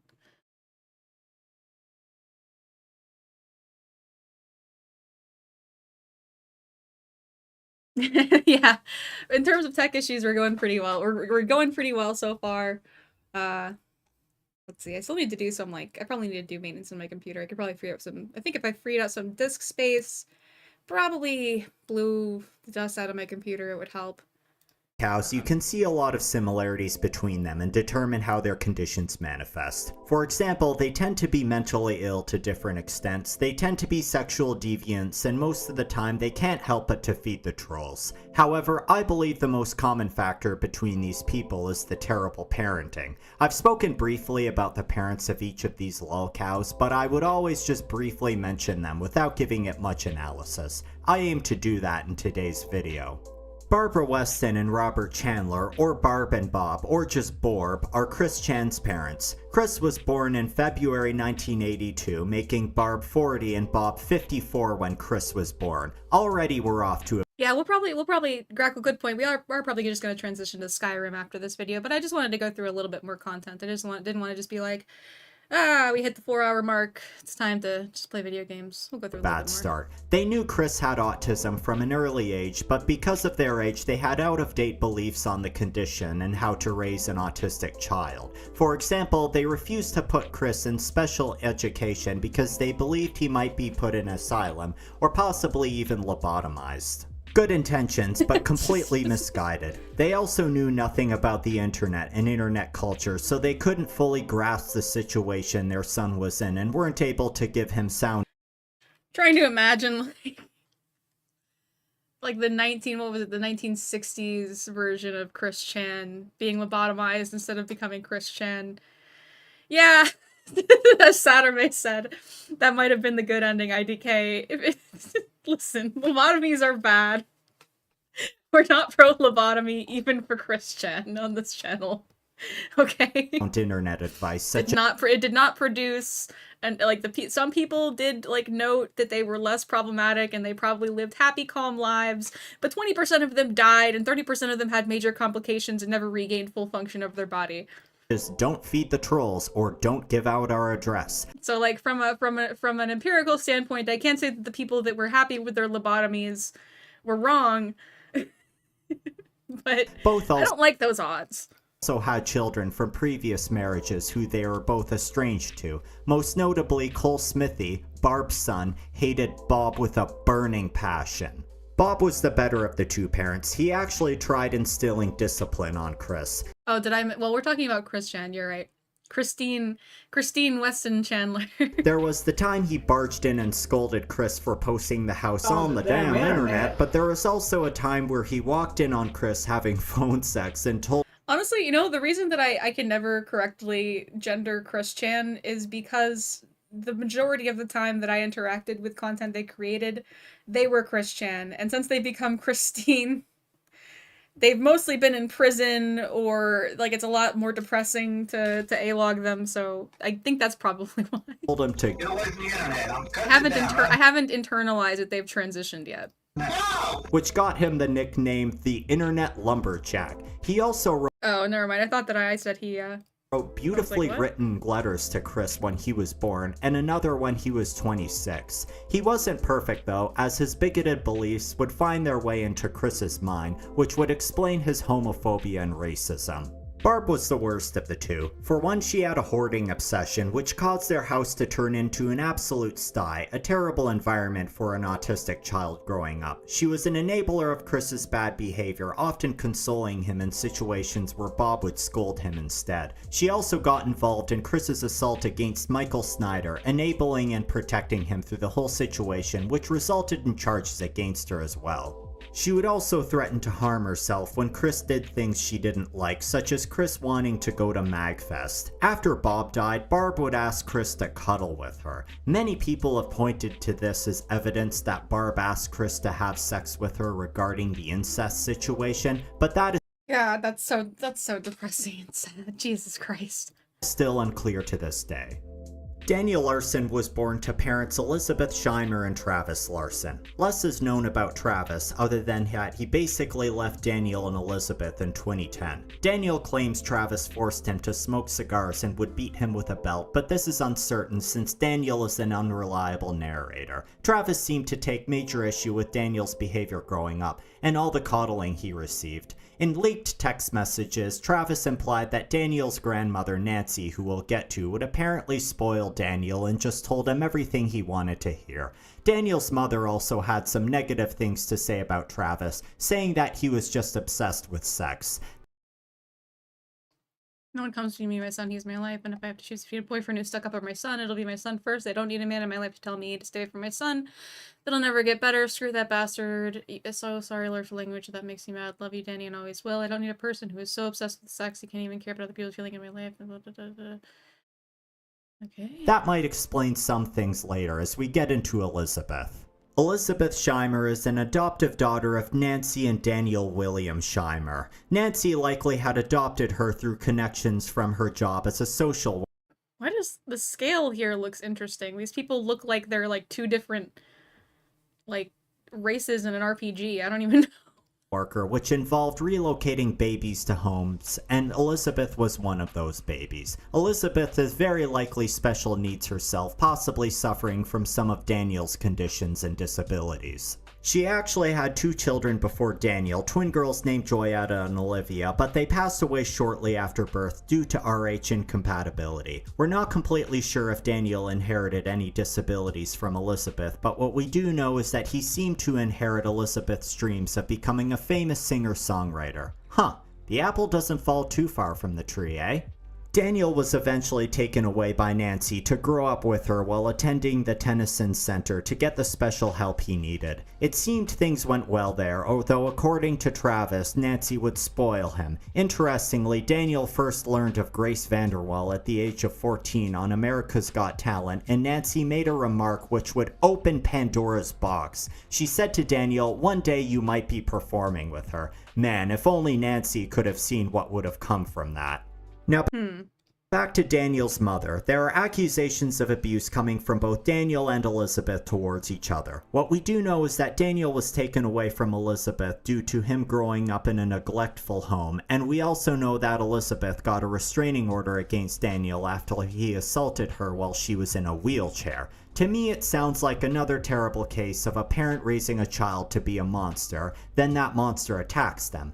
Elizabeth's health would deteriorate after Daniel was taken away, developing an aggressive form of lupus, being paralyzed from the chest down, and she would pass away in October of 2024. Daniel did not seem to care too much about her death.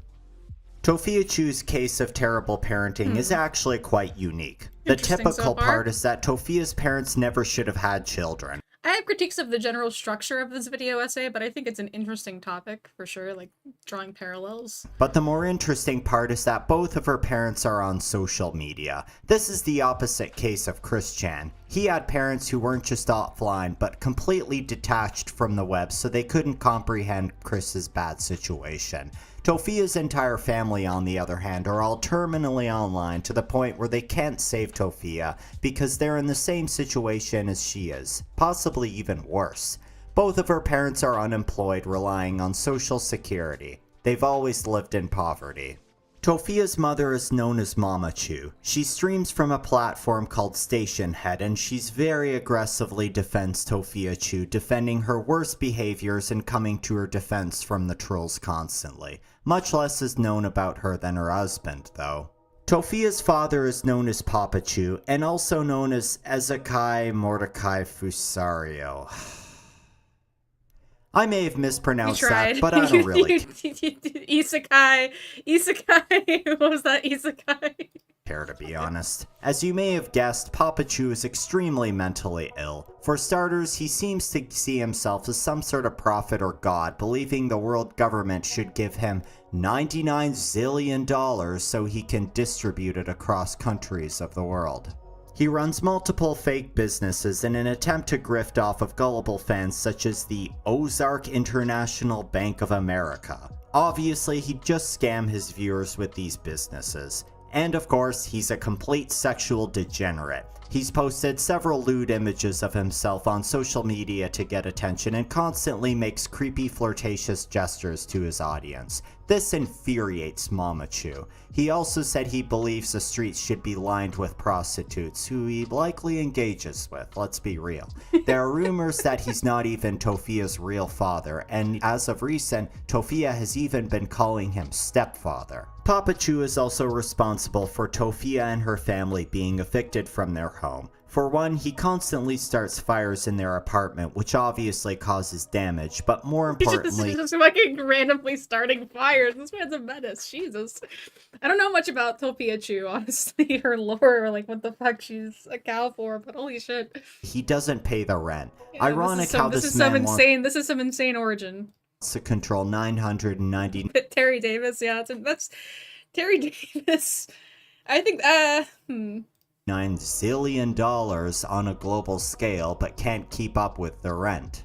He's also gone missing a couple of times to the point where the family has filed missing persons reports. In 2023, he was first arrested for false imprisonment when he had a wellness check called on him and he refused to let the authorities give him $1 zillion and the fires will stop.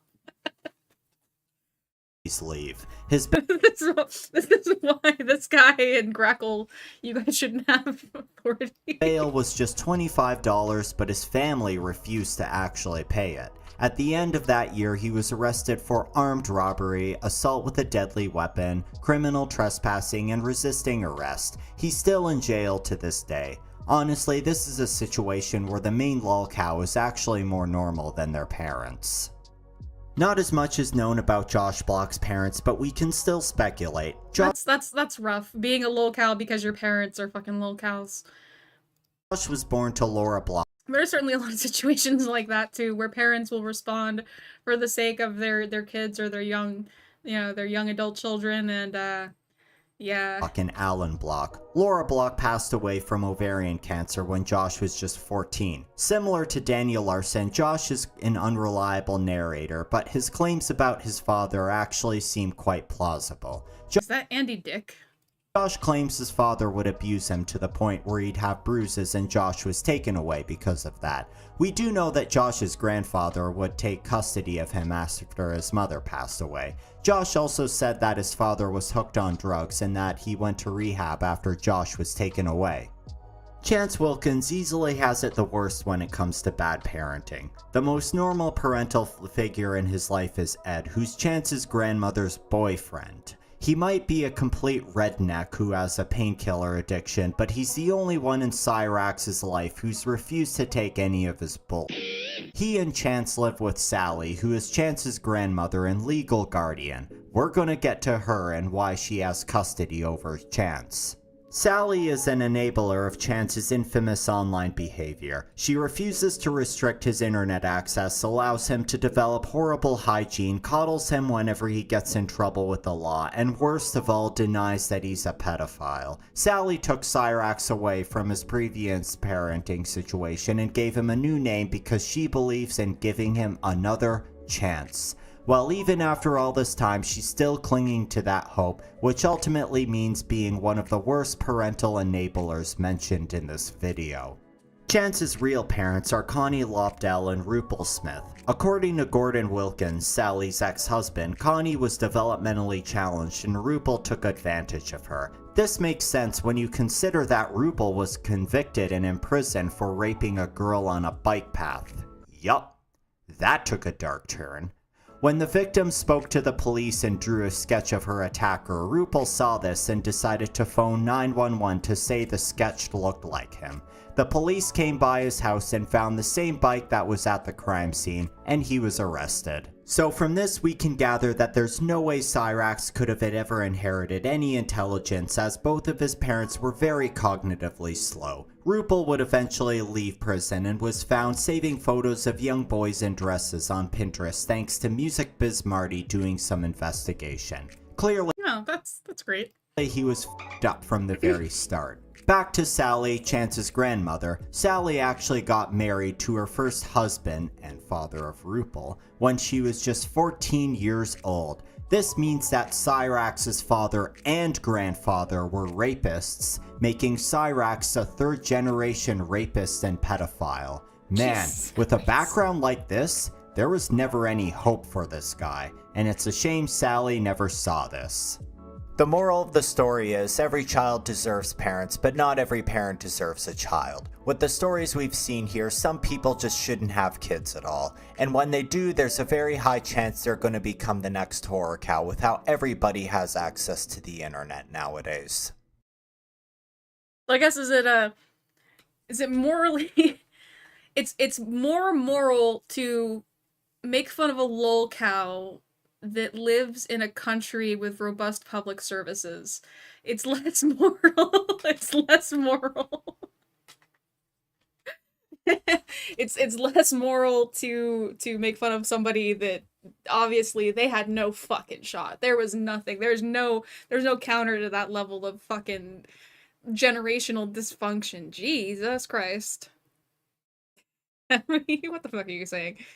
This video showcases an average American voter per my average impression of political statements. We're not all this way, but a shocking number of us are in that level of dysfunction. Jeez, like that's rough, because yeah, a lot of those are pretty relatable situations. Obviously sometimes, resources, extended family, capital can like sometimes counteract, being born to two parents that never really figure out the whole adult thing before they have kids. Jesus. That's why I would keep being such a strongest soldier. He's a much better person than parents of these people. You know what? God, that's a crazy fucking statement. Hutch is an interesting guy. I mean, I don't mind his content. He talks a lot about his experience with like overcoming drug addiction and shit like that, which is, it's interesting. Sharing that wisdom, probably some value there. But yeah, I don't know. Crazy shit. Alright, I think I kind of do want to play Skyrim. Hutch is awful, let's be real. Here's my problem with Hutch. I actually do not hate Hutch when he's on Live and Learn. Like, I don't think he's always as stupid as some of the stupidest things that he said. I think the problem with Hutch is that he's backed up by his chat, and he's sometimes exploring things live on air and doesn't really necessarily get through the train of thought that he has. Like, if he's criticized in chat, he will sometimes like partially explore the disagreement but you can kind of see his brain either start to atrophy in real time to where he can't continue to apply it to his own argument, or he just, I don't know, like, he just, I feel like it's a streaming thing with him. I don't think he's a stupid person.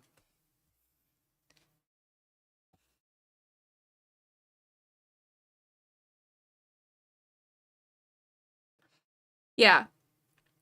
And I think maybe that's the difference, is that Hutch on his stream talks in an authoritative, like, he talks in an authoritative tone.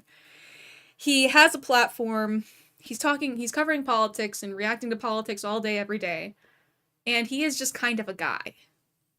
And I think that when he engages in, like, these high-level discussions over health of the party and, like,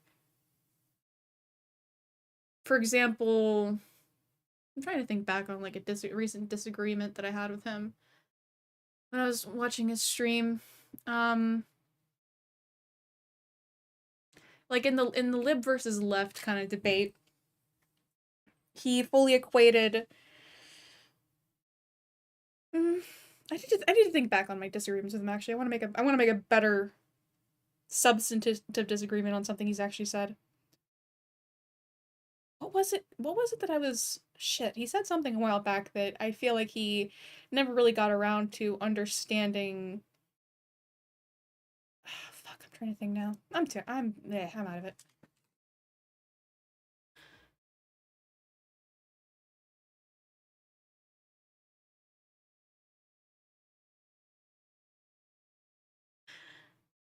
Chat. You guys are interesting.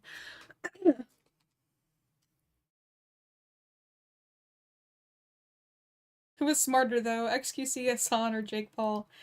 Probably XQC. I don't know. In terms of, like, how fast their brain can work, or in terms of the capacity their brain can hold. Because XQC thinks on a different level than everybody else. He's processing things 3 seconds in the future. But yeah.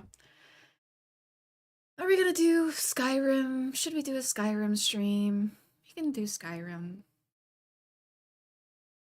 That's the problem. Like, I'm so like unmotivated towards anything, even playing games.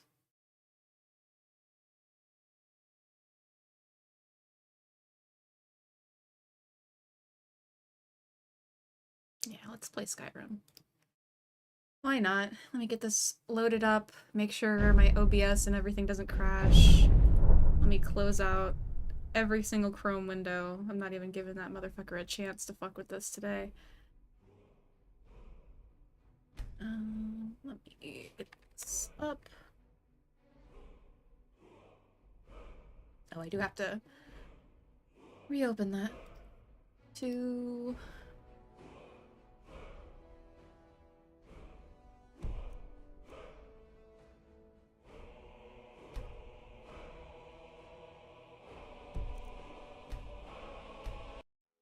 I think it's just the screen.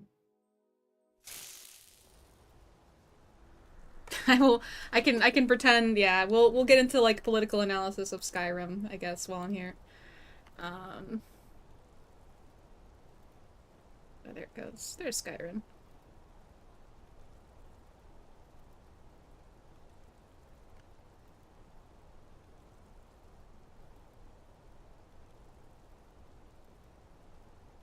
Let me fix this up a little bit for us.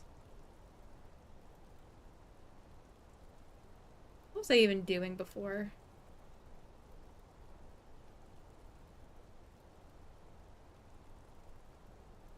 You getting killed by... Fuck you, Grackle! Oops. Me almost firing a fucking arrow at an NPC. It would have been good content. What am I even doing? Let's figure out what is our goal. What is our major... ambition. I'll change my... I know I'm still just chatting. I don't know. I don't know if switching to Skyrim on Twitch even changes anything. Skyrim is too politically and philosophically rich. You can dedicate a whole... yeah.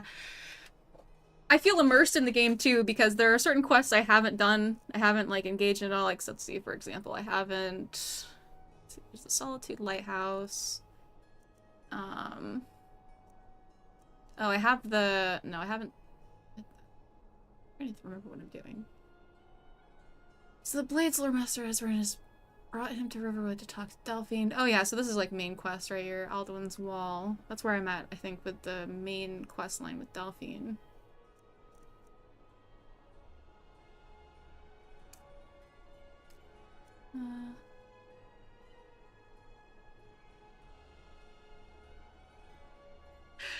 Roblox. I mean, it's very true. So I got that guy. Think about where I want to go.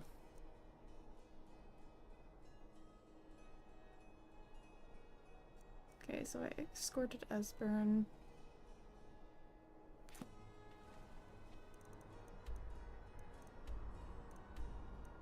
Alright, so it's just gonna go. I think I was.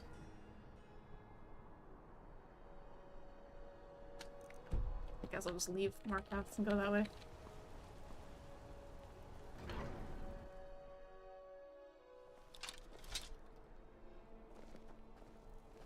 This is Markarth, traveler.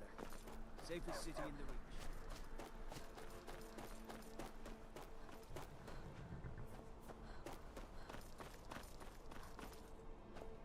Problem with how I played this game is that I probably spent the first 20 levels just hardly even interacting with NPCs and more just figuring out how to steal all their sweet rolls from their dwellings without them noticing. So I'm a little bit lost on where I'm at in the plot right now. But I do remember we had Delphine, we met up with her, we infiltrated the Thalmor pack. We infiltrated Elf pack.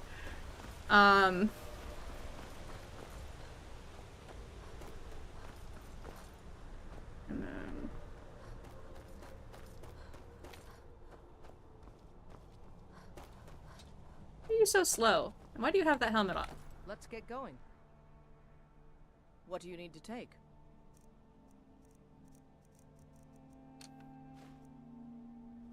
Yes. That's light armor. Oh, you have like... Why did she...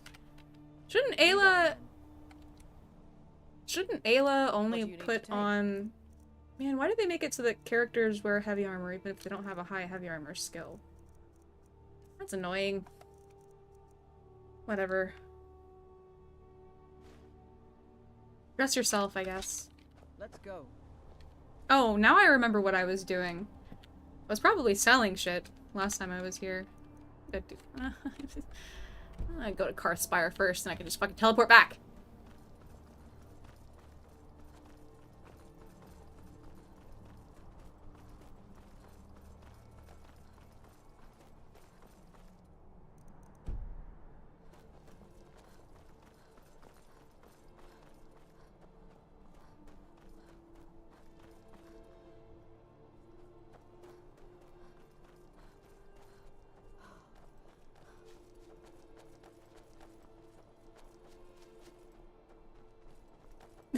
Pretty much, yeah.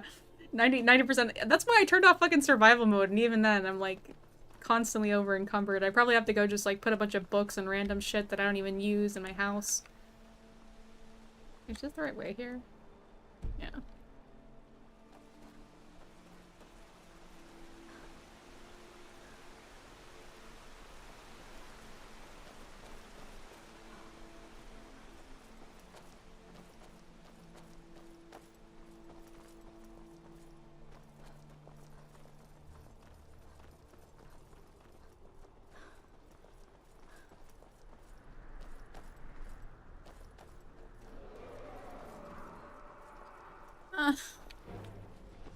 Why?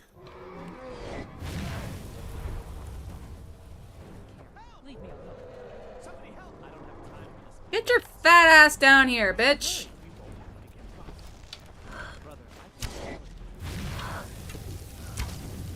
What's up with these? Are these arrows dumb? Am I stupid? What happened there?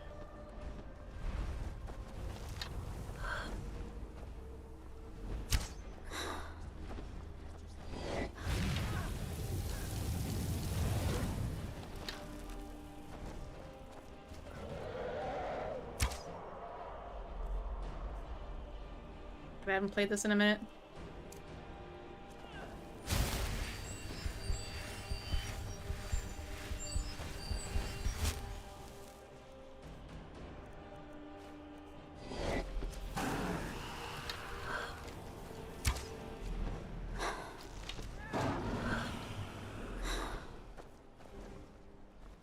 That's so weird. I feel like those arrows, like, bounced off of it. Is that just like a breath? That doesn't happen.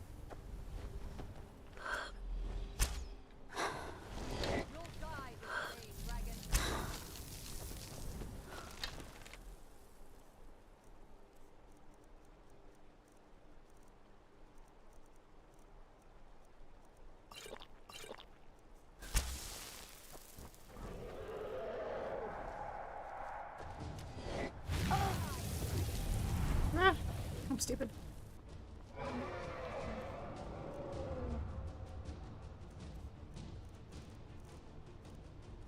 need to put my fucking healing potions on my goddamn favorite spar. Get your fat ass.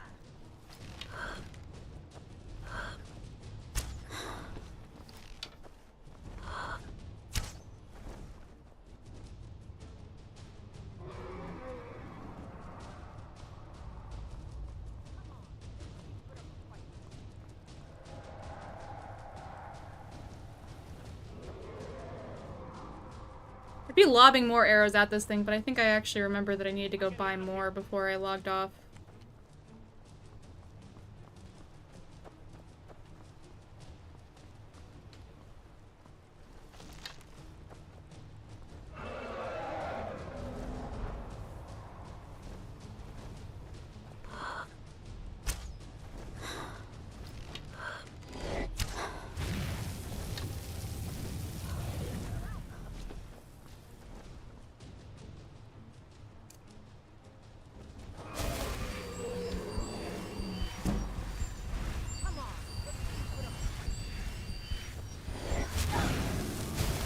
No!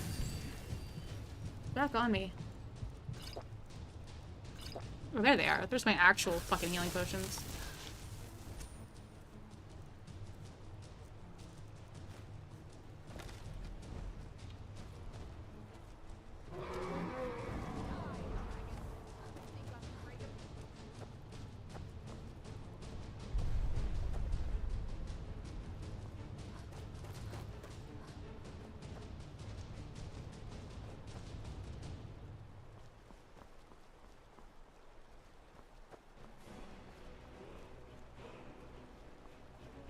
They just, like, run away. Get the fuck... Is this a universal experience in Skyrim, by the way, that dragons are just fucking stupid pieces of shit to fight? They just come around. Yeah, you're back. Come here. Just come here. Just... Thank you.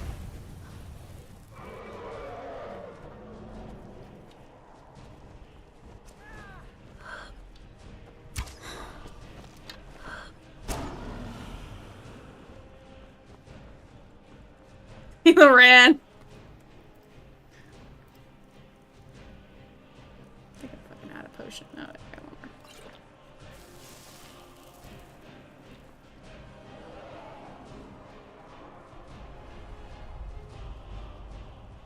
It's entirely possible that I'm just stupid. And I just suck at killing dragons. I probably don't even have my fucking shout, like, set.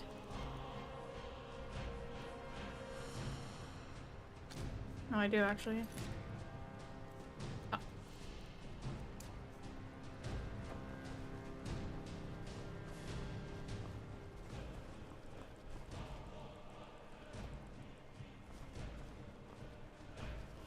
You're just up there? Get down!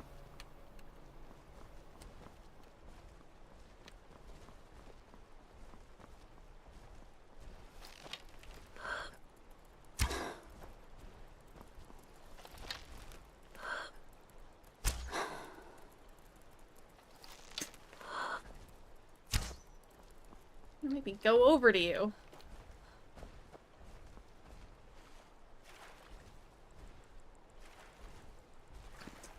I'm Serious.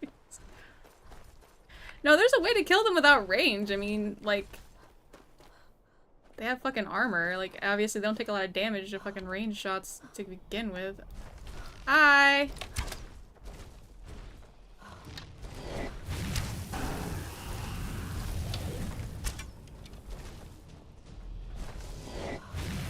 Ah, fuck. I hate these frost I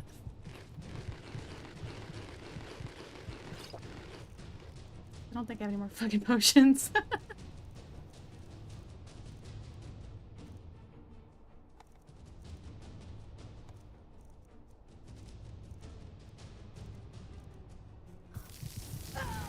Damn it! I hate dragons.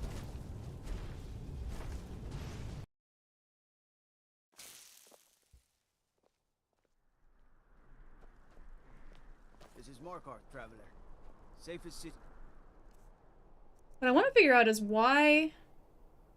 Is there something about elven arrows that I don't know? Or dwarven arrows that I don't know? The Reach. Whatever, I'm actually back in fucking Markath. I don't give a fuck. I just need to sell shit.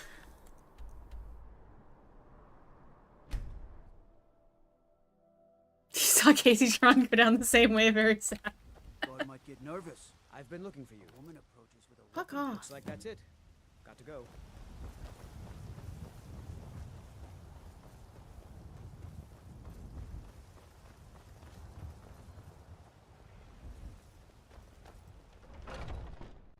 Let me know if you see anything. Huh? You like. Everything's trinkets, odds and ends, that sort of thing.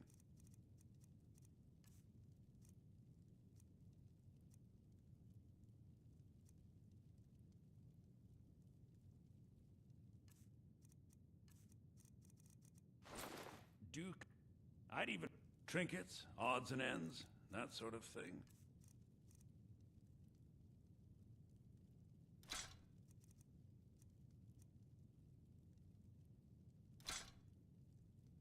Bitch never has Remember, I'll give you the best. Probably need to learn how to do the vendor gold trick or whatever.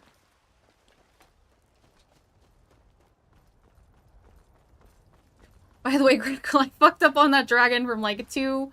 I meant to, like, for some reason when I mean to sprint, all the time I'm crouching in this fucking game when I haven't played for a couple days. That's my excuse. The finest I weapons took a in all. frost breath on that fucking... whatchamacallit.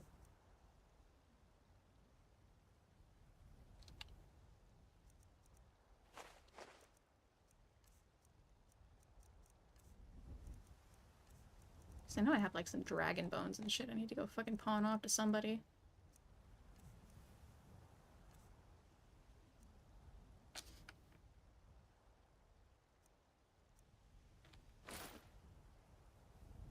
Don't forget to check inside the shop if you We've stopped. Anything. What is it? What do you need to take?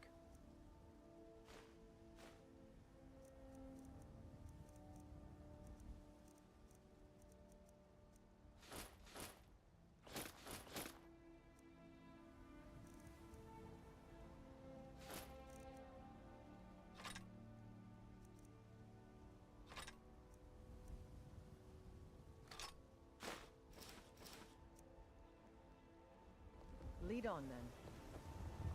Got some good pieces out here.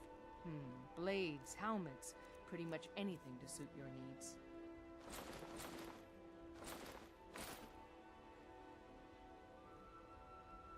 I'll take my lead then. Just gonna slow walk over to this motherfucker. Hello. I'm not over encumbered, I'm just being dramatic. We've got small weapons as well. The finest weapons and armor.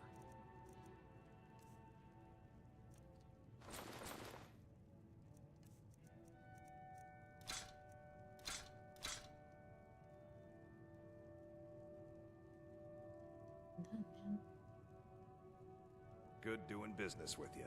Let's get going. What do you need to take?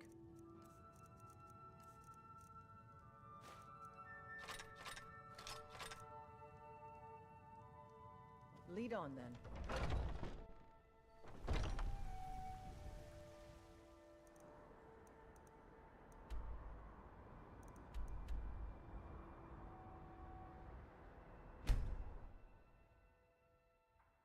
Got a haggled bargain feature. Yeah, there's definitely a mod for that. Yeah, just where I could like buy stuff like from them. I mean, I guess I could just do that automatically. I could just take valuables from them and whatever. Ah, you're back. What have you discovered? You've never seen me speak. always upset about anything. The city of Come back. You guys are going to bed?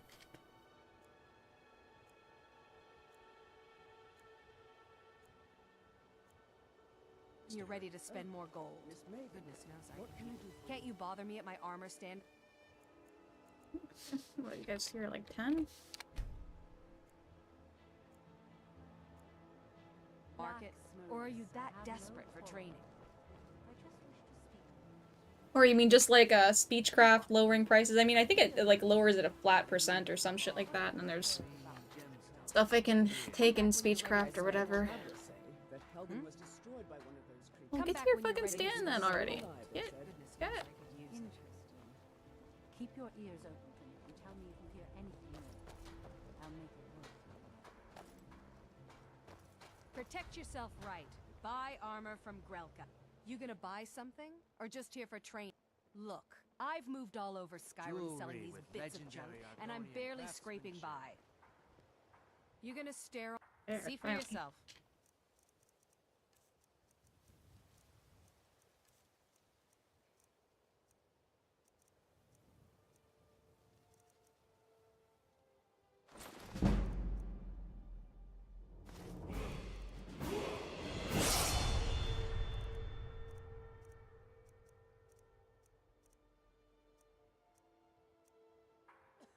One reason I don't particularly like I'm still here. streaming Skyrim is that I feel like I'm incredibly boring to watch. I mean, it's boring in general, I think.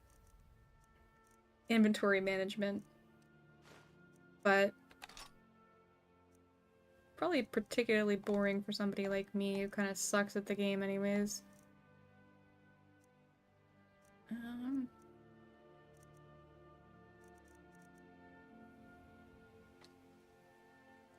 Let's go. Come on, come on. See for yourself. I appreciate that.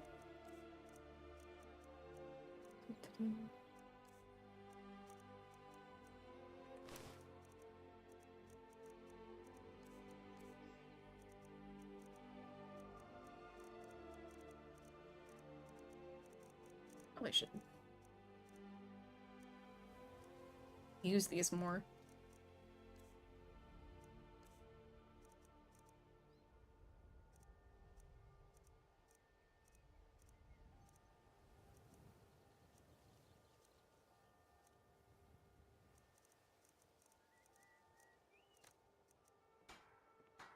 Come back when you're ready to spend more gold. Buying jewels.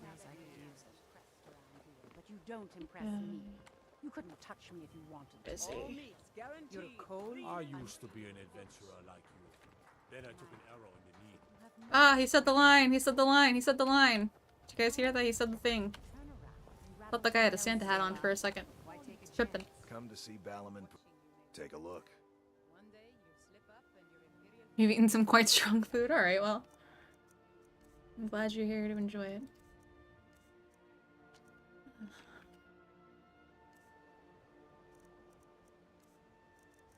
The fuck is weighing me down? Probably all my goddamn ores or some shit. Oh, I need to talk to the guy to appraise these.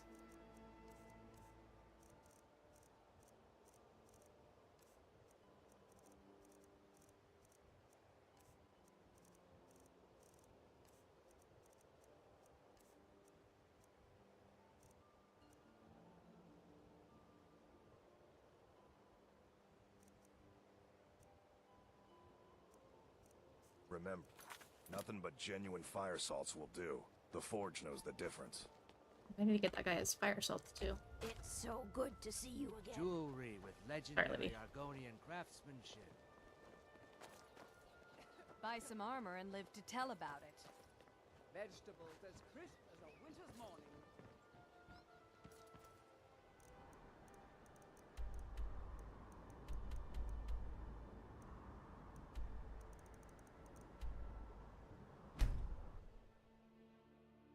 There's a nip in the air.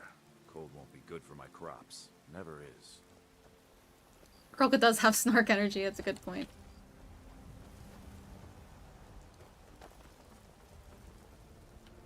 Disrespect.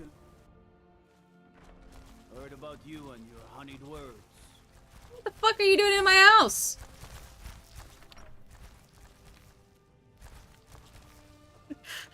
Don't mind my house. I think I had armor and shit in here.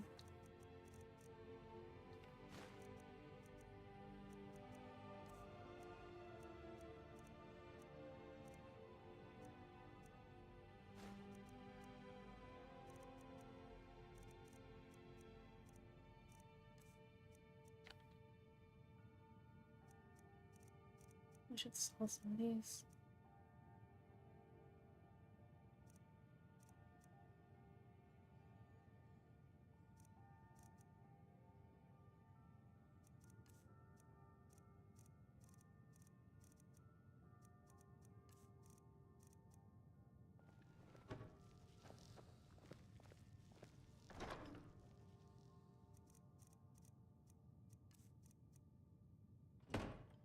I think there's one upstairs.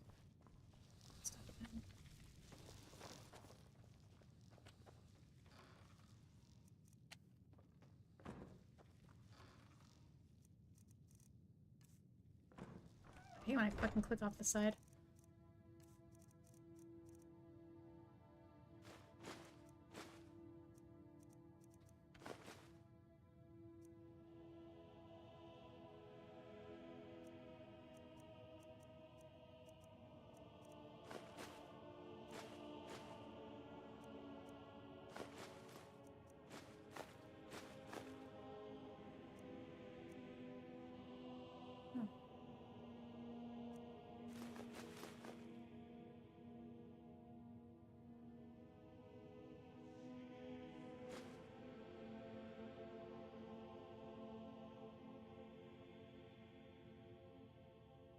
Giant hunter build.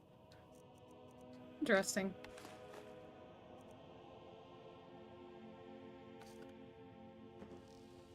My build is... I need to level up, actually.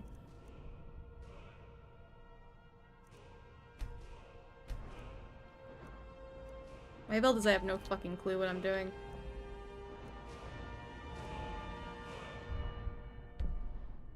Cause I have like a lot of fucking...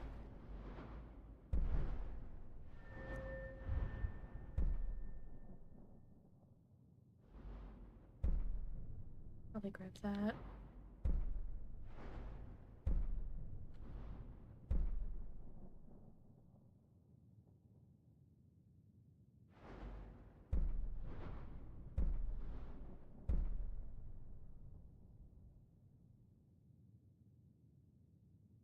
Guess it slows it in a slows a little more.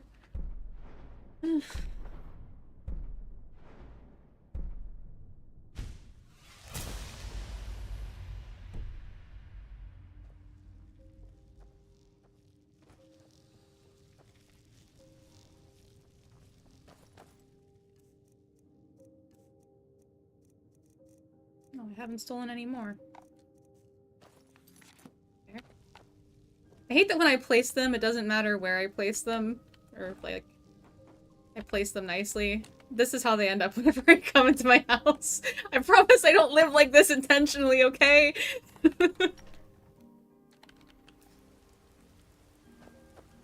Alright, now we've got... still a lot of bullshit in our fucking inventory. I'm gonna try to use more scrolls.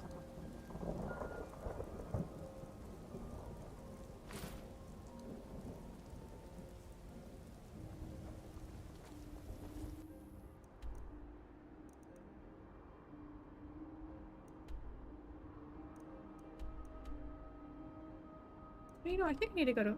I'm just gonna go this way because I need to go to Force Skull Lookout anyways.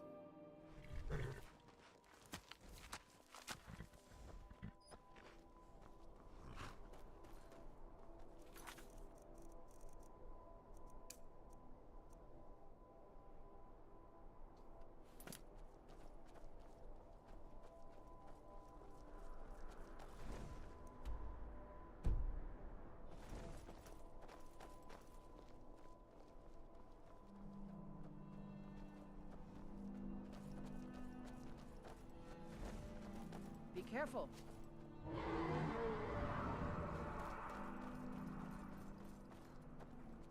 All right.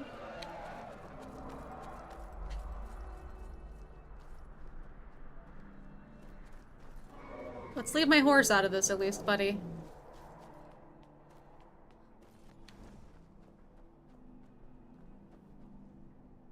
I didn't take all the stuff from this place. Places I need to loot.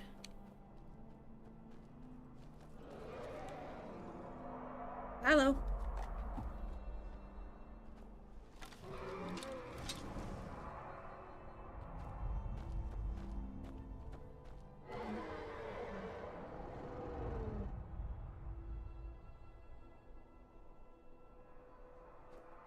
It's just this area. There's like a, I don't know if there's like a set spawn or something when I go to this area that this one wants to fucking... Problem is that I've been doing a lot of quests and running around and not actually exploring in the region, and I think that's why there's just a dragon spawning on me every time I go fucking anywhere. He doesn't even want to fucking... He just wants to menace me. He doesn't even want to play. Found this place that I forgot to loot. Killed a bunch of fucking bandits here.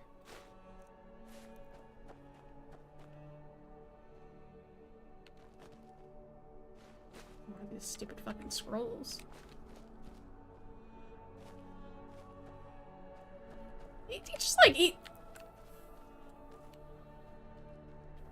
he's just gonna be around. He just wants me to know that he's here, apparently. Okay, go back where we're fucking going. I still haven't gotten far enough in the story to even understand why these dragons want my nuts. I'm the Dragonborn or something. The Anduin, I guess, is, oh, what happened to you? Did you kill her? What have you been up to? It's alright, I just got, like, fucking shit here that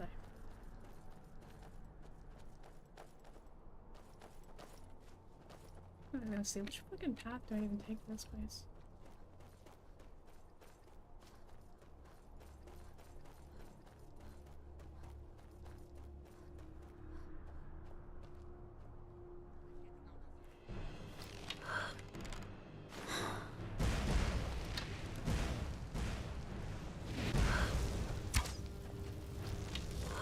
Wants my fucking nuts, man.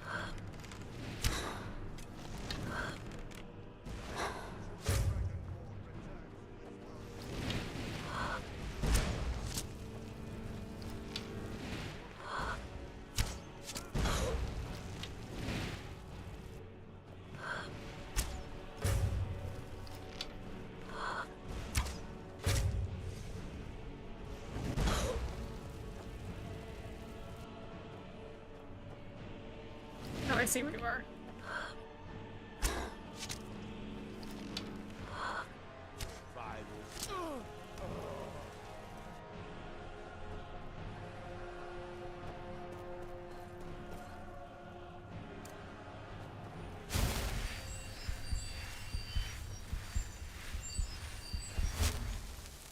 I have not seen Shadowmere. There's a yeah, I was amazed in this game when there was a talking dog. Like it made my day. Guys, I like these guys drip.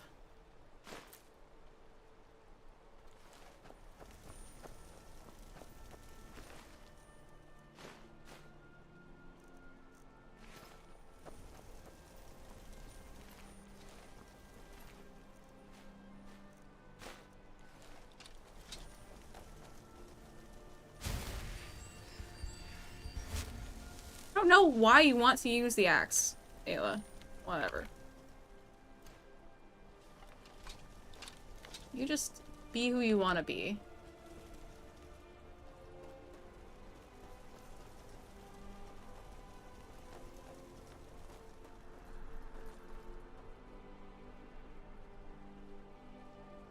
Oh.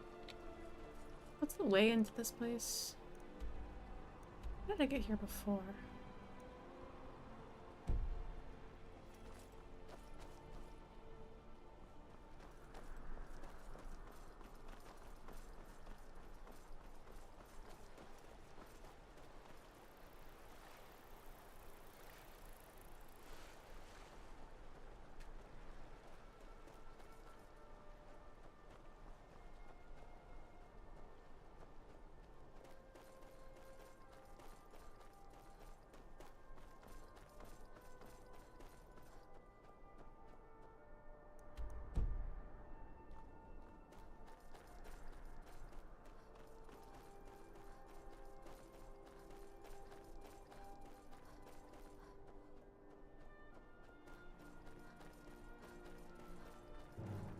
I thought you were dead for some reason. Ow. Stay down. I'm getting my arrows back. Why do you have a gem?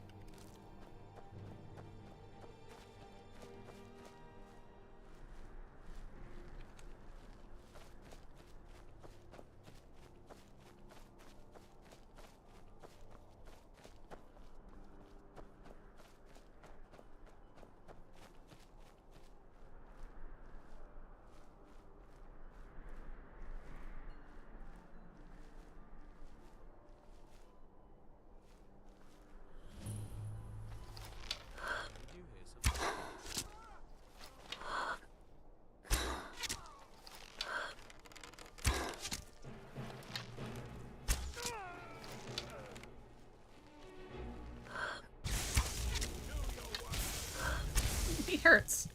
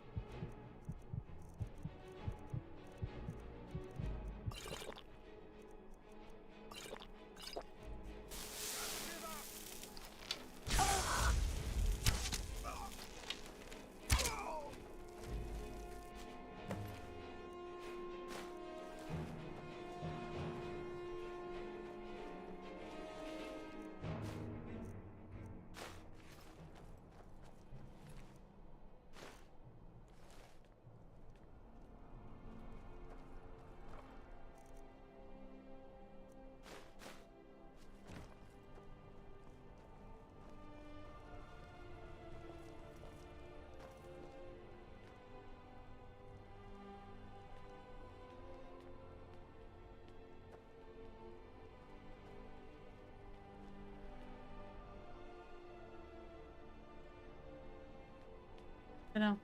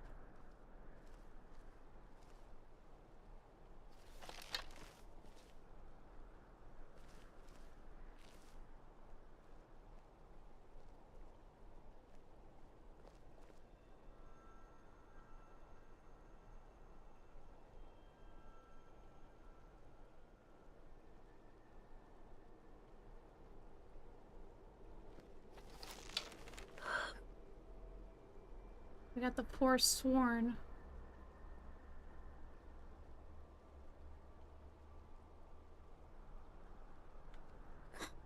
What even is this quest?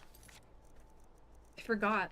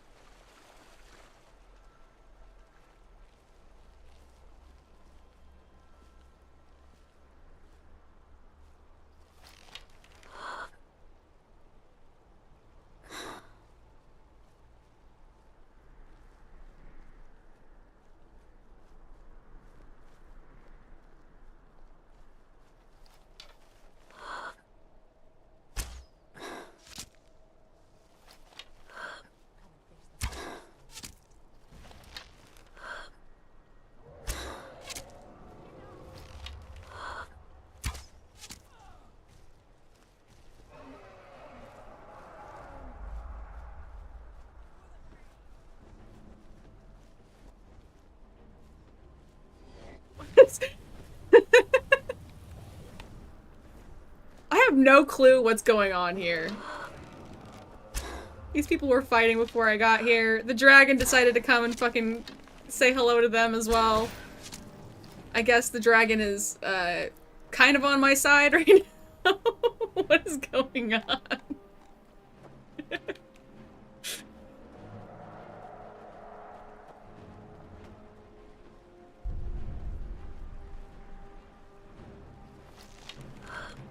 If you guys kill the dragon, do I still get the dragon soul?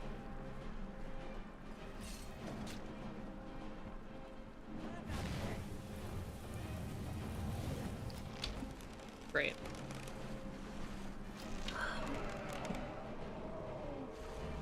Who are these people? These people aren't, these people are friendly. Forsworn were raiding them.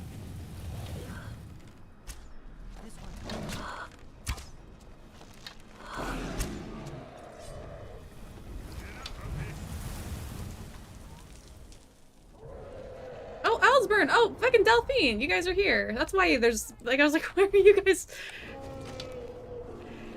I was probably supposed to escort you here. And I didn't do that. Which is why you guys are fighting the Forsworn on your own. Mystery solved.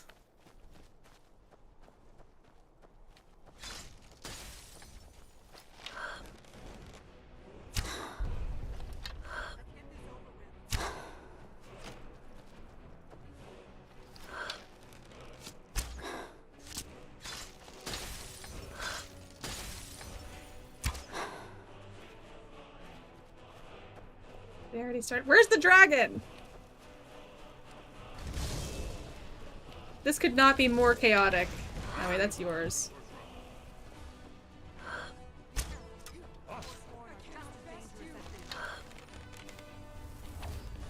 Well, okay, now you're dead.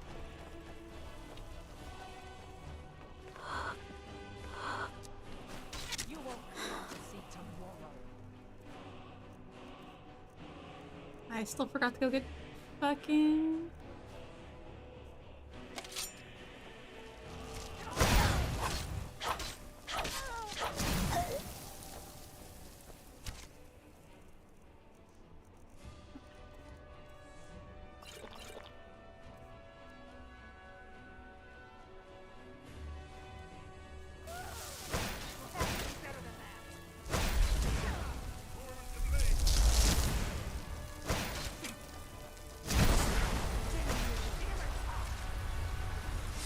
What did I just do?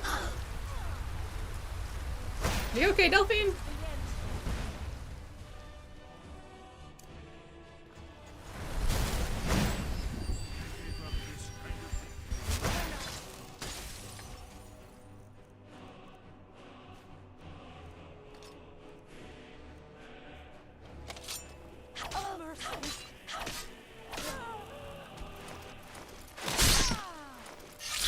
I was just getting warmed up.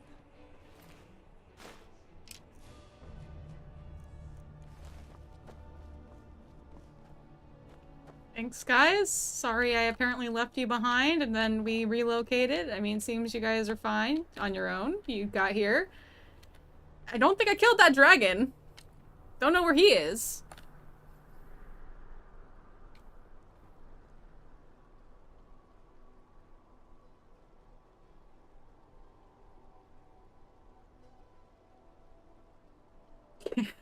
So I'm just finally reading back in chat. Yeah, I took the scenic route. I have this crazy ability to teleport, and my inventory filled up like 5 times during this quest, and I forgot that I was on it. And I think that I went back and did another quest, Delphine. I'm sorry, I don't know how long you guys were sitting out here fighting the Forsworn, but you know, we're here, and now I can teleport back here so I can go fucking... Alright.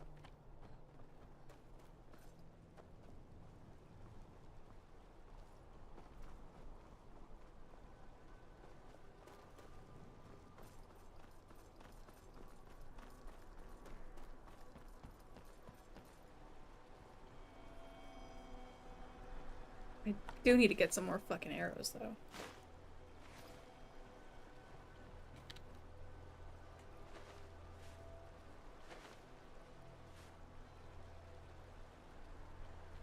I think we're getting close. Let's keep moving.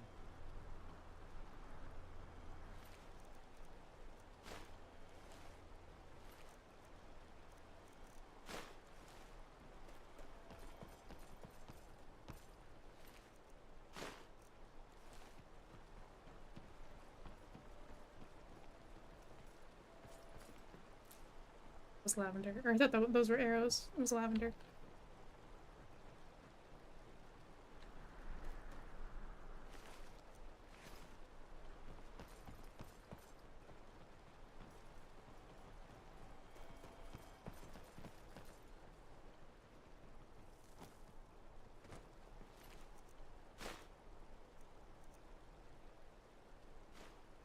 Hmm.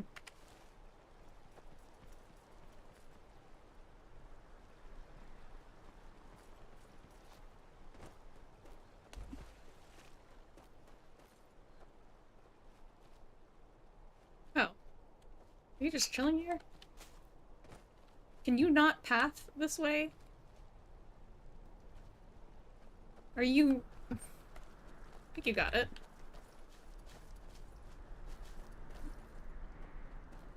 I killed one up here too. No, I didn't.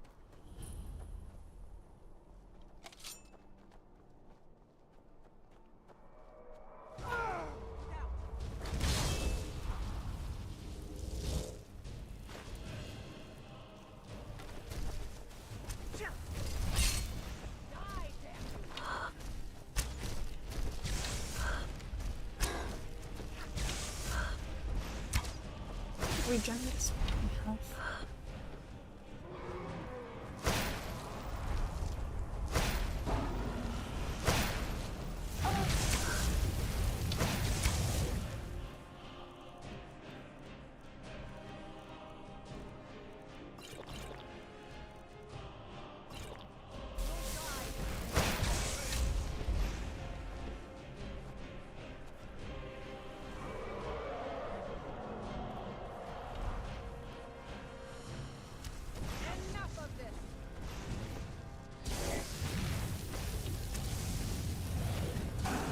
Not easy to fucking run out of a goddamn frost. I hate this one.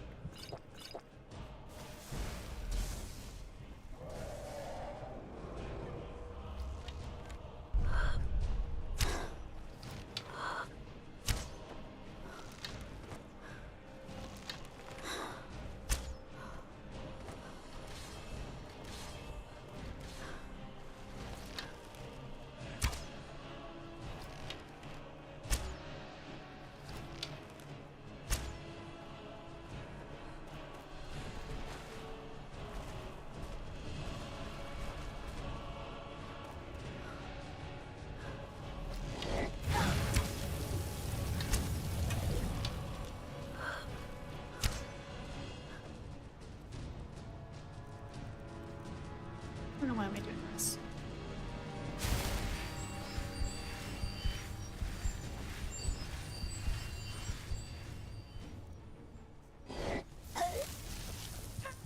Fuck. Fucking hell.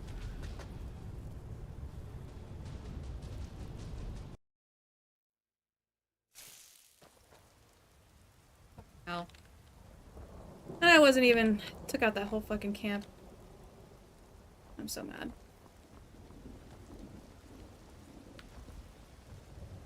Should have saved after that.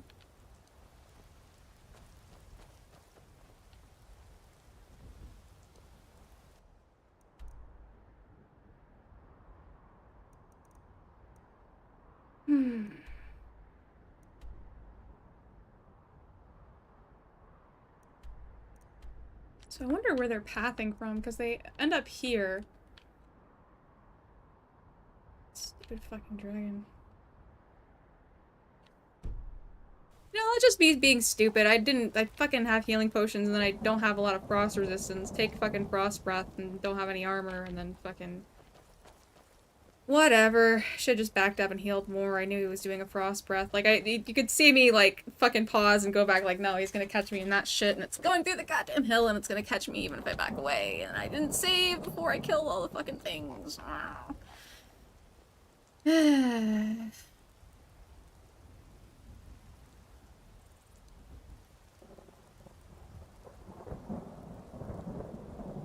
Now I'm just pissed off. Cause trouble in Whiterun and I'll haul you into the Dragon's Reach dungeon myself.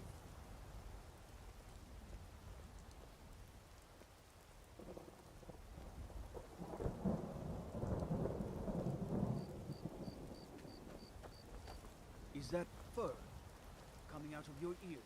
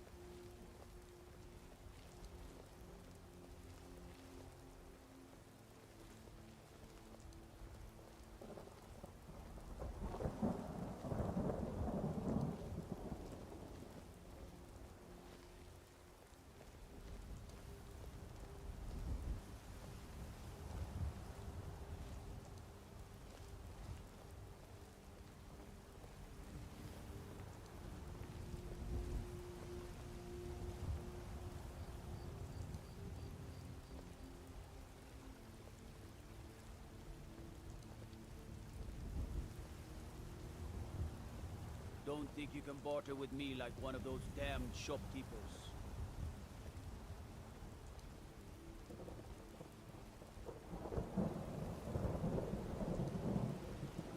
I'm being very sneaky.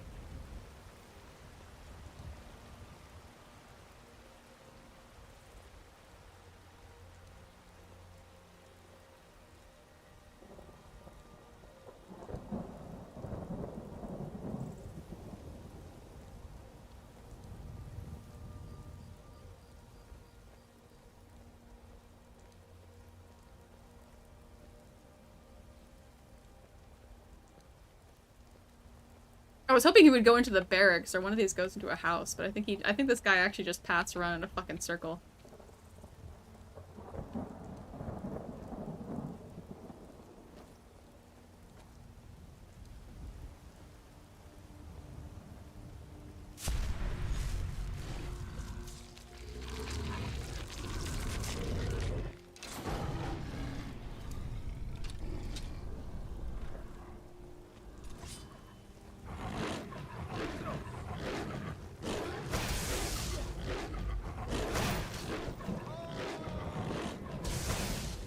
Oh, it doesn't do it. It fucked up. There it goes.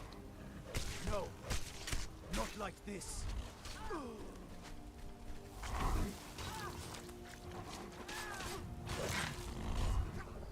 Oh no, you guys saw. That's not what I wanted. I don't want that. I don't want this. I just wanted to eat the guy. I just wanted to take out my anger on an innocent bystander, okay? Alright. Fuck. It's not his fault I'm bad at playing the game. Yeah, I'm a furry. I never use my beast form anymore though, just because it's like it's so easy to just get murked by some random fucking thing during it. Yeah, dude, the companions were cool to me. That's why I like it. Ugh, fucking.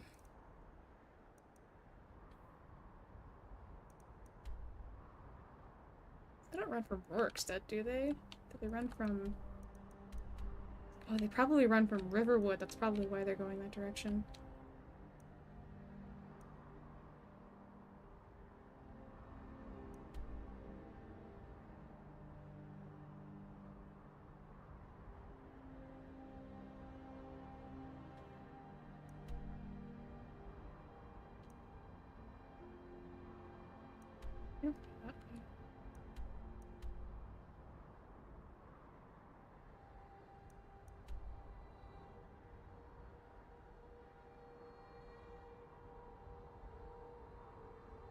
Where's this wall punishing? True.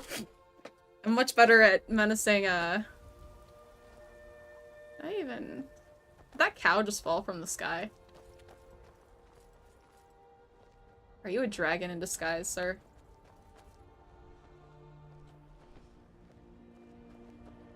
Now I remember.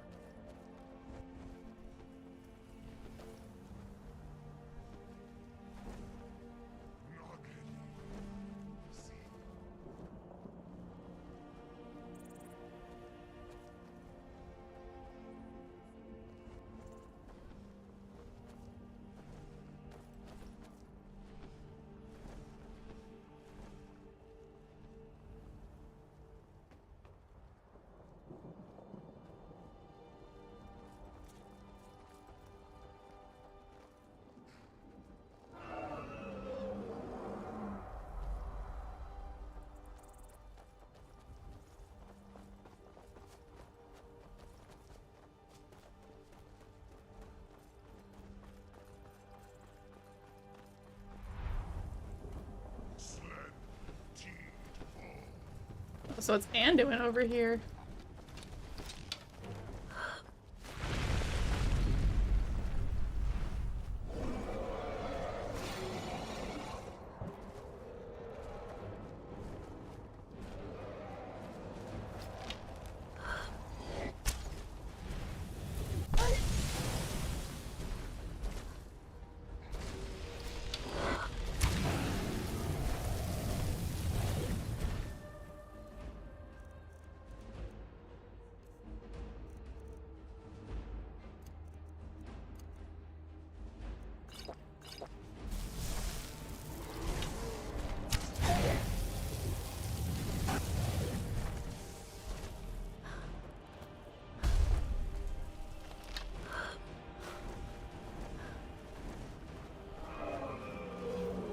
It's not just a dragon now. It's a fucking named dragon.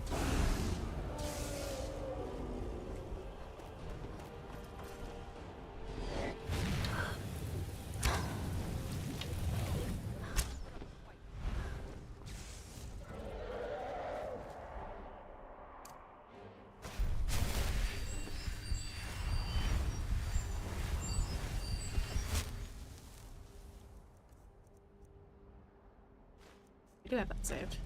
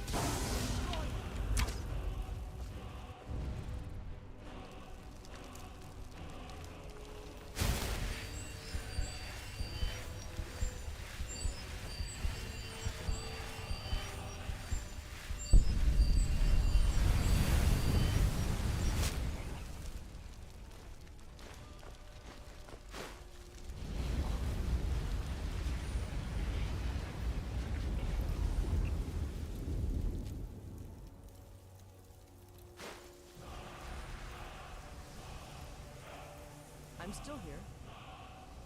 What do you need to take?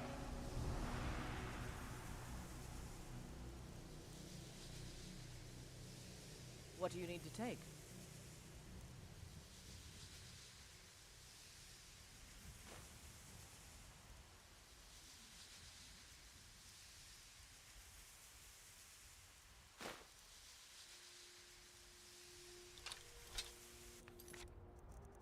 On then.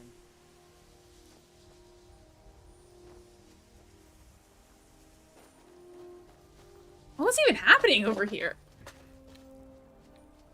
Do I have a quest over here that I just like forgot that I was doing? It's entirely possible, but it's also, is it just like a thing now that Anduin is just like raising, or Alduin or whatever the fuck his name is just raising dragons now?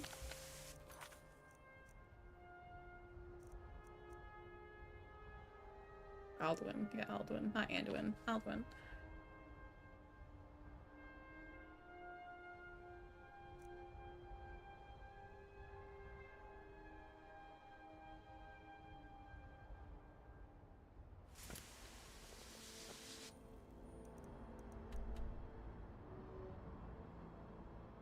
wonder. I'm gonna go pee real quick and grab some water. I'll be AFK a couple minutes. Play some music for you guys, and I'll be back. I do want to keep playing. I just feel like going from like streaming to gaming, I don't know. It's my wild brain cooking. Let me go pee real quick, and I will be right back.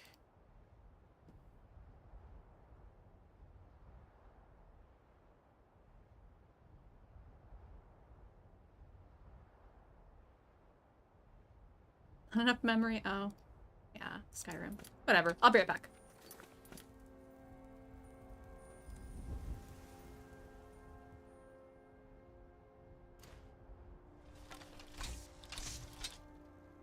You can just stare at Ayla for a minute.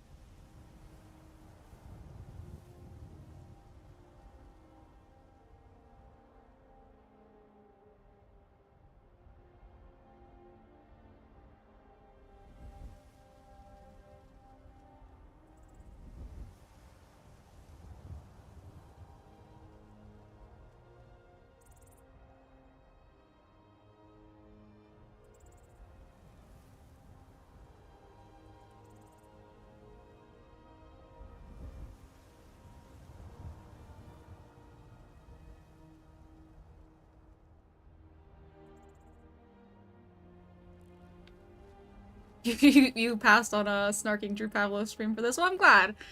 I mean, obviously, anytime Drew Pavlo says anything, you know, it's a good time, because he's retarded. But, hopefully Ayla kept you guys company. Right? Why do you... What is it? Yeah, I don't like your fit. I don't like what you're doing. I feel like you're not being optimized right now. Stop wearing those. You don't have a fucking bow. Or you have a bow, but you're not using it. I'll take that. I don't think you have long sword. You don't even use the ghost blade.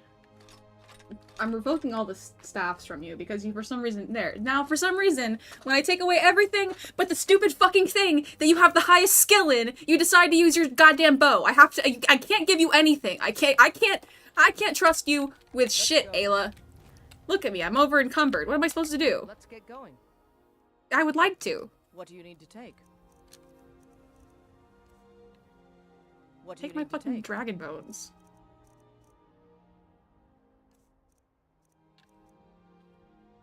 This heavy ass shit.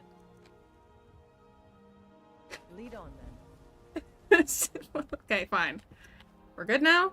I think you're wearing light armor. I think you have a bow. Like, seriously, it's the I feel like they're supposed to use the best weapon for them, but she does not. Lydia, I have a theory. For some reason, I mean, I think it's because she might have like the most broad like skill set or whatever in her class, but Lydia will act normal. Lydia makes sense with her decision making. Lydia has normal normal NPC pathing. None of the other companions do. Like, look at you. Lydia would have been right here. What are you doing? What are you pondering about? Right. We're gonna go towards the quest. Lydia is based. I wanted to give her a break. I wanted to bring Ayla out here. I think she's cool. I tried to bring Farkas instead. Farkas was my original choice from the companions. For my companion. But he's even stupider than fucking Ayla. Ayla is like at least competent. She at least can like handle herself in a fight. Farkas gets in the way, doesn't do shit, randomly just stops fucking attacking things. Like, I don't know why. I don't know why. The two-handed male companions are just not good.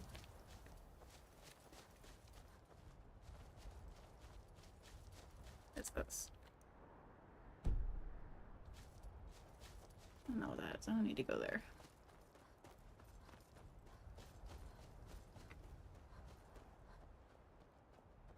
And it sucks because I like Farkas. I want to marry Farkas. I think he's cool. But I would never bring him on a mission. Males in general, right? Exactly. They're only good for marriage. They're not good for combat.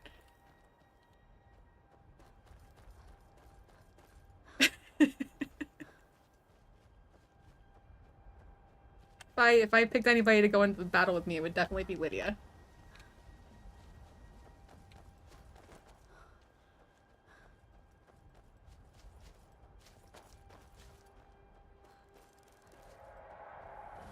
Whoa there!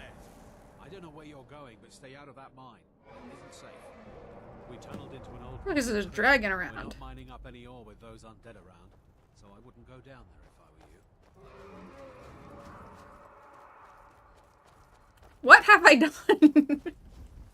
Why am I being fucking assailed by dragons? I think I probably should have stayed with Delphine and what's his nuts for this fucking fight. Hey, watch it. Shut up.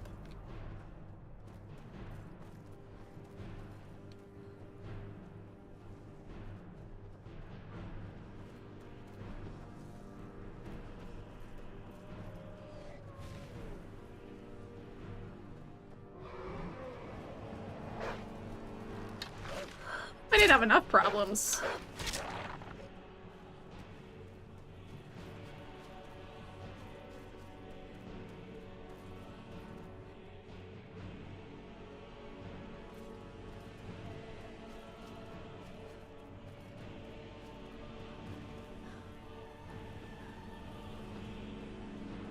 Sorry, I was trying to see something over here.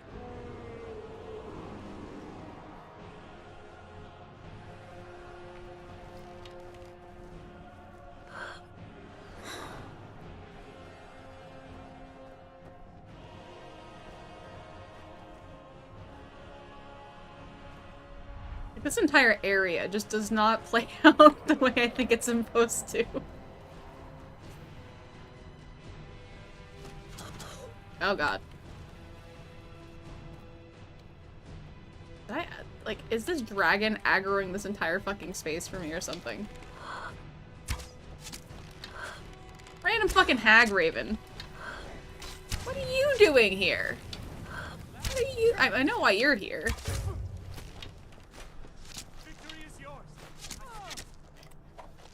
Really, this fucking dragon? Mercy. No.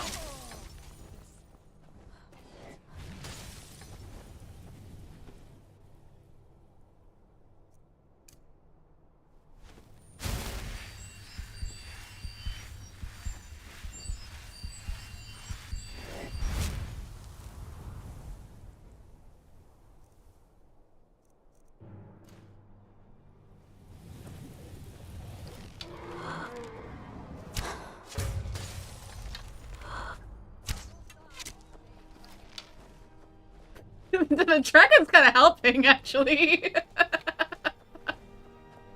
Thank you.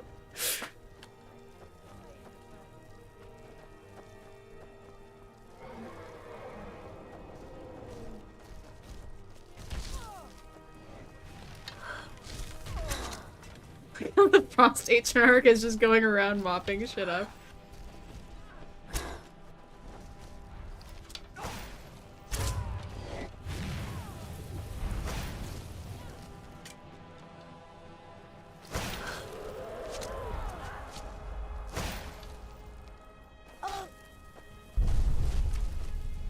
You think I'm afraid of you?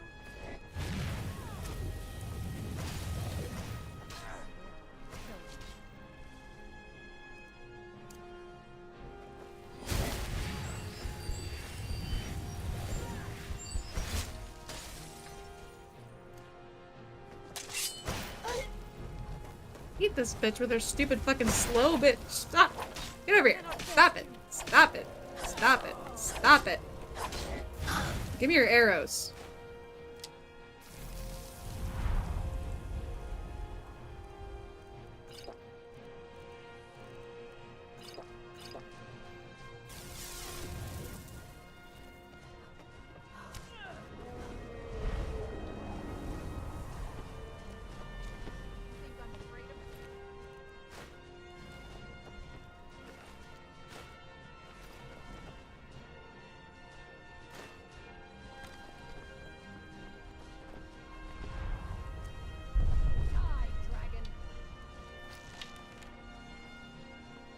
Even is the dragon.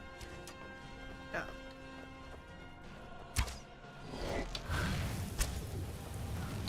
Not doing this again.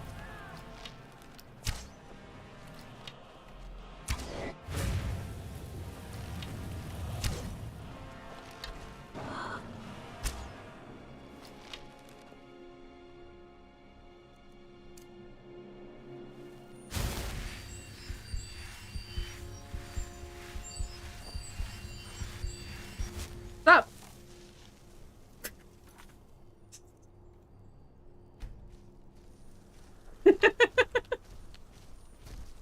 Glad the gang's all here. Ayla is, she's here.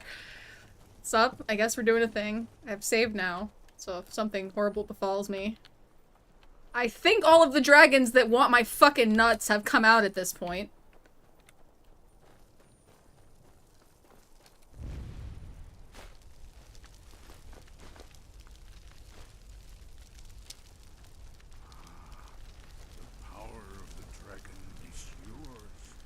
There can be no doubt. You are the Dragonborn of prophecy.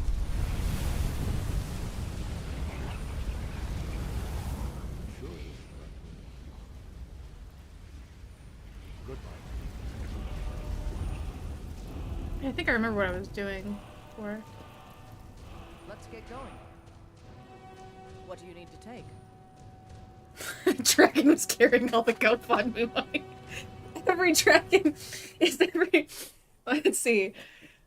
Let's see if I can engage with this. So, Alduin is Alduin like the state of Israel personified, or like what is it? What? How are they resurrecting all these Gila Kleins to come after me? Like, why are all these Gila Kleins? What's his motivation? Fuck's sake. I was gonna get. God, I like. What do you need to so take? Fucking ADHD today. I hate it. My God, I hate What this do you game. need to take? Can I just click on a thing and it actually? Thank you. Fuck's sake.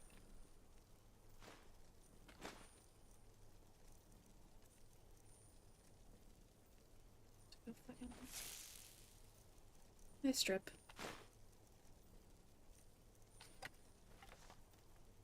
Lead on.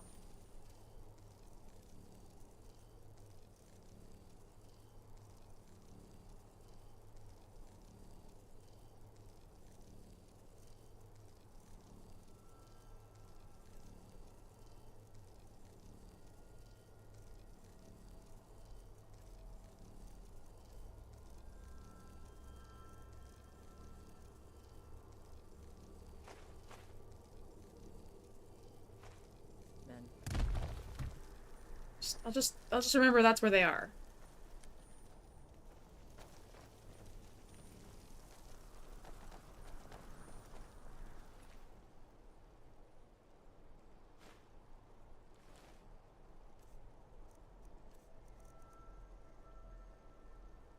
I need to charge that.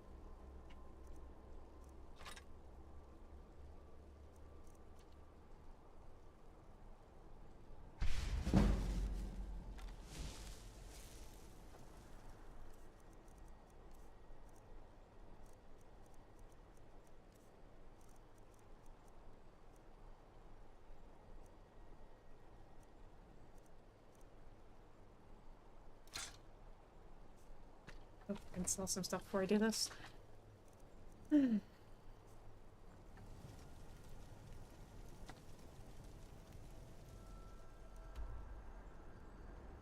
More sensor campaigns, mandatory service.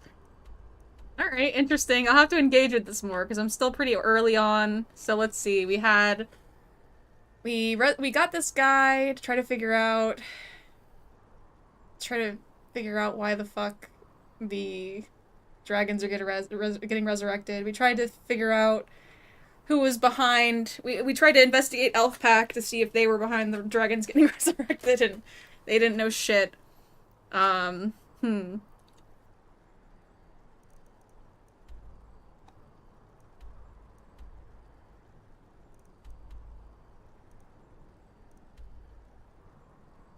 Where's another,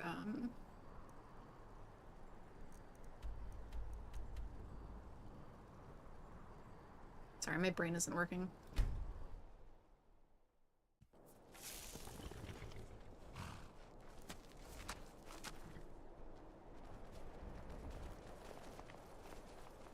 You're different, aren't you? Not like anyone else. Not in Mortal or Skyrim.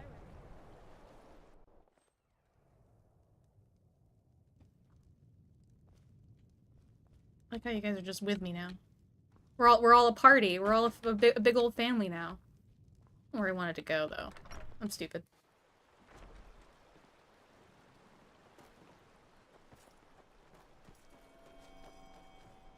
What's that? In here. What did they have? I went to the wrong place.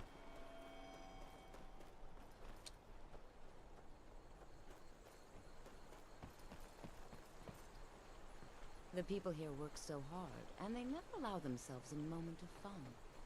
It's such a pity. It won't last forever, though.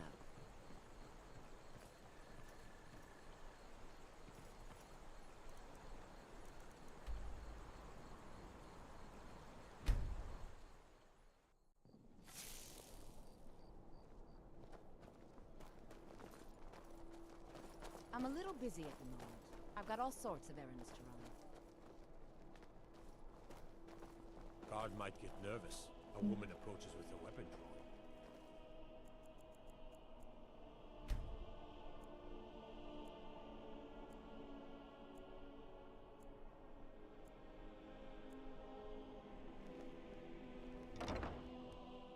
Take a good look around.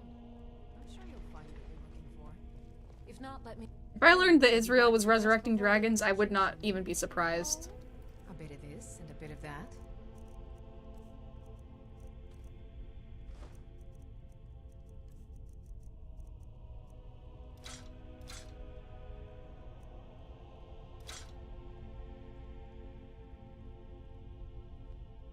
Come back to bits and pieces anytime. Pardon me. Hey, wanna play tag? If you're looking for... Got something for just about everybody in here. Give a holler if you... It's good to see. So you're interested in my potions and ingredients?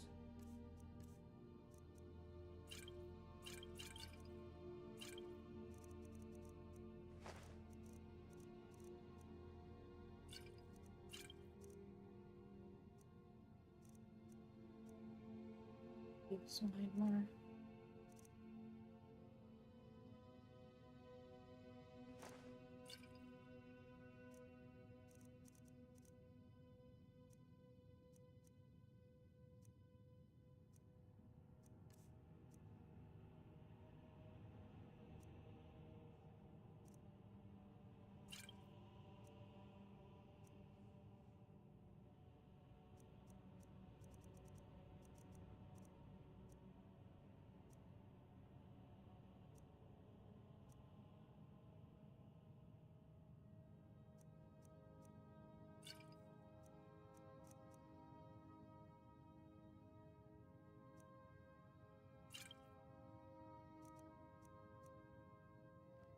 Don't forget me next If you're time you looking need for herbs potions, and you should talk to my potions. aunt, Angeline. Everyone needs work, right? I have good work for you.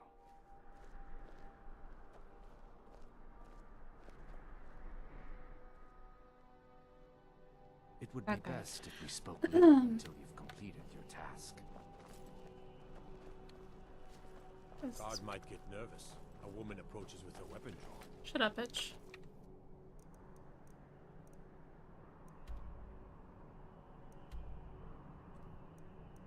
I probably should just do the vendor gold fucking hack and just spam it and goddamn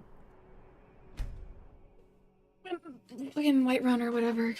Because I'm always forgetting where the vendors for fucking weapons and whatnot are and shit like that. I've never seen Mule this upset about Hey, it. Mule. The city really gets to her. Hey, Grelka. You gonna buy everything I've got on display? You got gold? Really? You're gonna take it.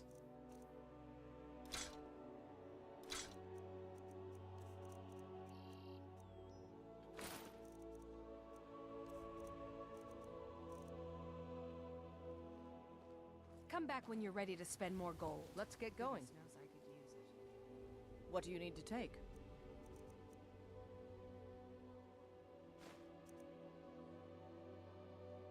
Let's go. You gonna stare all day or take a look?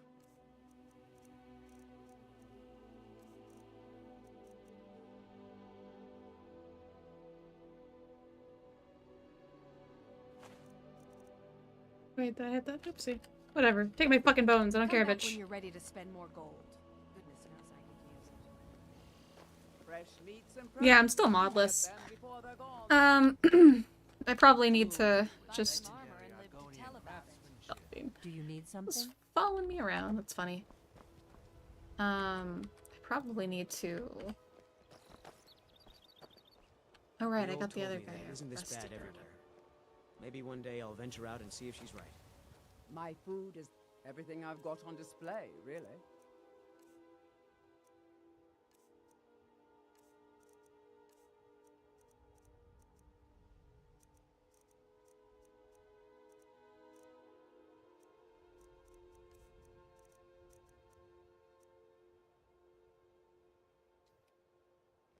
Keep your belly full and your shoulders strong. What brings you to Balamon today? Looking to protect yourself or deal some damage? Remember, nothing but genuine We've fire stopped. salts will What is do. it? The Forge knows the difference. What do you need to take?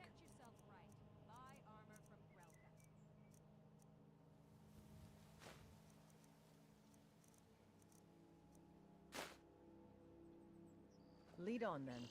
Nothing like the smell of a white, the finest weapons and armor. Oh my god. The finest weapons and armor.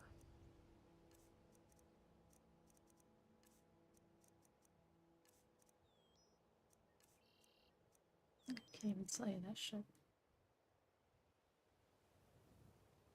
That thing's pretty fucking cool.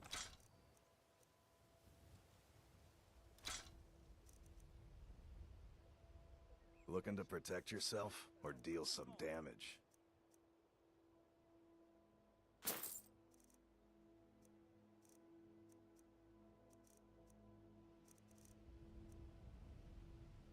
Remember, nothing but genuine fire salts will do.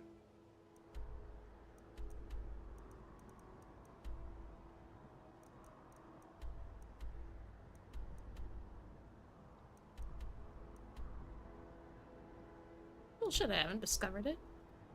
Whatever.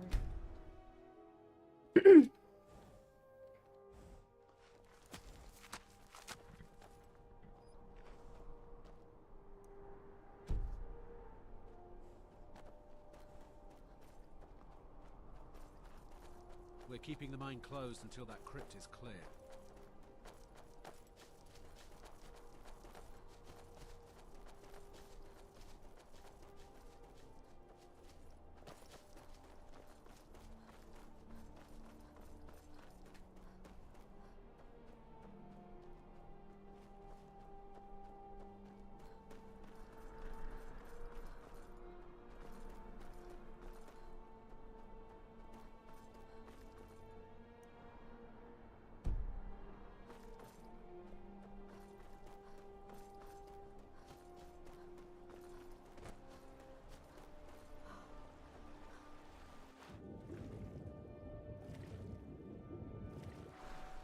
not trying to look up make a Jeet skirt.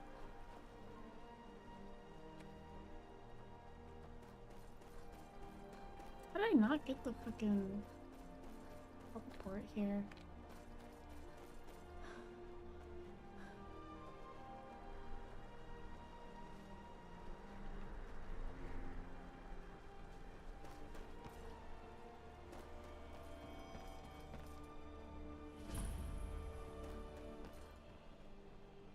It wasn't discovered before, okay. Despite me having walked all over this fucking place, I guess.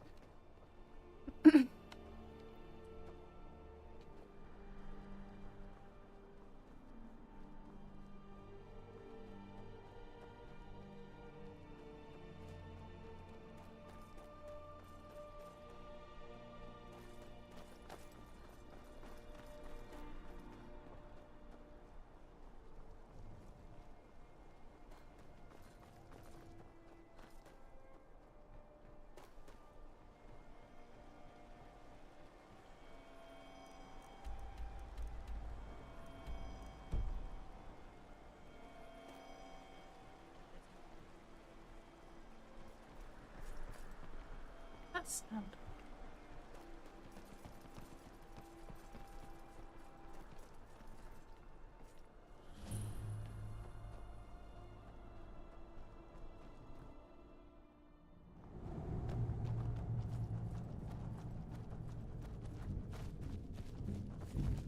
Be careful.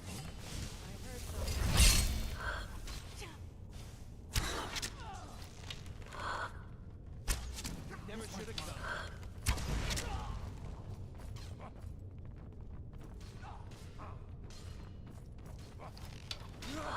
You guys just go full hog. I think they're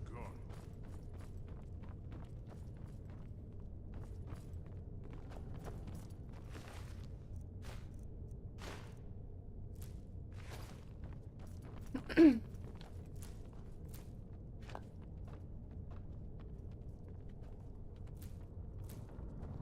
And cursed.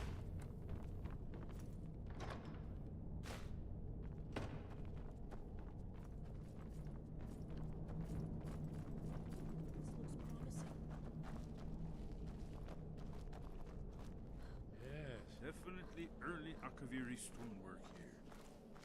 We've got to get this bridge down. These pillars must have something to do with it. Yes, these are Akaviri symbols. Here, let's see.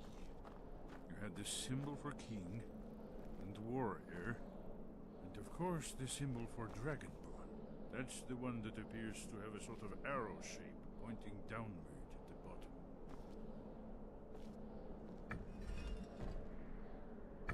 Yes, that's it. The symbol on the middle pillar.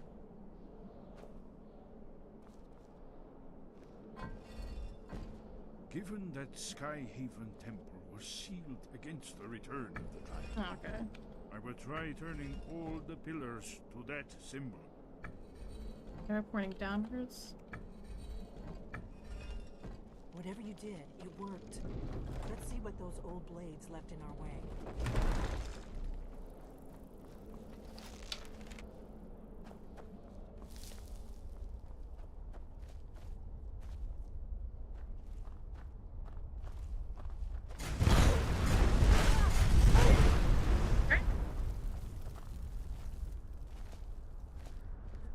Not great. Whatever I did, guys, I'm gonna say it wasn't great. I'm gonna say I was distracted by my dog entering the room.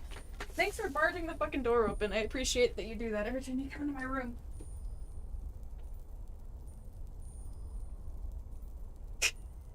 We're good, we're fine, we're good. Yeah, obviously it's the plates on the floor. I kind of saw what they were, but I was like, I want to boast I have something. Can you guys like maybe get out of the fucking way? Looks like pressure. Yeah, no shit. Can you maybe, can you get out of the fucking way? So, yeah, I know. I would like us to. Cause you're pushing me onto this fucking thing. Get out. Go away. Go. Move. I'm here. We'll cross once it's safe. Yeah, it's not gonna be fucking safe with you in the way there. Be careful.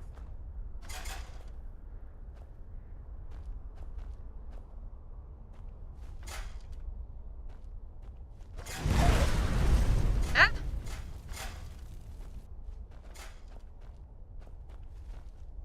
We'll cross. Safe. Close enough. Close to the entrance.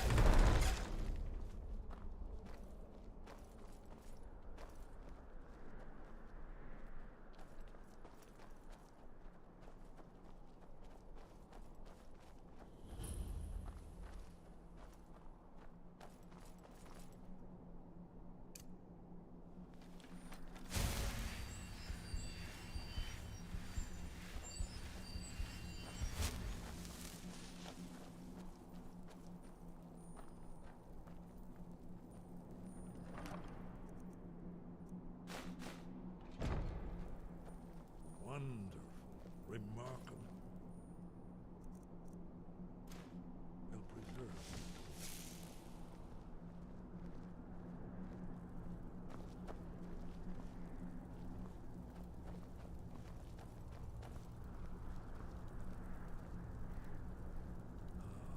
Here's the blood seal, another of the lost Akaviri arts, no doubt triggered by, well, blood.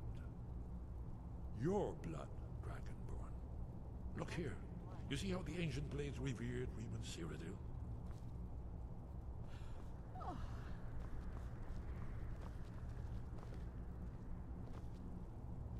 This whole place appears to be a shrine to Reman. He ended Esbern's the probably Akaviri right. invasion under Try mysterious using your blood on the circumstances. carved seal on the floor.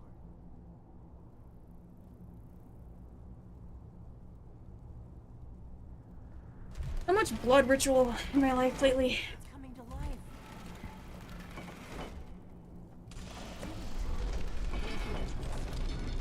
After you, Dragon. You should have an honor in being the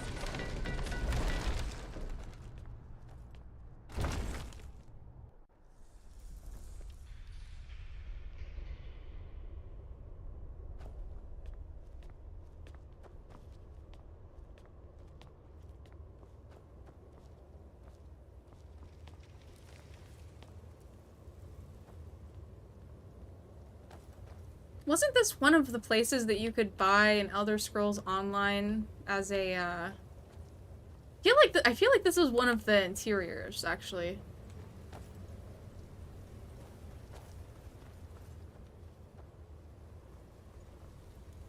If there's like a big balcony, then for sure. What?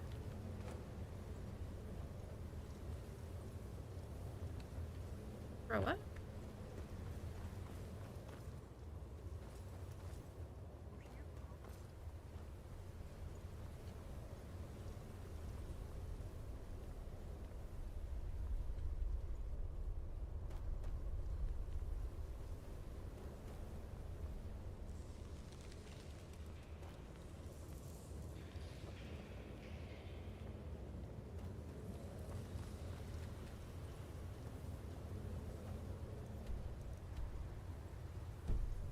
Well, this is Alduin's wall. Oh. I've never seen a finer example of early Second Era Akaviri sculpture and relief. Esbern, we need information, not a lecture on art history. Yes, yes. Let's see what we have. I would like a lecture on art history. That's kind of cool. Turn this up a little bit. I don't know why they're so quiet.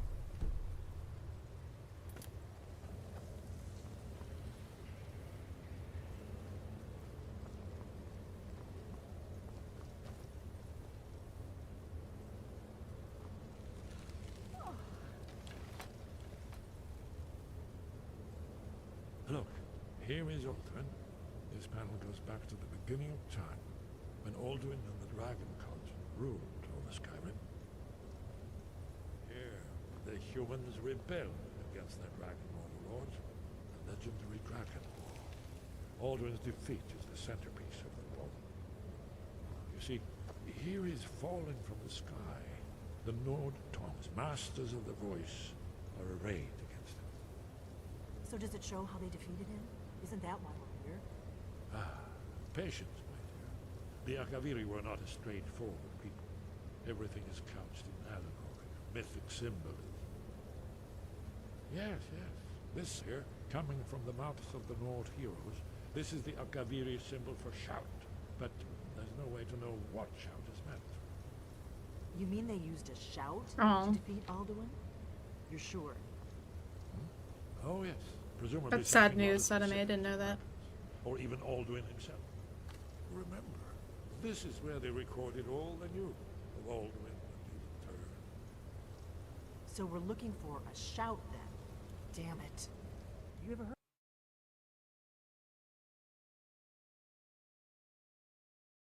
Probably right. I was hoping to avoid having to involve them in this, but it seems we have no choice. If they had their way, you do nothing but sit up on their mountain with them and talk to the sky or whatever it is they do. The Greybeards are so afraid of power that they won't use it. Think about it. Have they tried to stop the Civil War or done anything about Alduin? No. And they're afraid of you, of your power. Trust me, there is no need to be afraid. Think of Tiber Septim. Do you think he'd have founded the Empire if he'd listened to the Greybeards?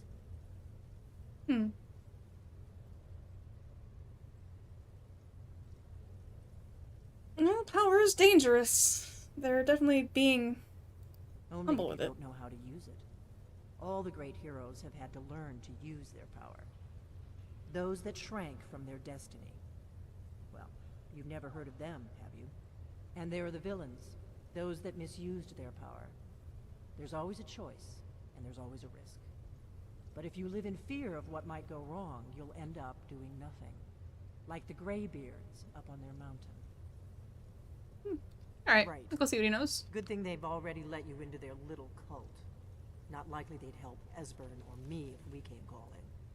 We'll look around Skyhaven Temple and see what else the old blades might have left for us. It's a better hideout than I could have hoped for. Talos guard you. Look here, in the third panel.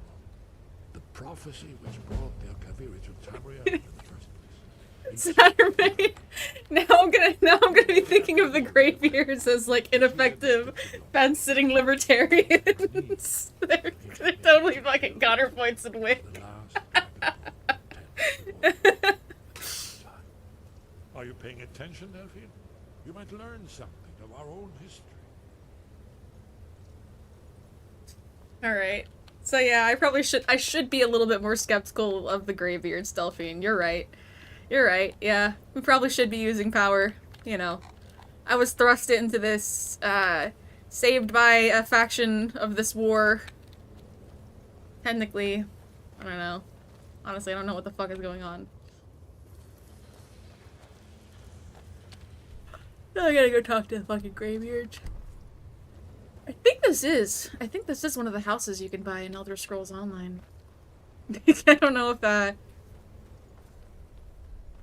See, is this like a great porch or whatever? Like this big fucking... It's like this.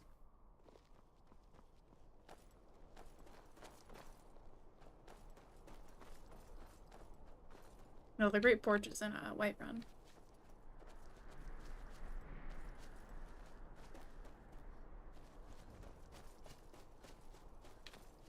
Did you need something? Just chilling out here? Very good.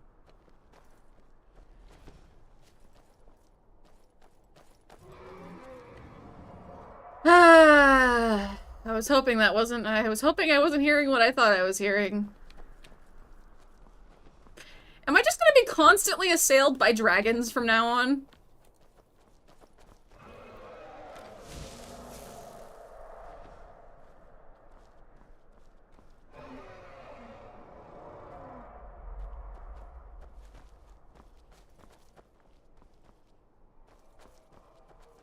Can't even fast travel because of this stupid punk.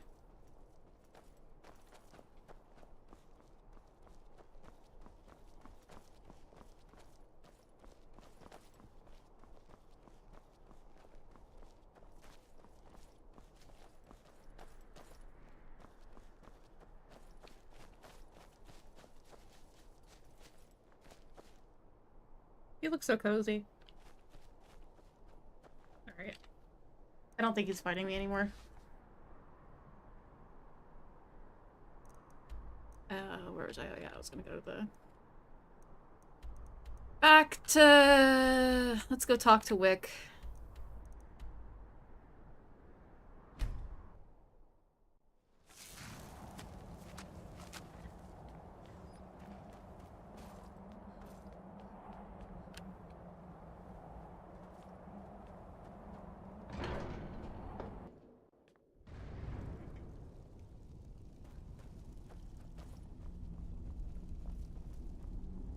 Where are you, old man?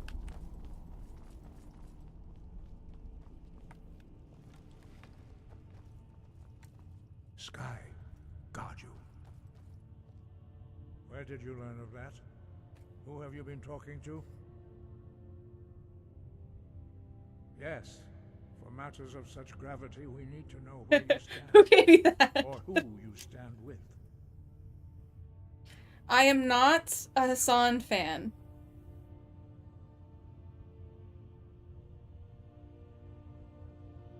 If you wish to stand alone, so be it. If you wish for our help, you will answer my question. Can make me condemn When Hamas. did you learn of a shout used to defeat Alduin? The Blades, of course. They specialize in meddling in matters they barely understand. Their reckless arrogance knows no bounds. They have always sought to turn the Dragonborn from the path of wisdom. Have you learned nothing from us? Would you simply be a tool in the hands of the Blades to be used for their own purposes?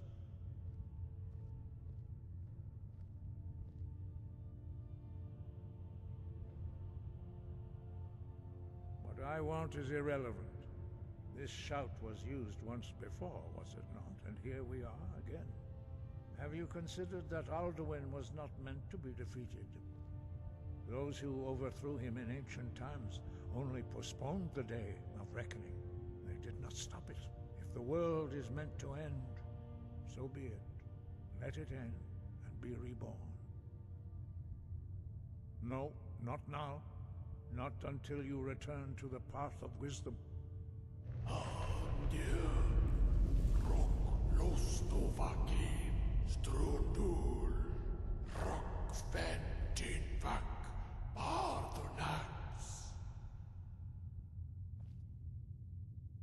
Forgive me, I was intemperate. I allowed my emotions to cloud my judgment. Master Einoth reminded me of my duty. The decision whether or not to help you is not mine to make. Alright. No, I cannot teach it to you because I do not know it.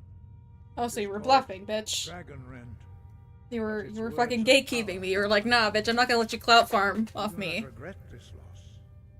Dragonrend holds no place within the way of the voice.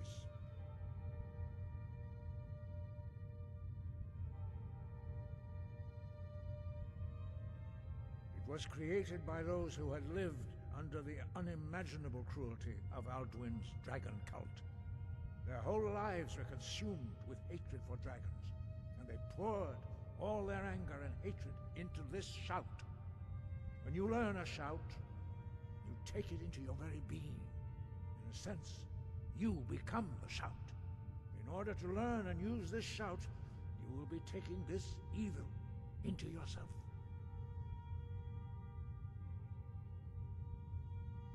Listen, I mean...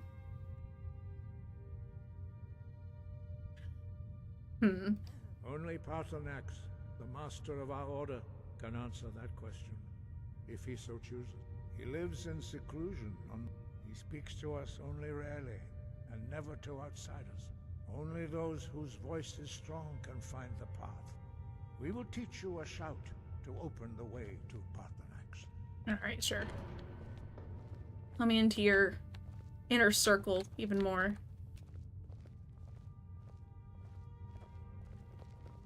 Oh wait, have I haven't swept this place for sweet rolls. They might have sweet rolls in here. I don't know, monks don't seem like the type.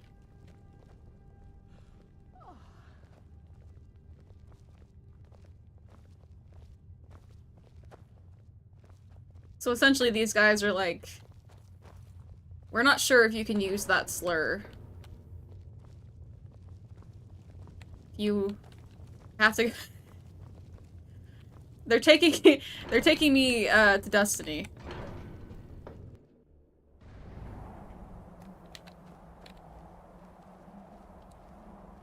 The leader of the Whitebeards.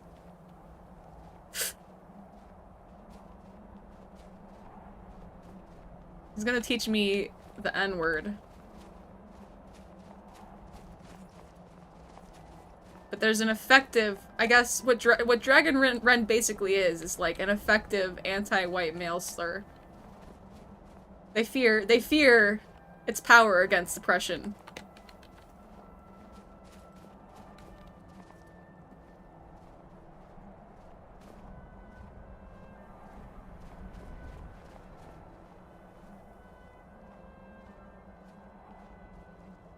The path to Parthenax lies through this gate.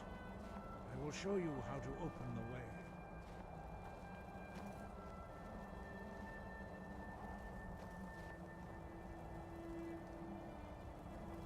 Look.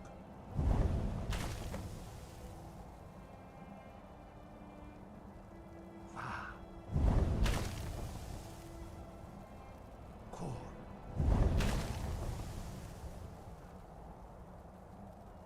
I disavow.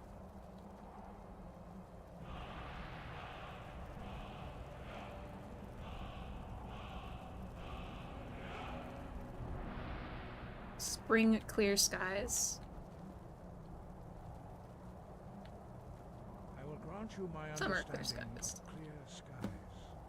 This is your final gift from us, Dragonborn. Use it well.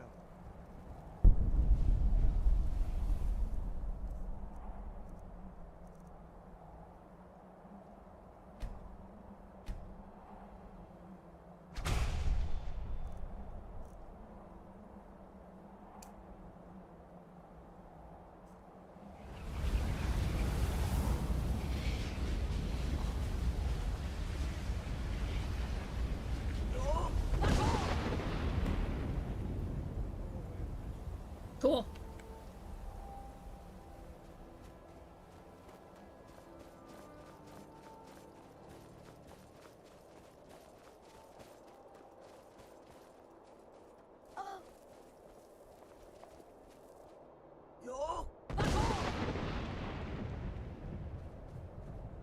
Shout away the rainy days.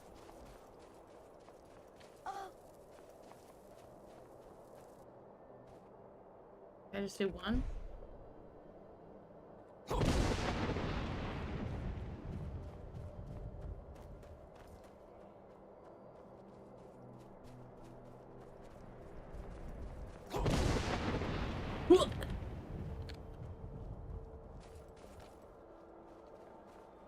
Oh, I'm sorry.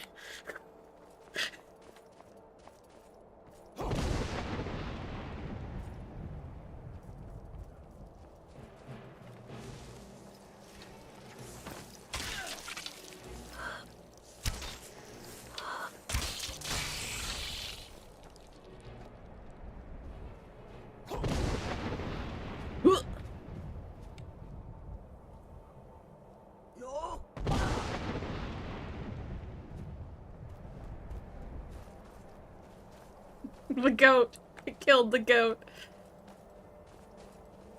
There'll never be anybody else.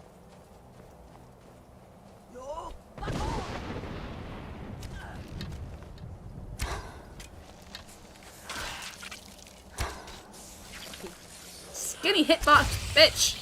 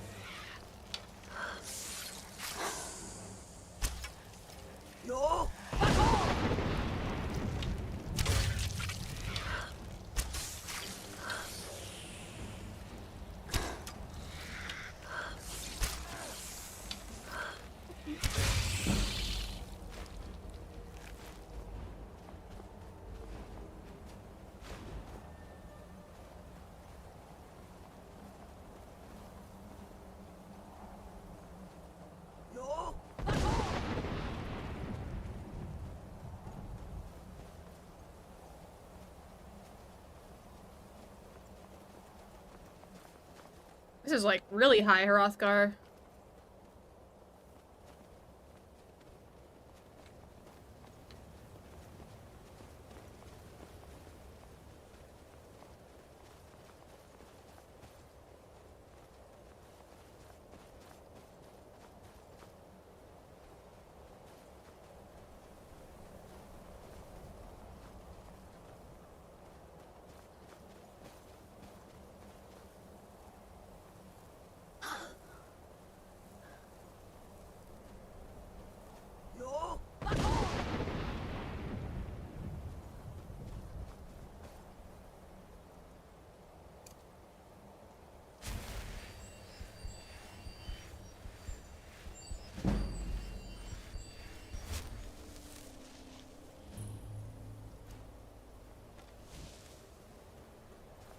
Throat of the world.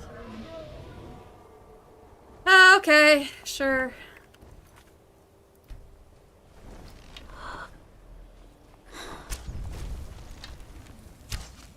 Oh.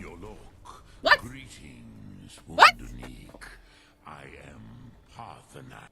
I'm sorry I shot at you. What brings you to my stream? Oh, have a good night, Thorns. Take care. Thank you for coming through. I literally was not expecting you to be a dragon. I am as my father Akatosh made me, as are you, Dovahkiin. Tell me, why do you... I'm sorry I shot at you.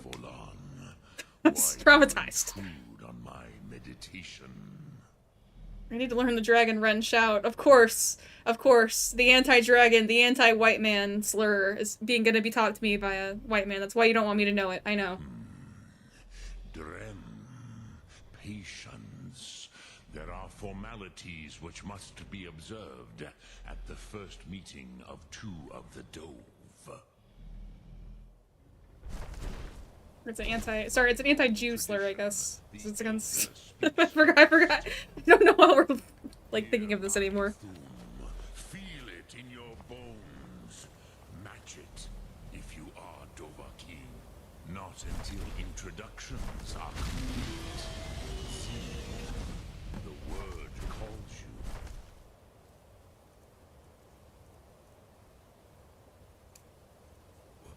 Go to it. Oh,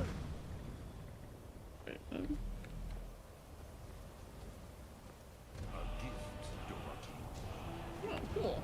Understand fire as the Dove do.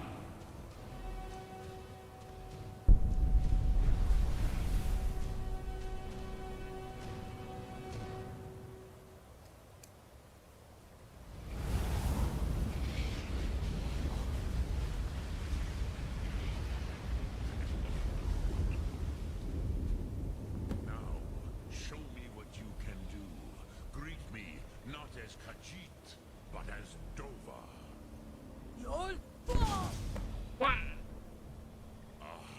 Yes. Sosedo Vrostmul. The dragon blood runs strong in you. It is long since I had the pleasure of speech with one of my own kind. So, you have made your way here to me. No easy task. What would you ask of me? Ah, you would not come all this way for Tinvak with an old Dova.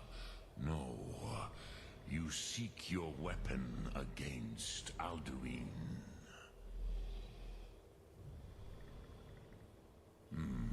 Yes, but I do not know the Thum you seek.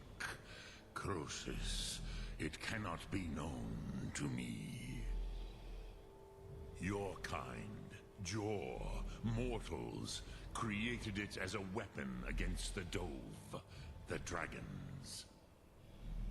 Our Hadrime, our minds, cannot even comprehend its concepts. Drem, all in good time. First, a question for you. Why do you want to learn this Thum? Prusa, As good a reason as any. There are many who feel as you do, although not all. Some would say that all things must end, so that the next can come to pass. Perhaps this world is simply the egg of the next Kalpa, Lin Vokin. Would you stop the next world from being born?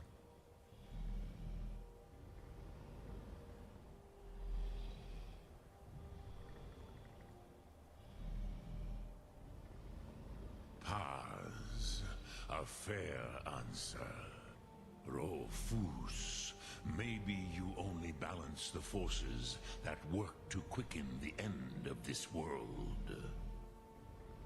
Even we who ride the currents of time cannot see past time's end. Wulsetid los trahodis. Those who try to hasten the end may delay it. Those who work to delay the end may bring it closer. May. But you have indulged my weakness for speech long enough. Croesus. Now, I will answer your question. Do you know why I live here, at the peak of the Monaven, what you name throat of the world?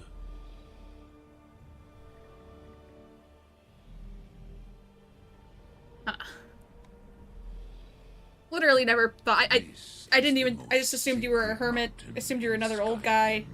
Sokravak Struma, the great mountain of the world. Here, the ancient tongues, the first mortal masters of the voice, brought Alduin to battle and defeated him.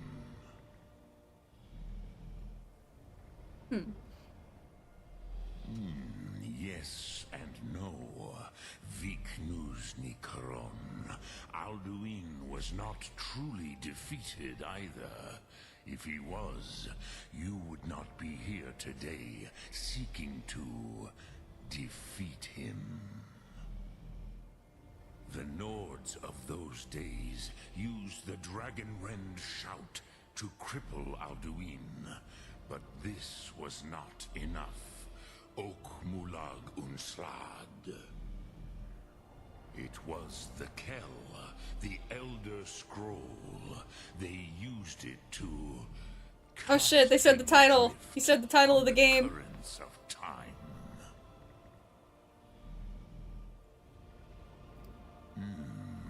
How to explain in your tongue?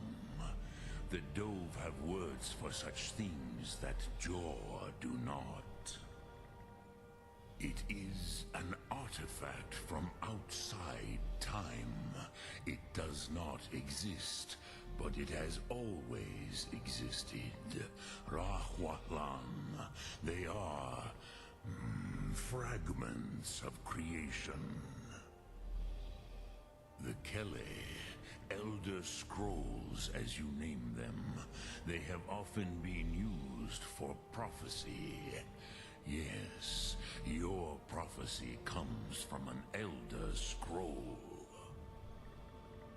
But this is only a small part of their power.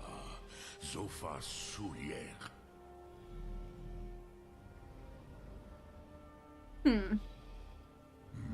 Not intentionally. Some hoped he would be gone forever.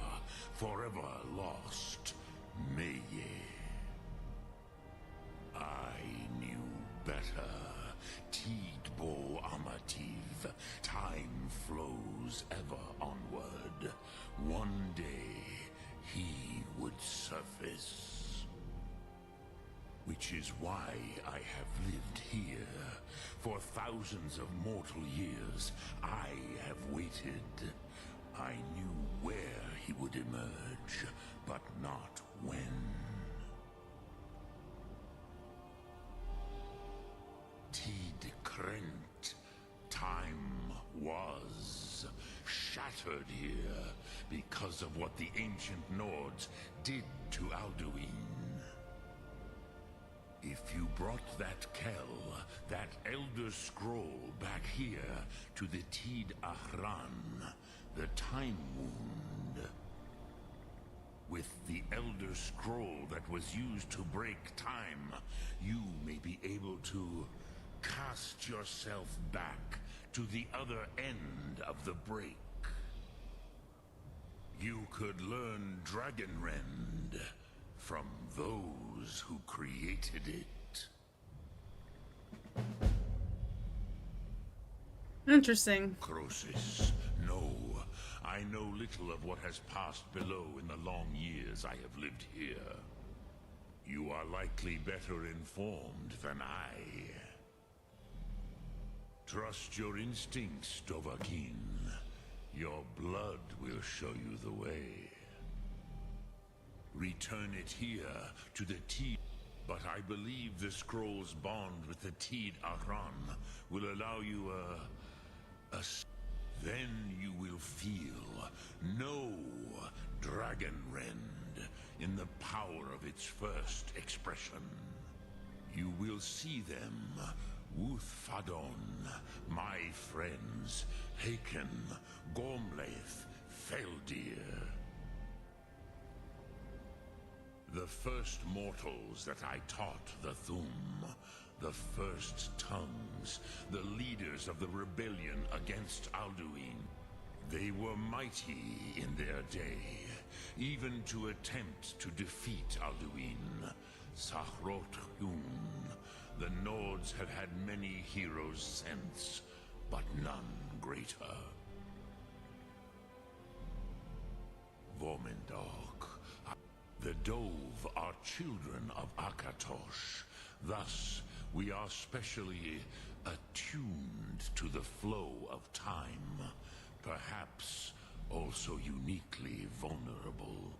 I warned them against such a rash action. Even I could not foresee its consequences. Nust Lihon, they would not listen. Yes, there were a few of us that rebelled against Alduin's Thur, his tyranny. We aided the humans in his overthrow, but they did not trust us. Ni Ov. Their inner councils were kept hidden from us. I was far from here on the day of Alduin's downfall, but all Dove felt the sundering of time itself. I cannot tell you in detail. I never heard it used. Kogan. It was the first Thum created solely by mortals.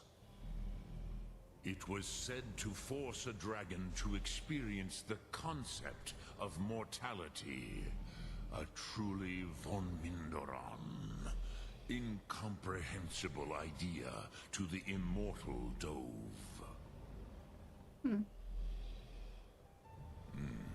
I have taught the way of the voice for centuries, and the Thum since long before that. But no, Dovahkiin. Others do not come here to train anymore. Saran, you are the first in over 100 years.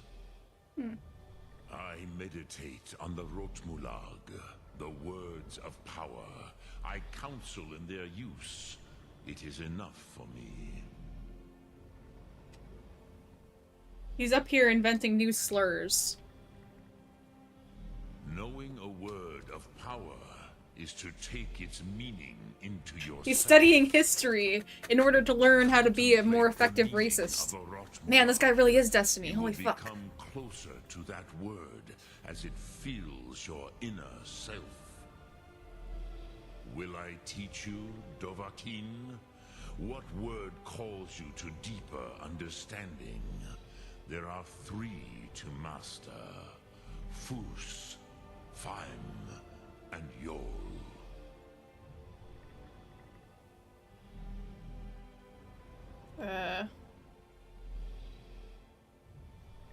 Yol. In your tongue, The word simply means fire. It is change given form, power at its most primal. That is the true meaning of Yol. Solyek, power. You have it, as do all Dove. But power is inert without action and choice. Think of this as the fire builds in your sum, in your breath. Sum Arc Mora. What will you burn? What will you spare?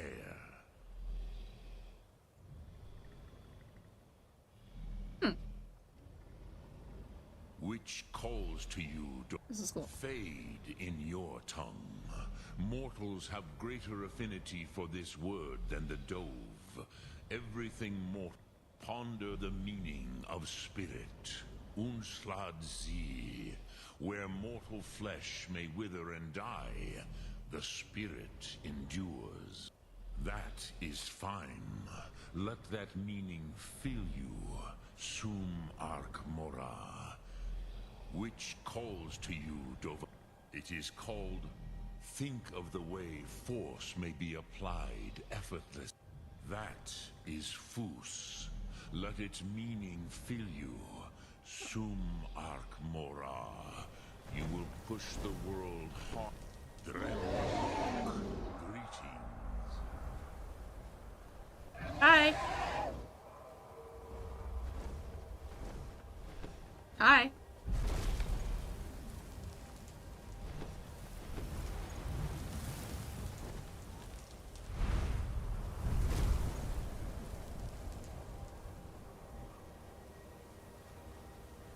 That's probably where you're supposed to be this whole time, but like I just kept talking to you. All right, cool. So we gotta go talk to what's their nuts? Yeah, I'll go talk to what's his name too.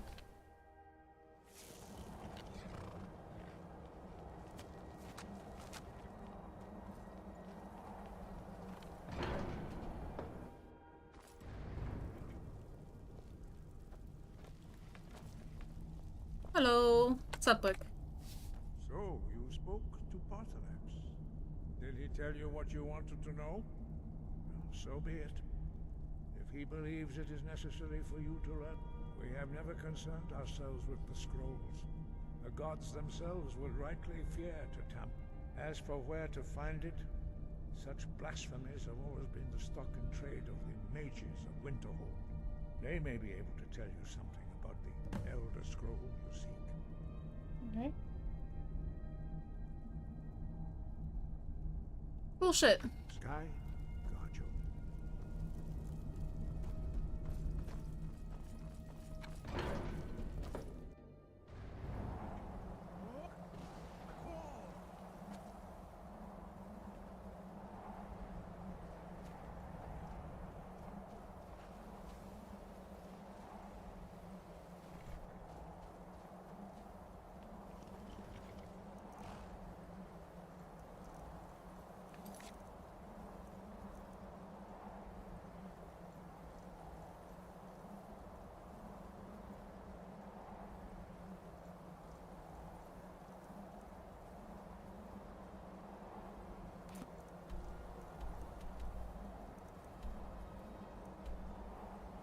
I haven't done any of the College of Winterhold stuff either, so I guess I'll come here. Days may lie behind it, but the college lives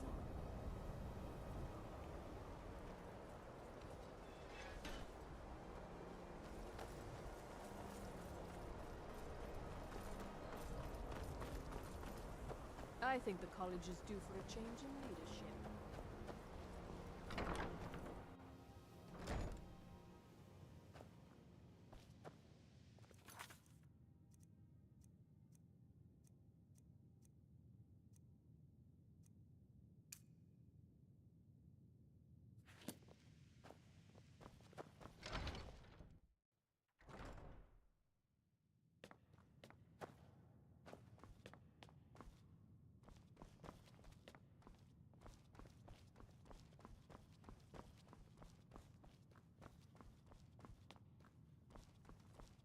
I don't want to see you treating any of these books poorly.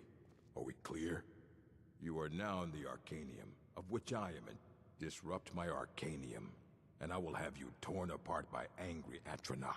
Now, do you require assistance?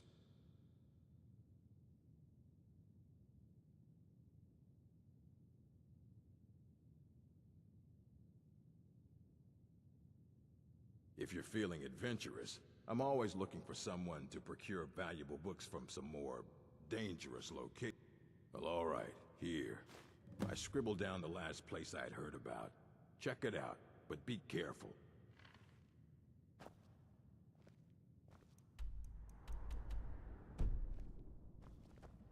Hundreds of years have gone into assembling this collection. It's going to stay pristine, understand? You need a book? A mate. We've been keeping this collection since the Second Era. Books? And what do you plan to do with it? Do you even know what you're asking about? Or are you just someone's errand girl?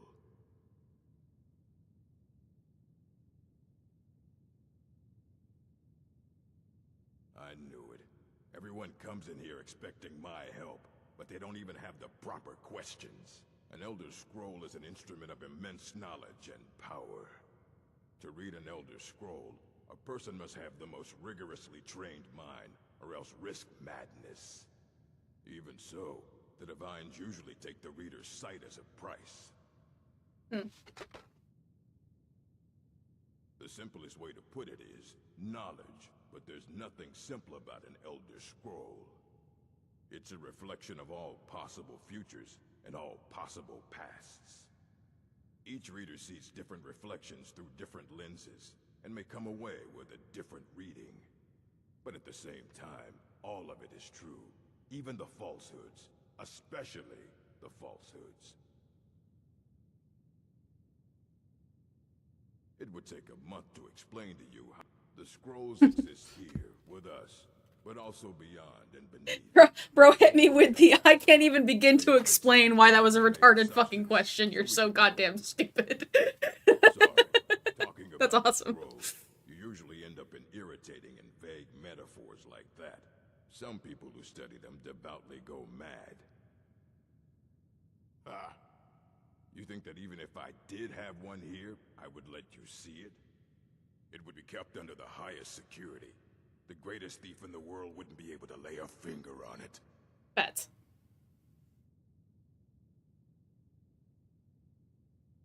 What about? Wait. Are you? Were you the one the Greybeards were calling? I'll bring everything we have on them, but it's not much. So don't get your hopes up. It's mostly lies, leavened with rumor and conjecture. Interesting. Cool.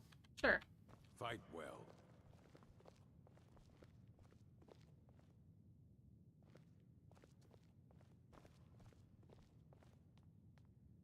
Here you go. Try not to spill anything on them.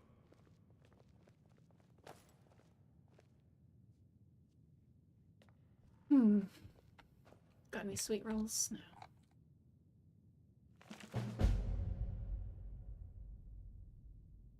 Imagine living beneath the waves in a strong-sided plastic lump of excellent fabric, holding the fabric over your gills. You would begin to breathe.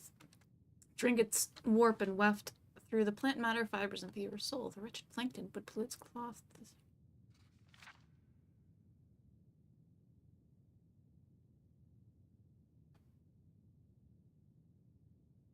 See, can we flow through the scrolls as knowledge flows through, being water, or are we stuck? Or are we the stuck morass of sea filth that gathers on the edge? Imagine again, this time but different. A bird cresting the wind is lifted by a gust and downed by a stone, but the stone can come from above if the bird is upside down.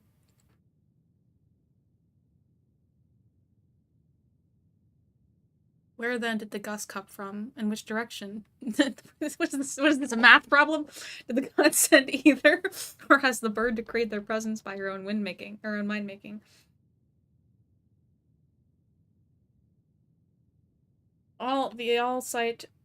The scrolls makes the turning of the mind such that relative positions are absolute in their primacy. I ask you again to imagine for me, this time you are beneath the ground, a tiny acorn planted by some well-meaning elf maiden of the woodlands for her pleasure. or pleasure. You wish to grow, but fear what you may become. So you push off the water, the dirt, the sun to stay in your hole, but it is the very pushing that you become a tree in spite of yourself. How did that happen? The acorn is a kind of a tree egg in this instance, and the knowledge is water and sun. We are the chicken inside the egg, but also the dirt. This is a very confusing metaphor. Why are we a chicken? Why are we an egg? Why are we a chicken and an acorn and a tree at the same time? The knowledge from the scrolls is what we push against to become full-sighted ourselves. One final imagining before your mind closes from the shock of ever knowing you are now a flame burning bright blue within a vast emptiness. In time you see your brothers and sisters, burnings of their own in the distance and along your side. A sea of pinpoints, a constellation of memories. Each burns bright, then flickers, two more to make its place. The scroll, the learning and the learnings of the scroll are the pinpoints. Without their stabbing light, my consciousness would be as a vast nothingness, unknowing its emptiness as a void is unknowing of itself. But the burnings are dangerous and must be carefully tended and minded and brought to themselves and spread to their siblings. Arius.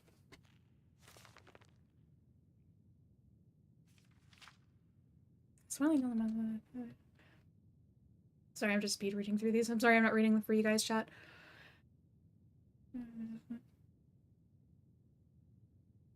Did I thoroughly document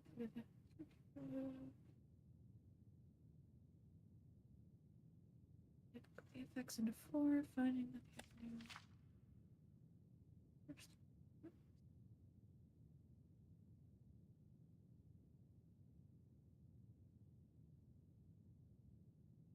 While the scroll will not impart learning to the uninformed, nor will it afflict them in any adverse fashion, visually the scroll will appear to be awash in odd lettering and symbols.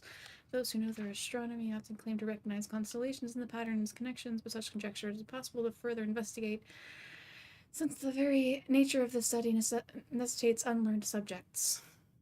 Group the second, the unguarded intellects. The second group realize the greatest danger from attempting to read the scrolls. Hello, Oscar. These are subjects who have an understanding of the nature of the Elder Scrolls and they have not, however, developed adequate discipline to stave off the mind-shattering effect of having a glimpse of infinity. These unfortunate souls are stuck immediately or verbally included blind spot about it. Okay.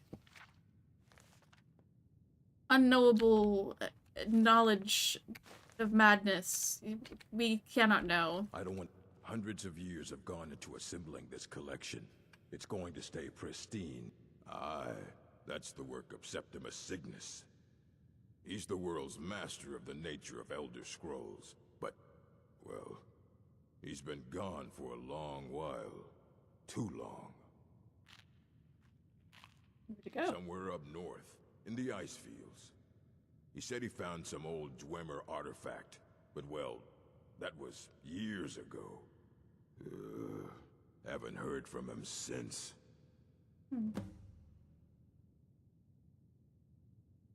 Alright, I guess I gotta find Septimus Cygnus. Probably explore some Dwemer ruins. Sounds fun.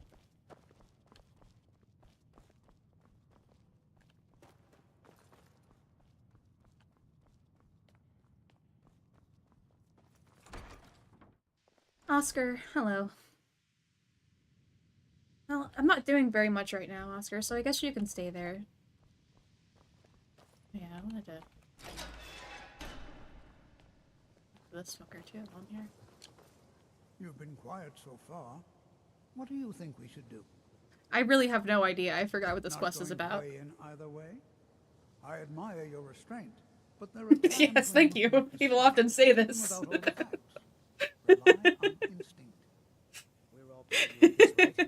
Rely on instinct. Always proclaimed to be a total fucking idiot. Let's settle down. I suppose we can try something practical.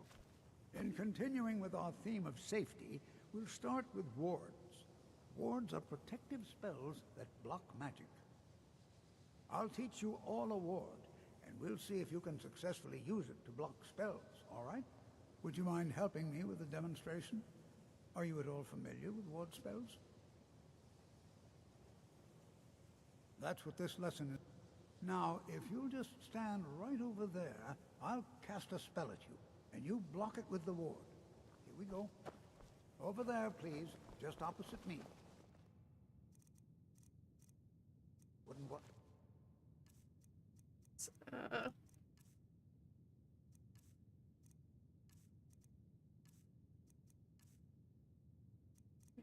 Oh, it's plus 4, Anyone else in the way?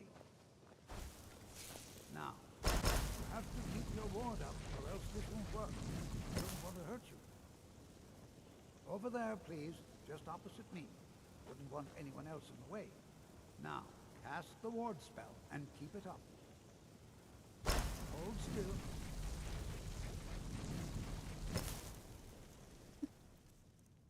I'm not a magic user.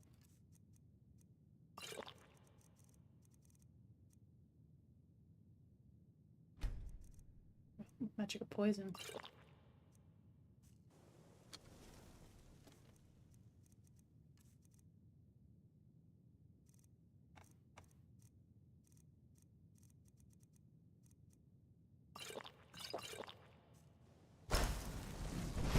Excellent work. Well, I think this is an excellent start. I'd like you all to continue practicing with wards, please. I think perhaps we're ready to begin exploring some of the various applications of magic throughout history. The college has undertaken a fascinating excavation in the ruins of Sarthor nearby. It's an excellent learning opportunity. I suggest we meet there in a few hours and see what awaits us inside. That's all for now. Thank you. Skyrim could not be more different from elsewhere, but magic is the same no matter where you go. Jazargo will go wherever he can to learn more. Oblivion itself if need be. Until next time. Khajiit. Oh yes, Jazargo hopes to find things that will make him a more powerful mage. Hopefully small things that fit inside pockets and will not be noticed if they are missing. You're speaking my language, literally, buddy. There is much for Jazargo to be sure of. There is skill in magic, there is charm, and there is a strong will. Jazargo will be successful. Of this there is no doubt. The only reason you could disagree is because you are losing so badly you cannot see it. Mages in Cyrodiil are all about politics. The Synod and the College of Whispers are too busy guarding secrets to bother to teach. Skyrim was not Jazargo's first choice, but Winterhold is removed from politics, dedicated to study. This is the place for Jazargo to become great. Huh. Swift Real recognizes real. I have many. Where's the...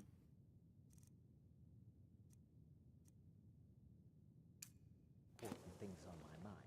Your concerns are not on mine. I know that Khajiit can be a companion, and I kind of want him as one. I feel like I hear he's one of the better ones. He can use destruction magic pretty effectively. That'd be fun. I would like to have a Khajiit friend. So, yeah. Guess I gotta hoof it.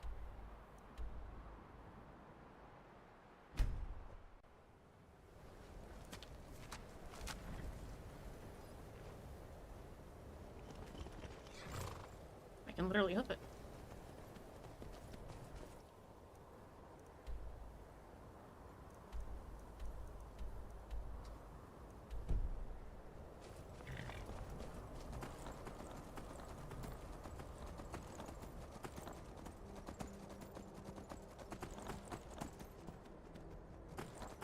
Shit, this is gonna be the right way.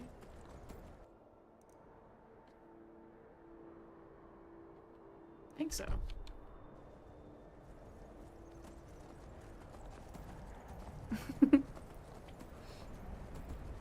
Oscar, you're my original Khajiit companion, okay?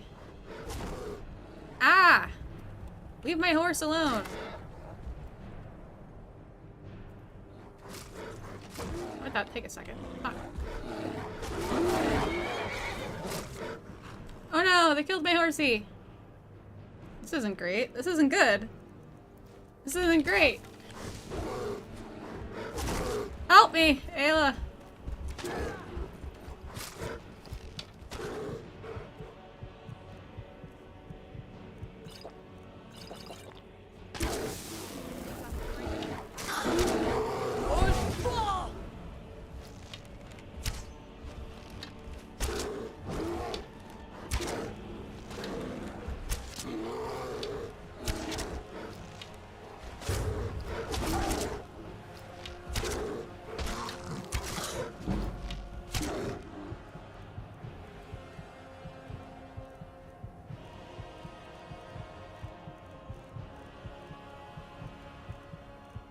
What do you think about this, Oscar?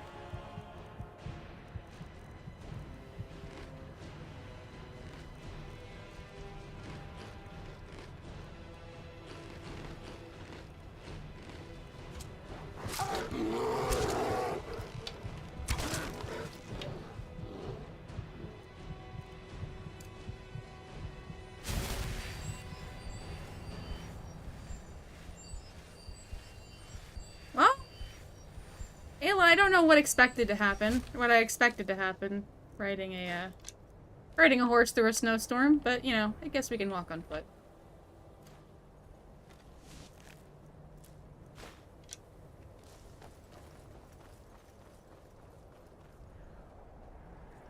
I'm still here. What do you need to take?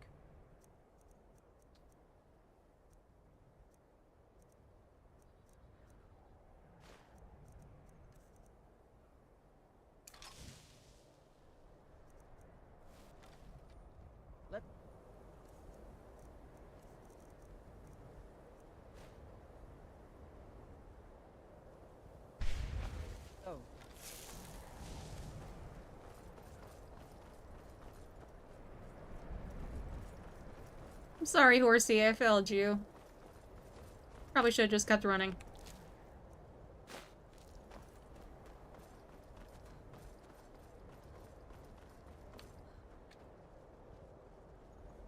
Rip Horsey, yeah.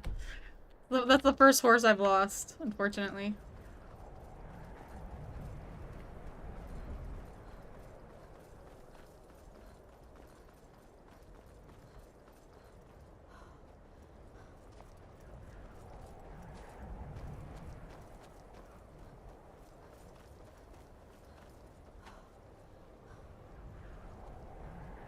Is that really all you wanted, Oscar? You just wanted me to let you sit in my lap for 10 minutes uninterrupted and then you're fine now?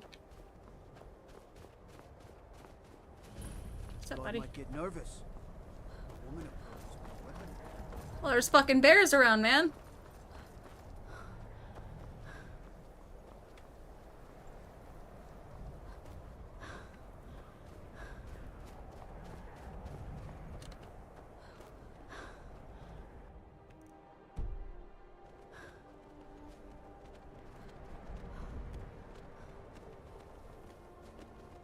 I probably would have, like, I would have taken a lot longer to play this game, but just not using keeping survival mode on, not using fast travel, probably is a little bit more immersive.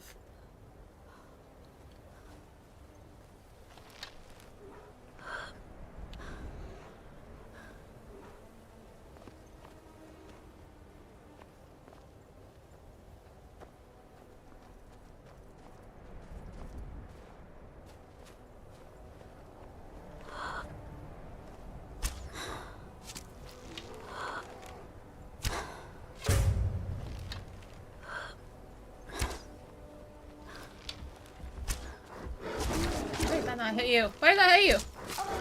Stagger! Fuck.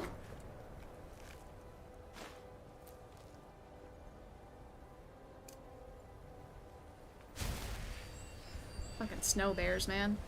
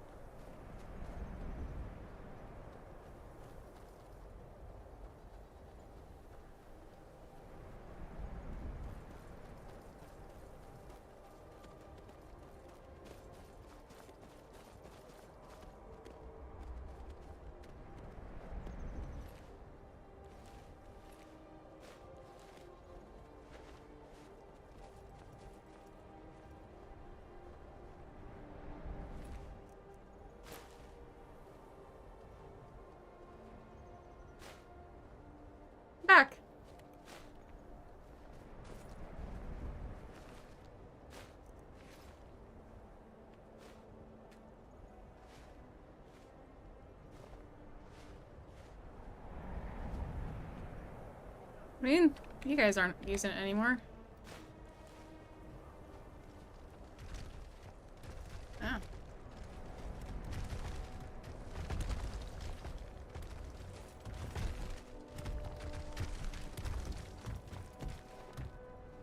It?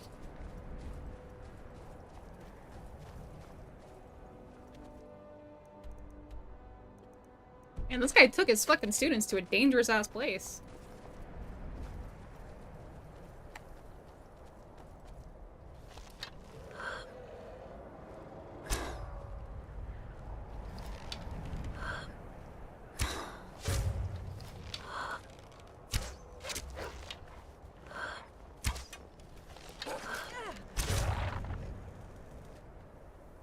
Wile E. Coyote over here. I know that there's a dragon. I'm aware that there is a dragon. I don't even know if he knows that I'm here, but I know that he's here.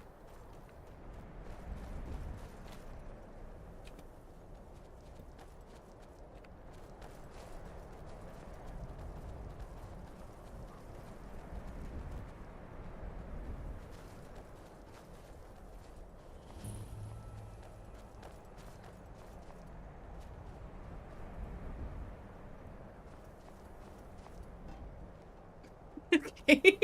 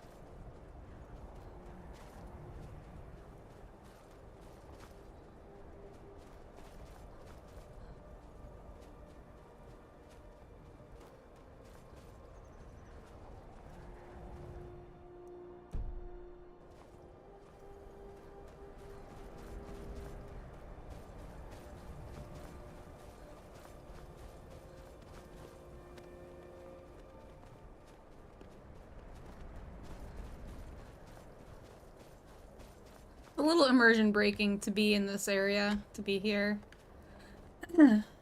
In like a freaking hide bikini, and my character is fine apparently.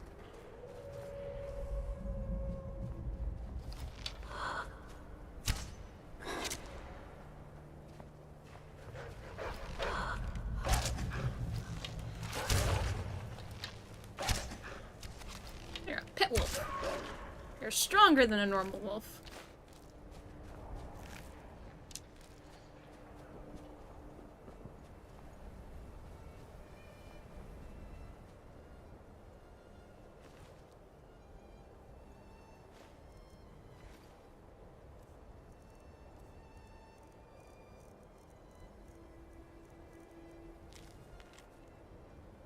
Agile, I needed to go out and find the missing pit wolves for the next tournament. We lost too many during the last fights. We won't be able to train new ones in time. Find them and bring them back to Crag's Lane at once. Well, I found your pit wolves, and I found the guy that you said to find your pit wolves, and don't know who that guy is, but you're not getting your fucking pit wolves.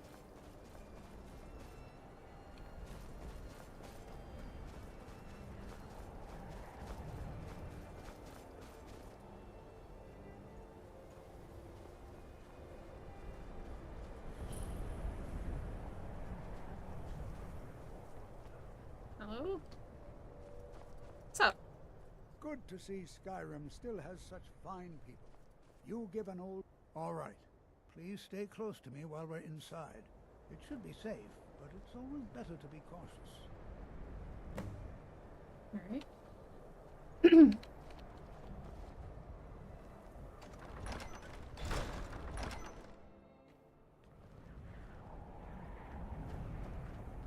I find it hard to believe As some this of you may excavation know, was approved. Sarthor was one of the earliest Nord settlements in Skyrim.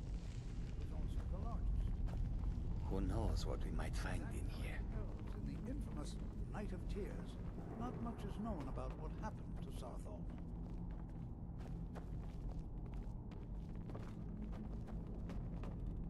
This is an exciting opportunity for us to be... Well, are there any questions before we begin?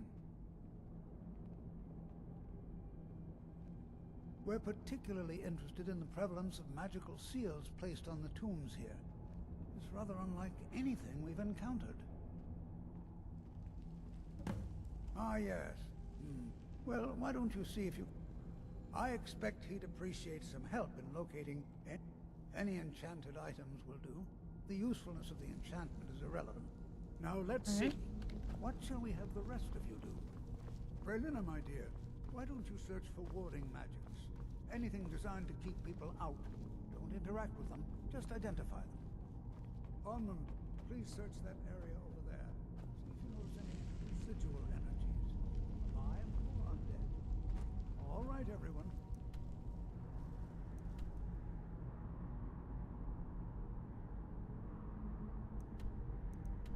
Let's be careful, but have fun. To think, my ancestors destroyed the homes of Onrin's ancestors. So much bloodshed. Can you imagine what it was like living here so long ago? The first men in Tamriel. Here.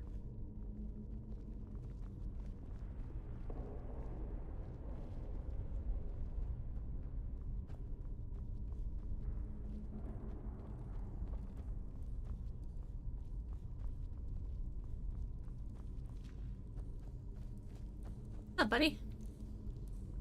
Just studying here. It's going to take forever to sift through all this. What? Ah, yes, you. I remember you. You're in the going to help? mountains. That's fine. Just don't make a mess of my work. I've only looked through a portion of this section. You can look around in the chambers just north of here. Try and be careful, all right? We don't want to damage anything. Alright. Search for magical artifacts. This is a magical artifact. This is a magical artifact. This is a magical artifact. This is shiny, and I want it.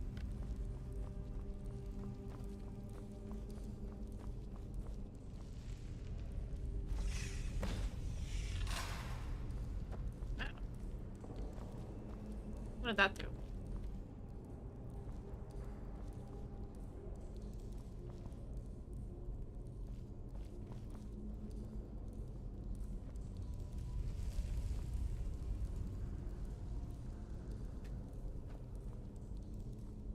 Huh?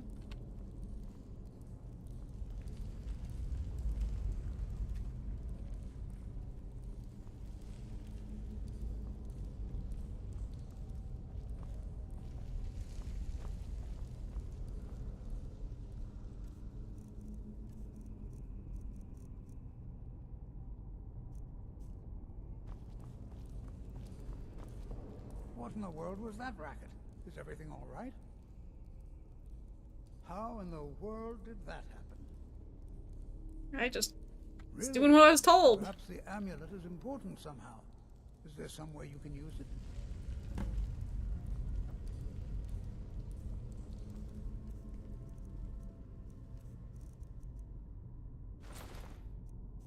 Do you see that?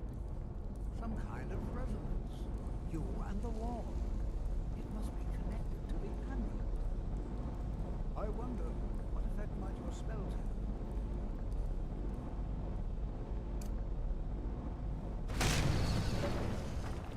Alright, that's cool.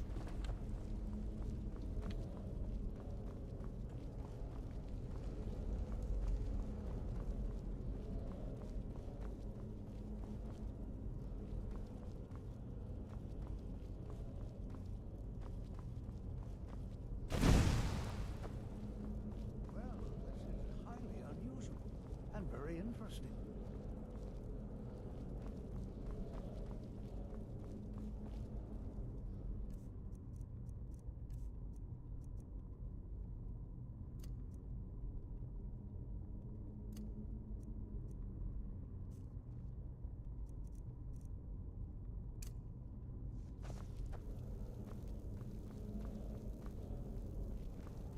Why in the world would this be sealed off? What is this place? No idea.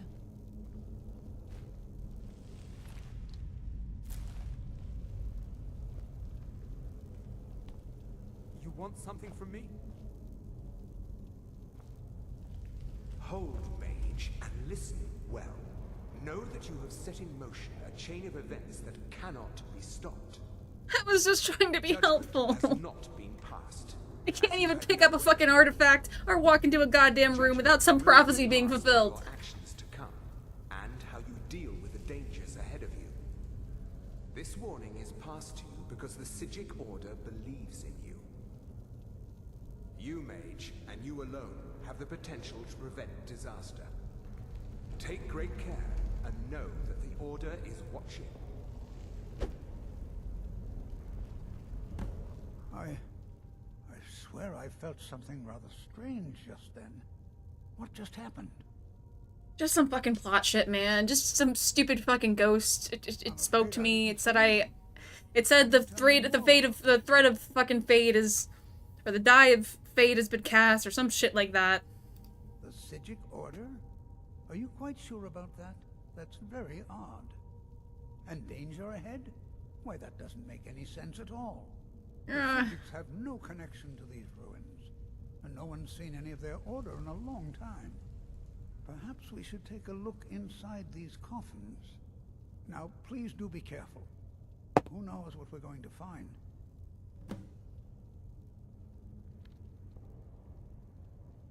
I have no idea, but it's fascinating. The Isle of Artaeum, and yet now, suddenly, they've chosen to contact you. Why, it's intriguing. If nothing else, I'd take it as a compliment. The Psijics have only ever dealt with those they feel worthy. They were a group of mages with a history that predates the Empire. Very powerful, very secretive. Powerful, secretive, ancient. Yeah, they definitely want me for some fucking reason. On the Isle of Artaeum. I have no idea what connection they'd have to this place. I don't know, man. I just wanted to fucking collect sweet rolls. Oh. Never should have come. I could have told you that was what was gonna be inside the fucking...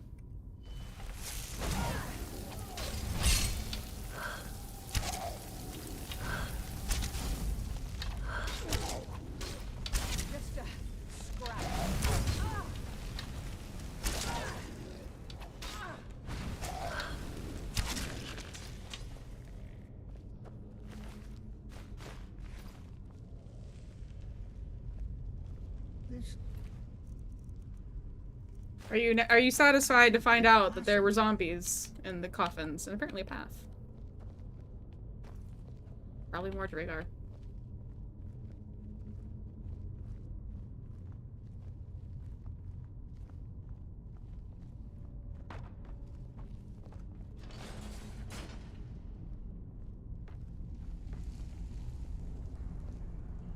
Out. Candle in the way there. Be careful.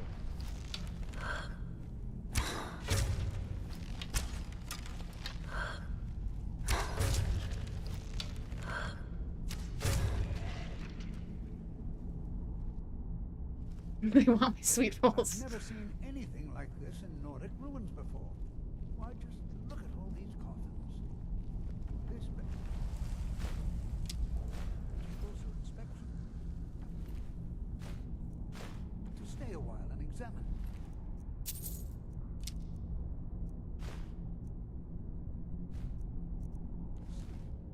You, however, should... I've never seen anything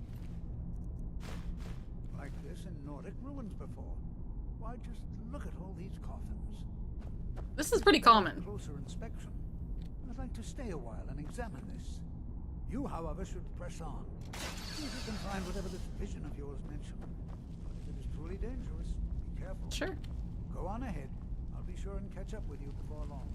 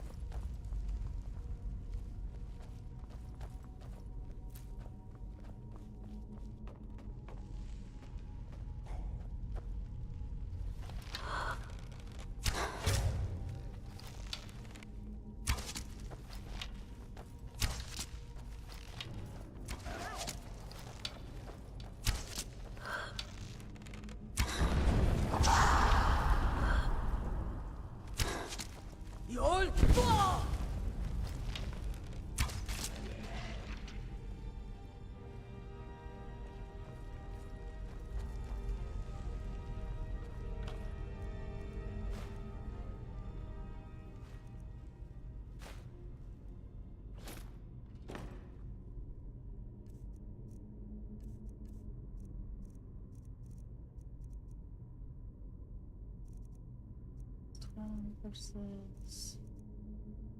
Yeah, sure.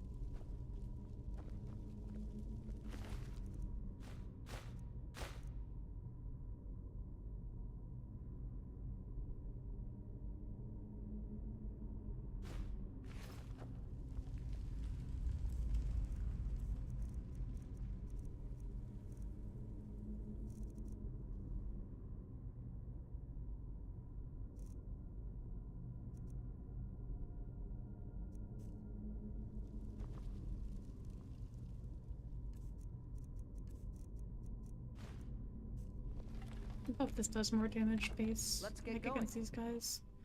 I have no idea how that works. What do you need to take? Hi, Oscar.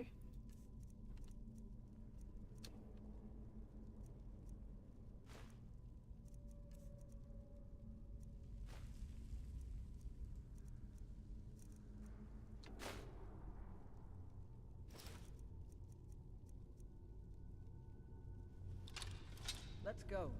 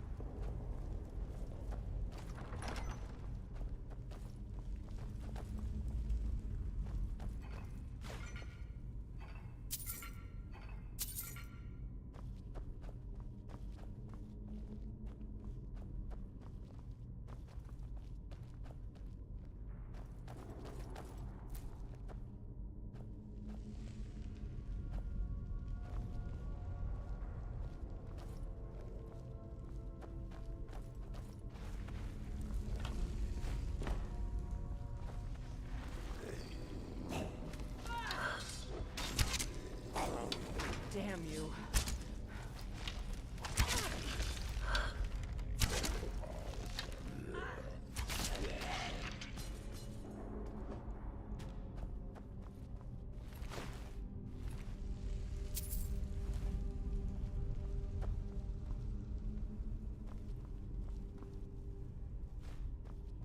Like that pot.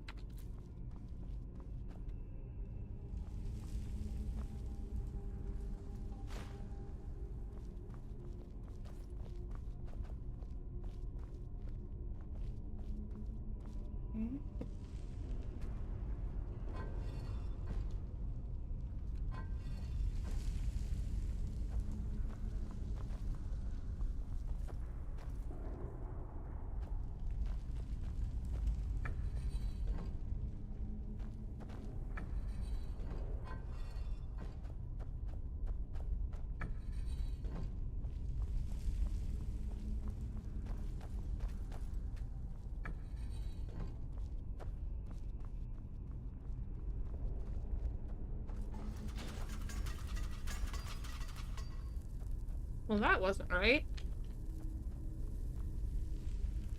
Should probably remember.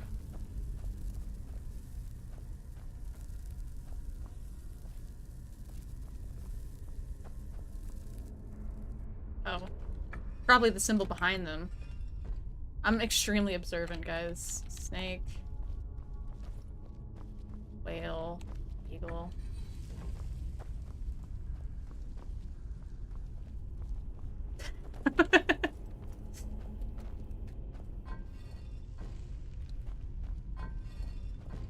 Okay, just look up. That's the answer to the puzzle. Amazing. I just wanted to experience the poison darts. Okay?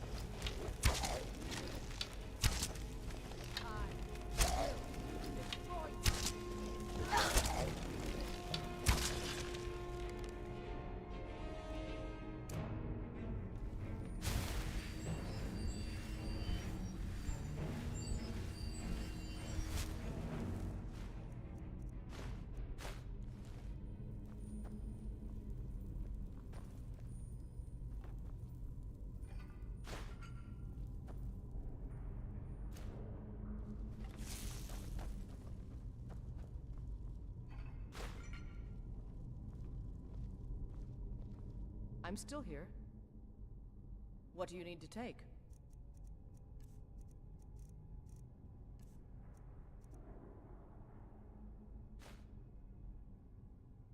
Let's go.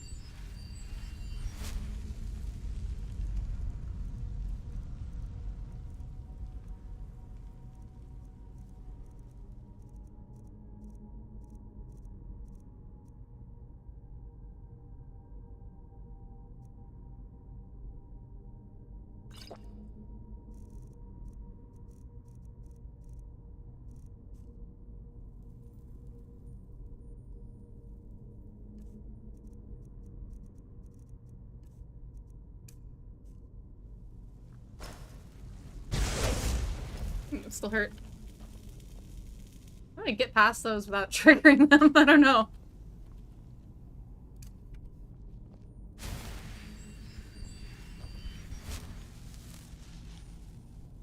So I got some eagle, some whale.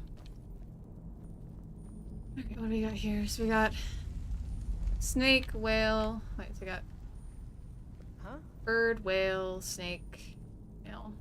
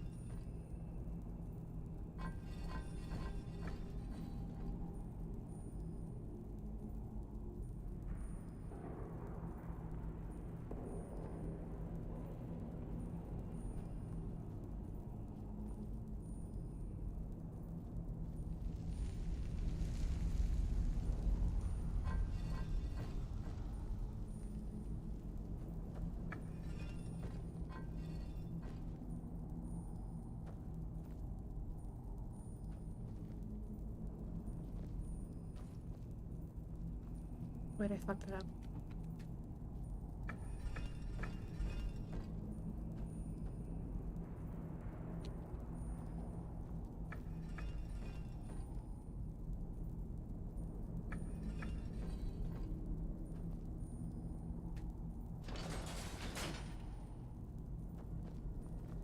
Get him.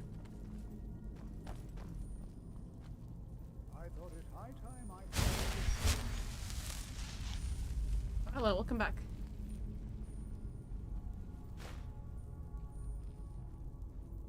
Got a weird ass place here.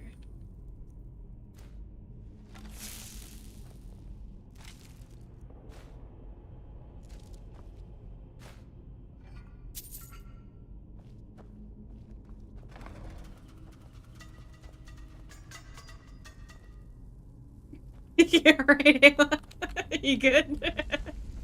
That wasn't my bad. I went around the pressure plate, okay? That's on you.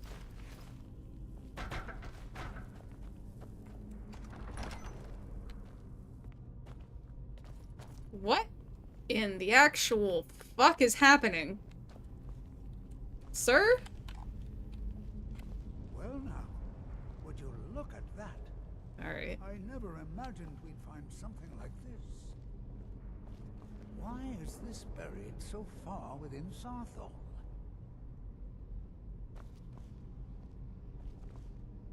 We've stopped. What is it?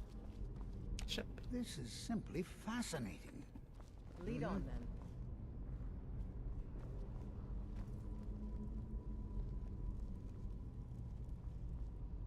This is simply fascinating.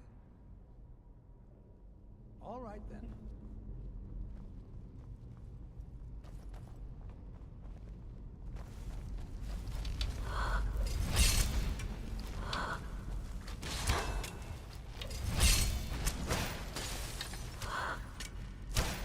Nothing seems to work.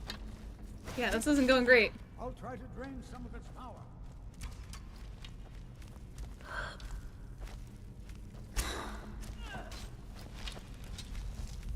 That's all you got? Come on, let's see you put up a fight. There! Now attack!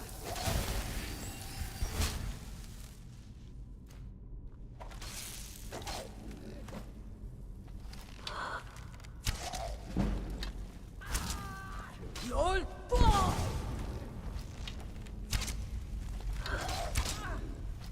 Oopsie. Okay, I hit you, Ayla.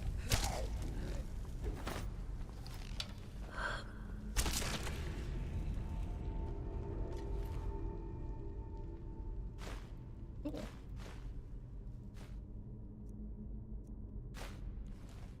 I'm not the only one seeing this, am I?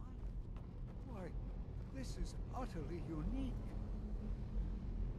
What could this place be? I have no idea. This is amazing. Absolutely amazing. The Archmage needs to be informed immediately. He needs to see this for himself. I don't dare leave this unattended. Can you return to the college and inform Savos Aran of this discovery?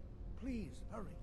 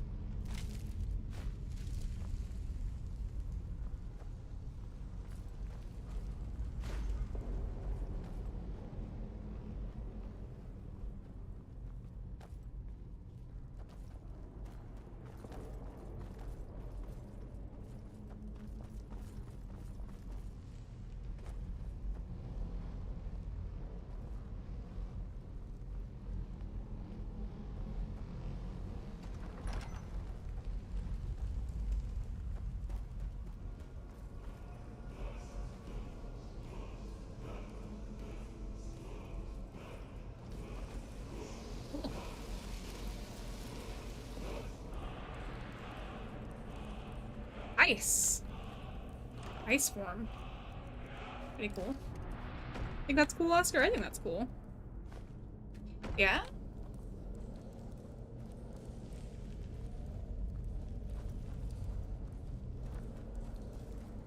I'm gonna switch out my headphones. These are about to die.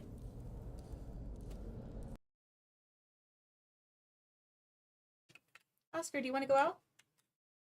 Are you stuck?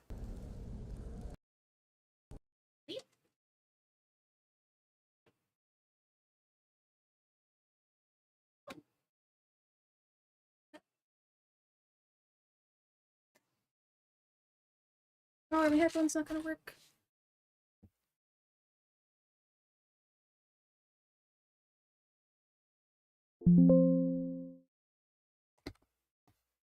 Oh, it's just Skyrim. Skyrim doesn't, why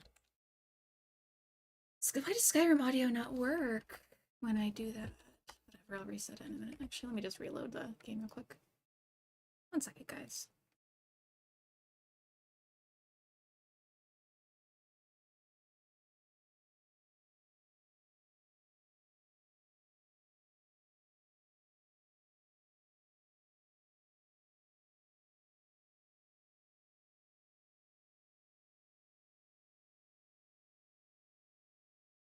Oh.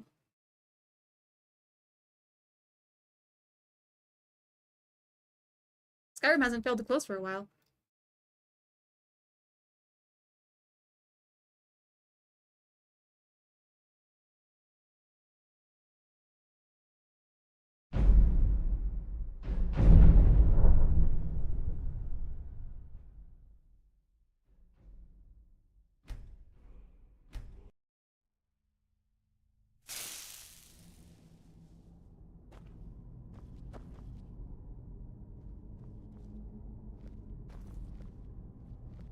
Where's the, I looked right at it, and for some reason I didn't think that was the handle.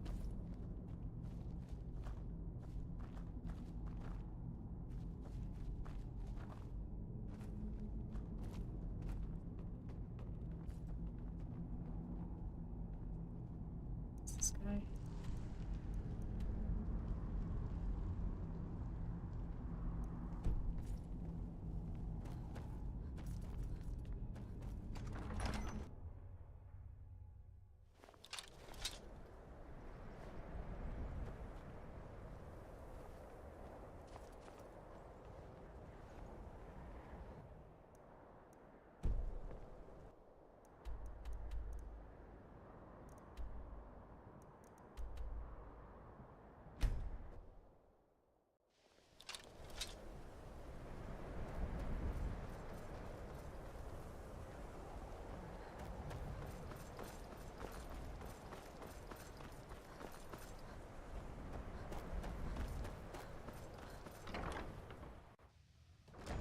Huh?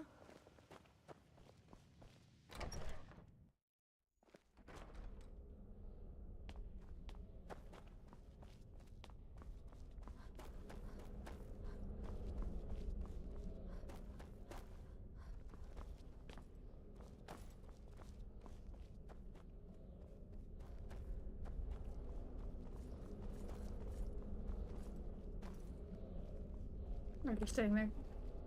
I'm stupid. It's no secret that the college's reputation in Skyrim is tainted.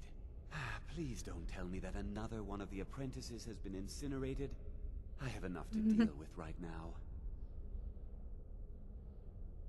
I see. I trust that Tolfdir will provide a more specific explanation. Yeah, just Thank you for bringing this to my attention. come ponder this orb Tolfdir for a second. normally looks after your little group, yes? Since he's apparently occupied, and I will need to see this discovery for myself, I think perhaps you should begin researching the subject. Speak with Urag in the Arcanium. See if he's aware of anything that matches your discovery. And good work. The next time you find yourself exploring Nordic ruins, perhaps this will be helpful. Alright. All right then.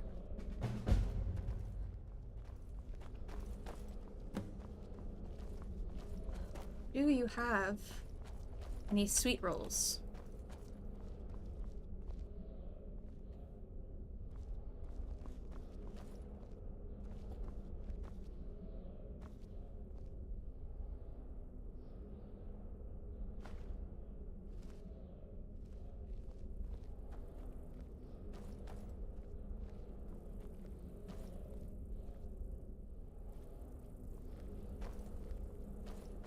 Not a fan of sweet rolls, this guy.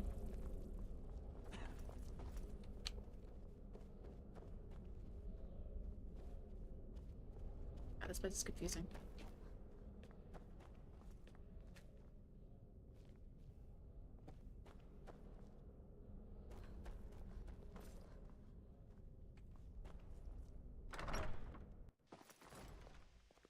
There you are. I've been trying to find you.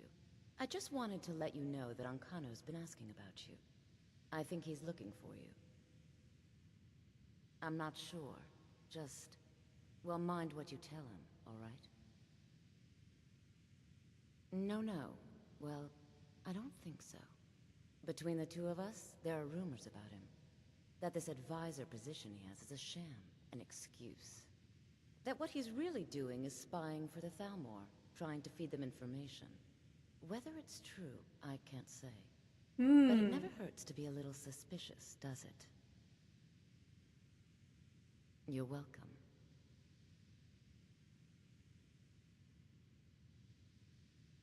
So, you wish to master the arcane arts?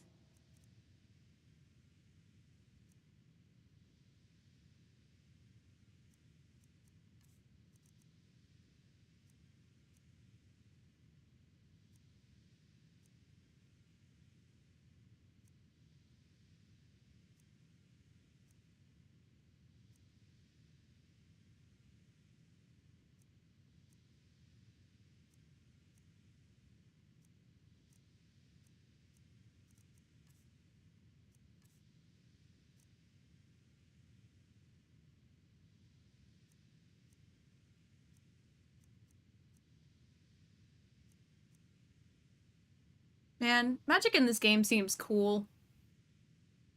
It's just also, like, not very useful.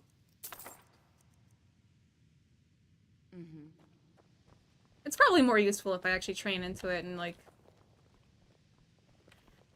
get perks for it and whatnot. I can't wait to see who succeeds Mirabelle. I've no doubt she'll be promoted to Archmage. Where was I gonna go? At some point.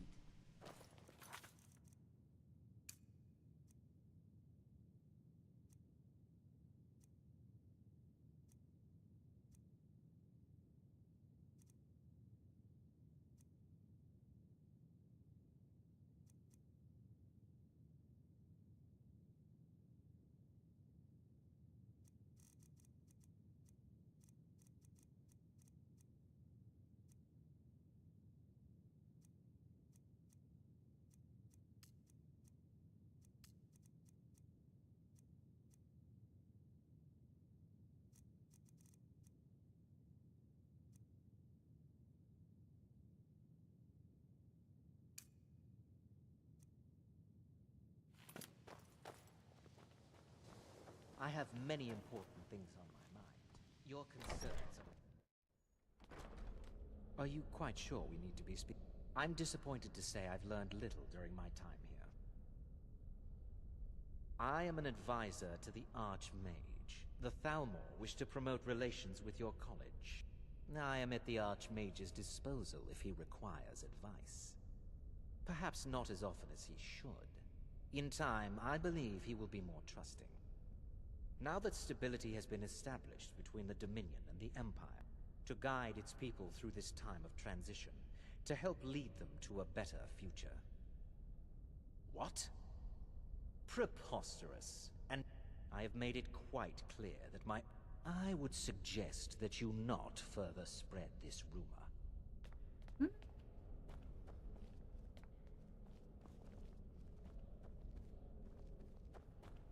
What's the...